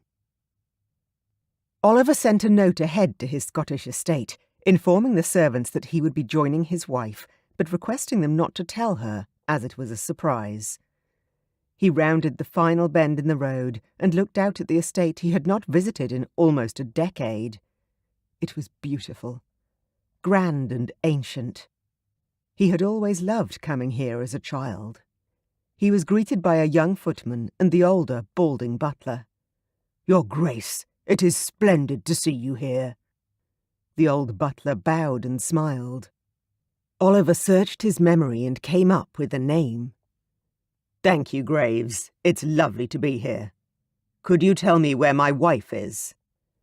The 2 footmen behind the butler shared worried looks, and Oliver's stomach tightened with concern. Was she all right? Her Grace is walking the rose garden, Your Grace. Graves's eyes lit up at the use of Sarah's title. Oliver could only assume his wife had found her place amongst his servants. Without the interference of Honoria or his mother, she was sure to have charmed them all. Oliver followed a footman out to the gardens and stopped when he saw her. She was very clearly pregnant. Why she hadn't told him, he didn't understand, but it was clear that the condition agreed with her. She glowed with good health. Her breasts had almost doubled in size, and Oliver felt the stirrings of arousal for the first time in several months. Sarah stopped along the path, bending backwards over her hand pressed into her lower back, and looked toward the house. She caught sight of Oliver and stared at him, blinking rapidly as though she expected him to disappear. His heart pounded in his chest, and he inhaled slowly, forcing his heavy legs to walk over to his wife. He stopped and bowed to her. "Sarah." His throat was tight with an unfamiliar emotion as she continued to stare at him. Sarah gasped. "You're real!" Oliver laughed for the first time in months. "Of course I'm real." "But you wrote and said you couldn't leave London at the moment and wouldn't be coming to see me." The hurt he had caused her was evident now that he could see the black marks beneath her eyes. "I know. Do you think we could go somewhere to talk?" he asked, conscious of the many servants now discreetly congregating around their duchess. "Of course. My afternoon sitting room would be perfect." She lifted her head and accepted his offered arm. Oliver had spent the journey to Scotland rehearsing what he would say to his beautiful wife once he arrived. He knew he owed her many apologies, but where to start was the hardest question to answer. He had always found that being honest with Sarah worked best, but that would mean he would have to tell her everything. And the thought of exposing himself so totally was terrifying. Sarah squeezed his arm as they entered her sitting room and let go of him. "I'm glad you decided to come, Oliver."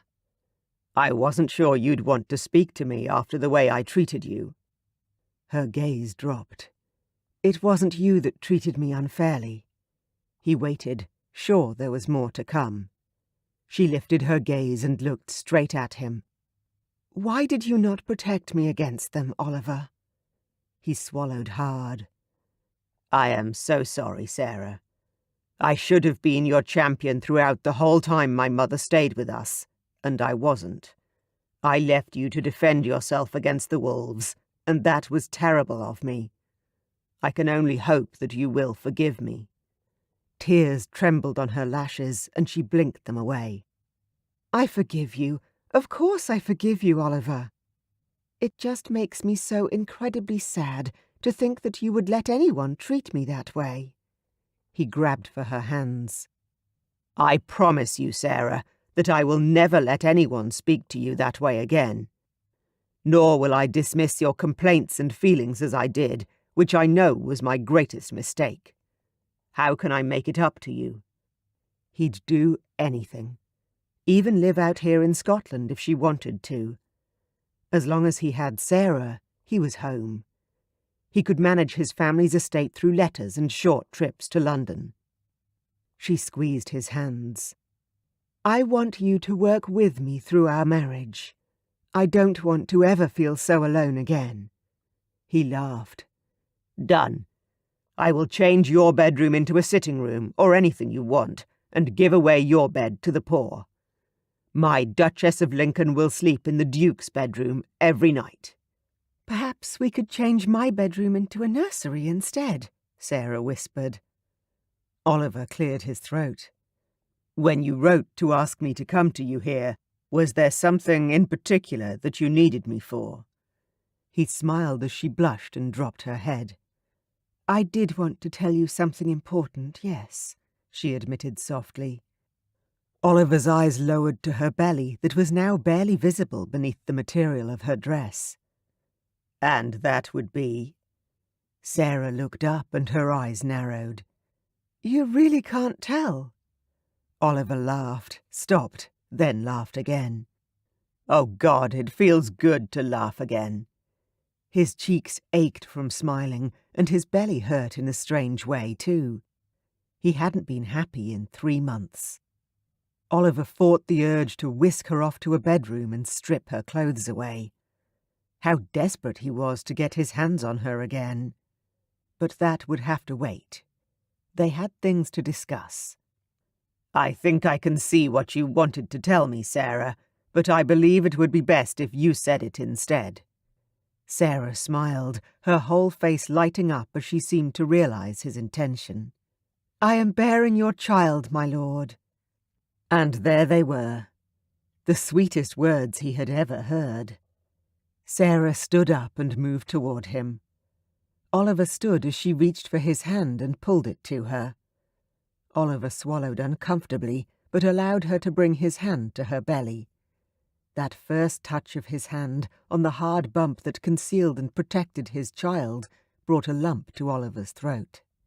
He brought his other hand up as well and held his child with both hands. The baby moved in response, and Oliver felt the telltale shift of flesh. Startled, he dropped both hands away.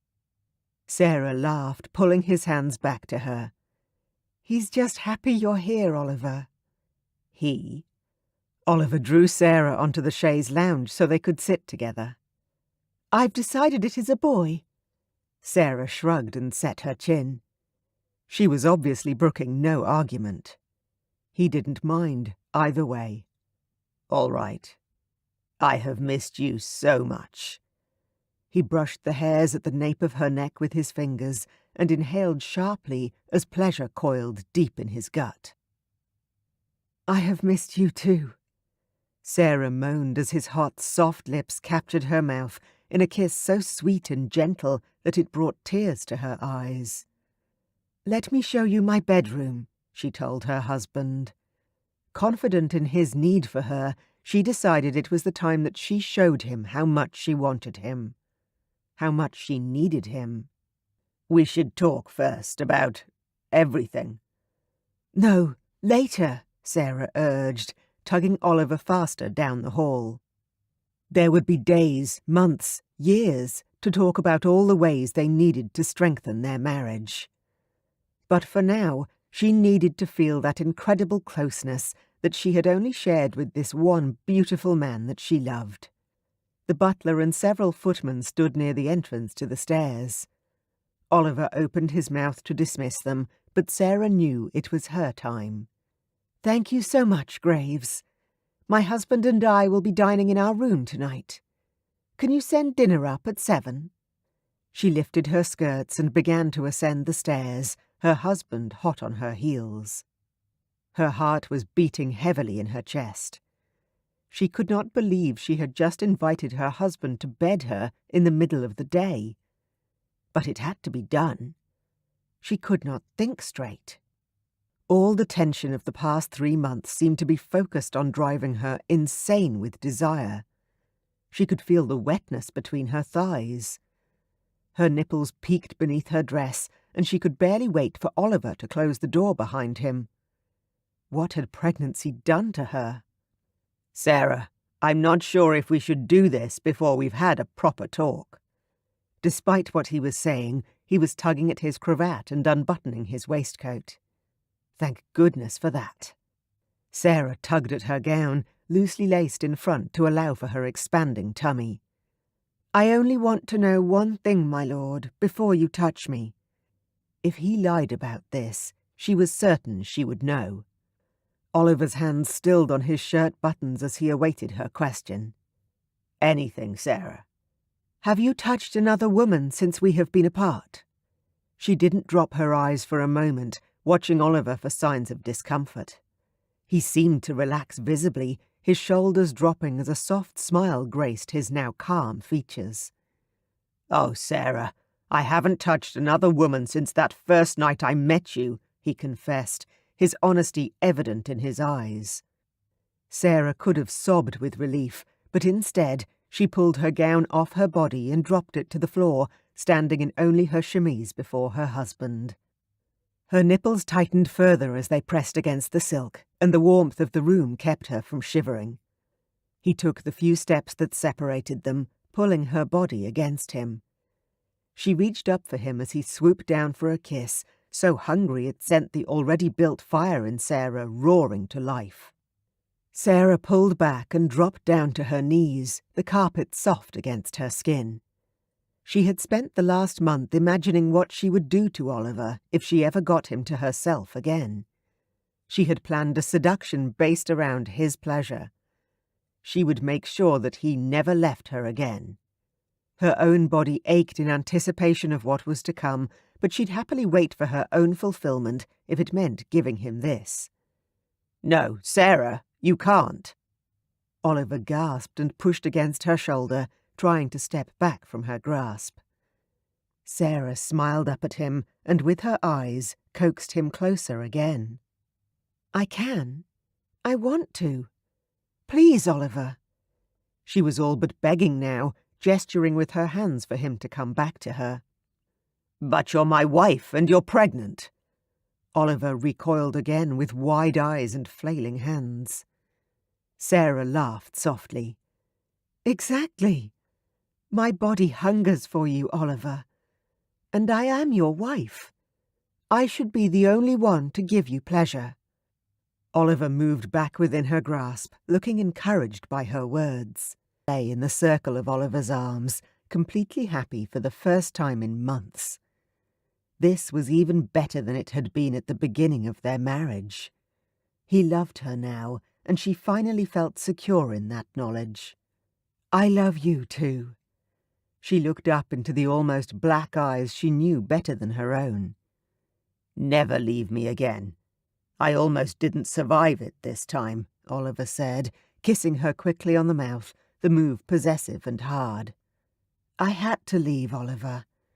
Your mother made me feel like the worst wife in the history of bad wives, and I couldn't keep pretending that I didn't miss you as you were before they arrived." Oliver pulled her tighter against his body, the heat and strength of him reassuring. "You stopped coming to my bed," she whispered, the pain still very palpable. "I know. I'm sorry. I drank too much port one night when my mother was being particularly nasty and could not make it to your bed. And then the next night I could not bring myself to do it either. I felt like I was failing you as a husband and failing my servants and tenants as the new duke, failing everyone, in fact, and I just could not, Sarah. Please, forgive me." "I knew you were struggling with your new responsibility. I'm sorry I wasn't more sympathetic." "You were. I just could not see past my own inadequacies. You did everything you could under the circumstances, more than any other lady would have." "I knew I wasn't good enough to be a duchess, but I thought I could keep you happy in bed at least." Salty tears stung her eyes. She didn't want to cry again, but she knew that they needed to talk about this and lay it to rest, once and for all. "Sarah, I love you.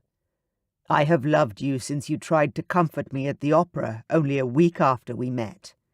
You make me feel like the most important person in the world, and after a lifetime of feeling superfluous, you are exactly what I need."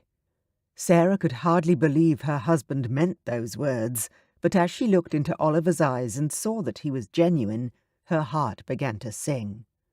"I need you to know something. You are more than I deserve. You are the best woman I could have chosen to be my duchess," Oliver told her confidently, earnestly. "Then why did you let me believe that you agreed with your mother?" Sarah asked. "The problem was that I believed I wasn't good enough to be the duke. I have been told since birth that I wasn't, and I always believed it. But I have finally realized that I am the duke, no matter what my mother says, and from now on I intend to act accordingly." "How?" Sarah looked up at her beautiful duke. Proud, yet insecure, and so beloved. "Well, to start with, I need to start taking a more active interest in estate business. Talk to Archie about investments.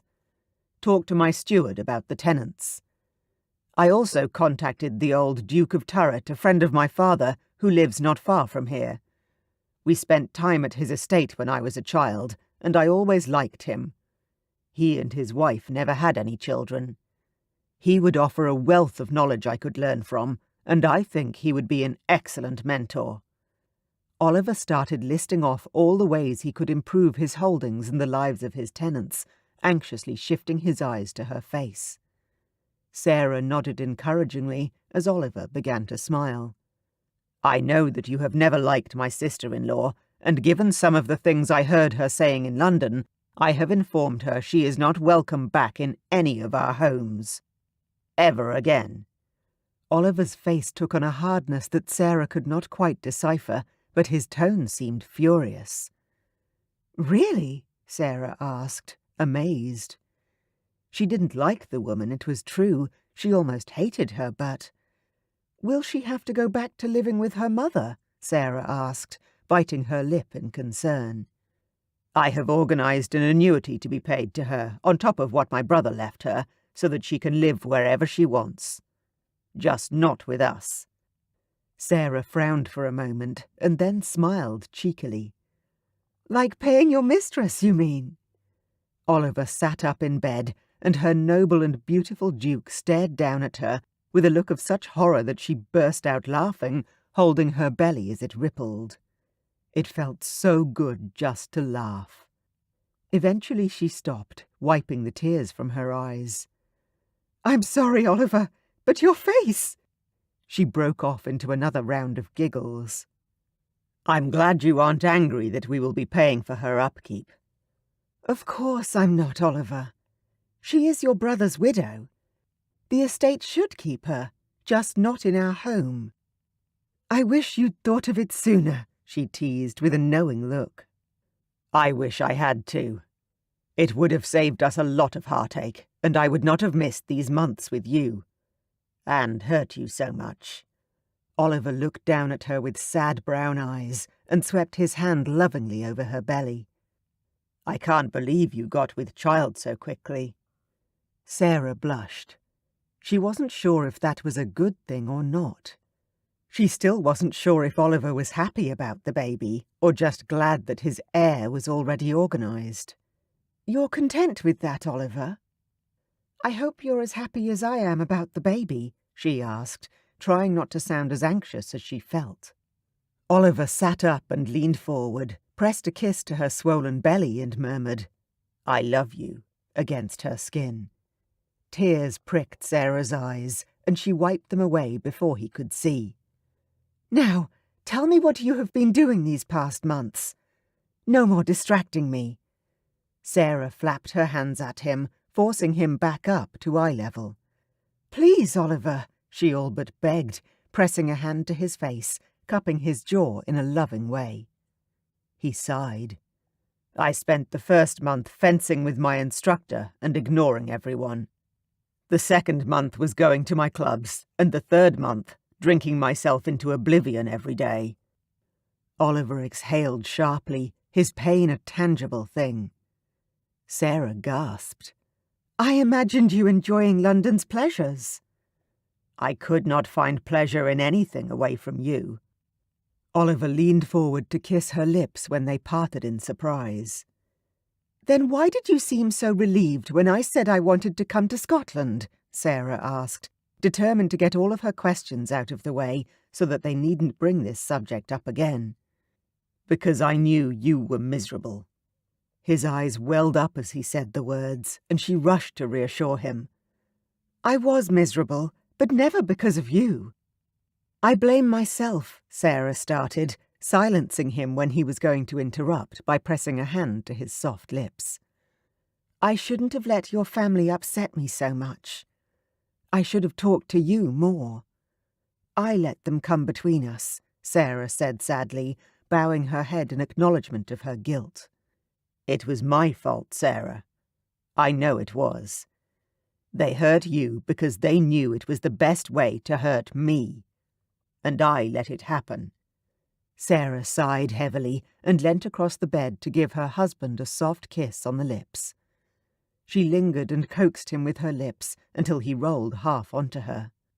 "Let's decide never again to let anyone else come between us. We'll always talk to each other first," Sarah suggested, pulling back to look into his eyes.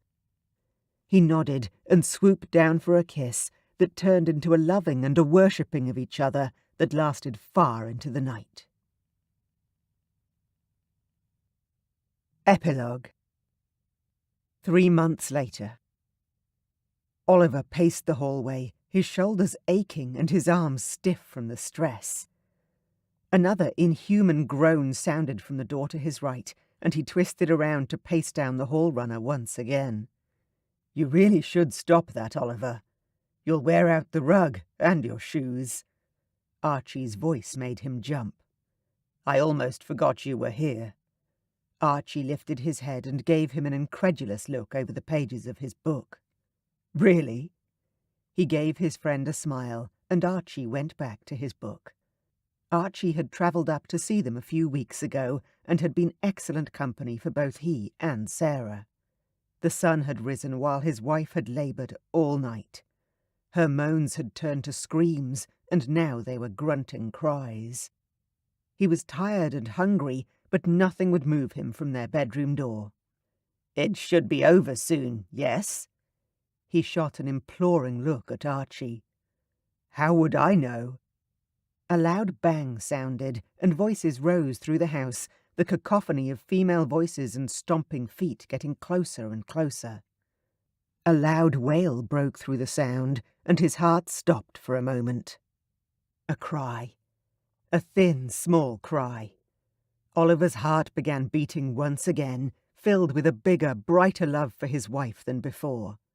His child was here. "Where is the woman?" Oliver's heart sank. His mother was here. The Dowager Duchess walked straight up to him, her nose high in the air. The butler stood behind her with several footmen, all looking flushed and out of breath. "It's fine, Graves. Please wait by the stairs. My mother will not stay long." His mother's nostrils flared, her eyes sharpening like the lines in her face, making her seem hawk-like. Cruel. "This is my home. I will stay as long as I like." "You will not. You may say what you came to say, which is, of course, of great importance, or you would have put it in a letter." A knock sounded, and the door to his bedroom opened. Oliver turned toward the midwife, her white apron smeared in blood. "You have a son, Your Grace." A tingle at the back of his throat signalled impending tears, so Oliver swallowed hard and walked forward, nodding at the midwife as he passed through into his bedroom. It was hot, the moistness in the air and the heat from the blazing fire making perspiration bead on his upper lip. Sarah sat in their bed wearing a white nightgown, her hair down around her shoulders as she lay propped up with pillows. "Oliver, look, isn't he the most beautiful thing in all the world?" Sarah's voice quivered as she stroked the still bloodied face of the baby in her arms. She looked pale and exhausted, her hair matted with perspiration. "You are the most beautiful woman in the world." He sat upon the bed, stealing an arm around her and planting a kiss upon her head. He hadn't been able to admit his fear, even to himself, but as the knowledge that they were both alive and well sunk in, relief washed over him like the waves of a storm. Cold, abrupt, and with great relief. "What should we call him?" he asked her. The unwelcome voice came from the doorway. "Gerald, of course. After your grandfather." Sarah froze, her shoulders becoming stiff beneath his arm. His mother was inside his bedroom, a place she was not welcome. Oliver turned to her, cringing at the woman who stood at the base of their bed, staring down at his son with a strange look of glee. She would be pleased he had an heir. Their line would continue. Her bloodline. "You have no business here, Mother. Leave. Now." She ignored him, walking around the bed to peer down at their son. "Where's the wet nurse? Call her this instant. Your wife is exhausted." "I'm feeding him myself, Your Grace."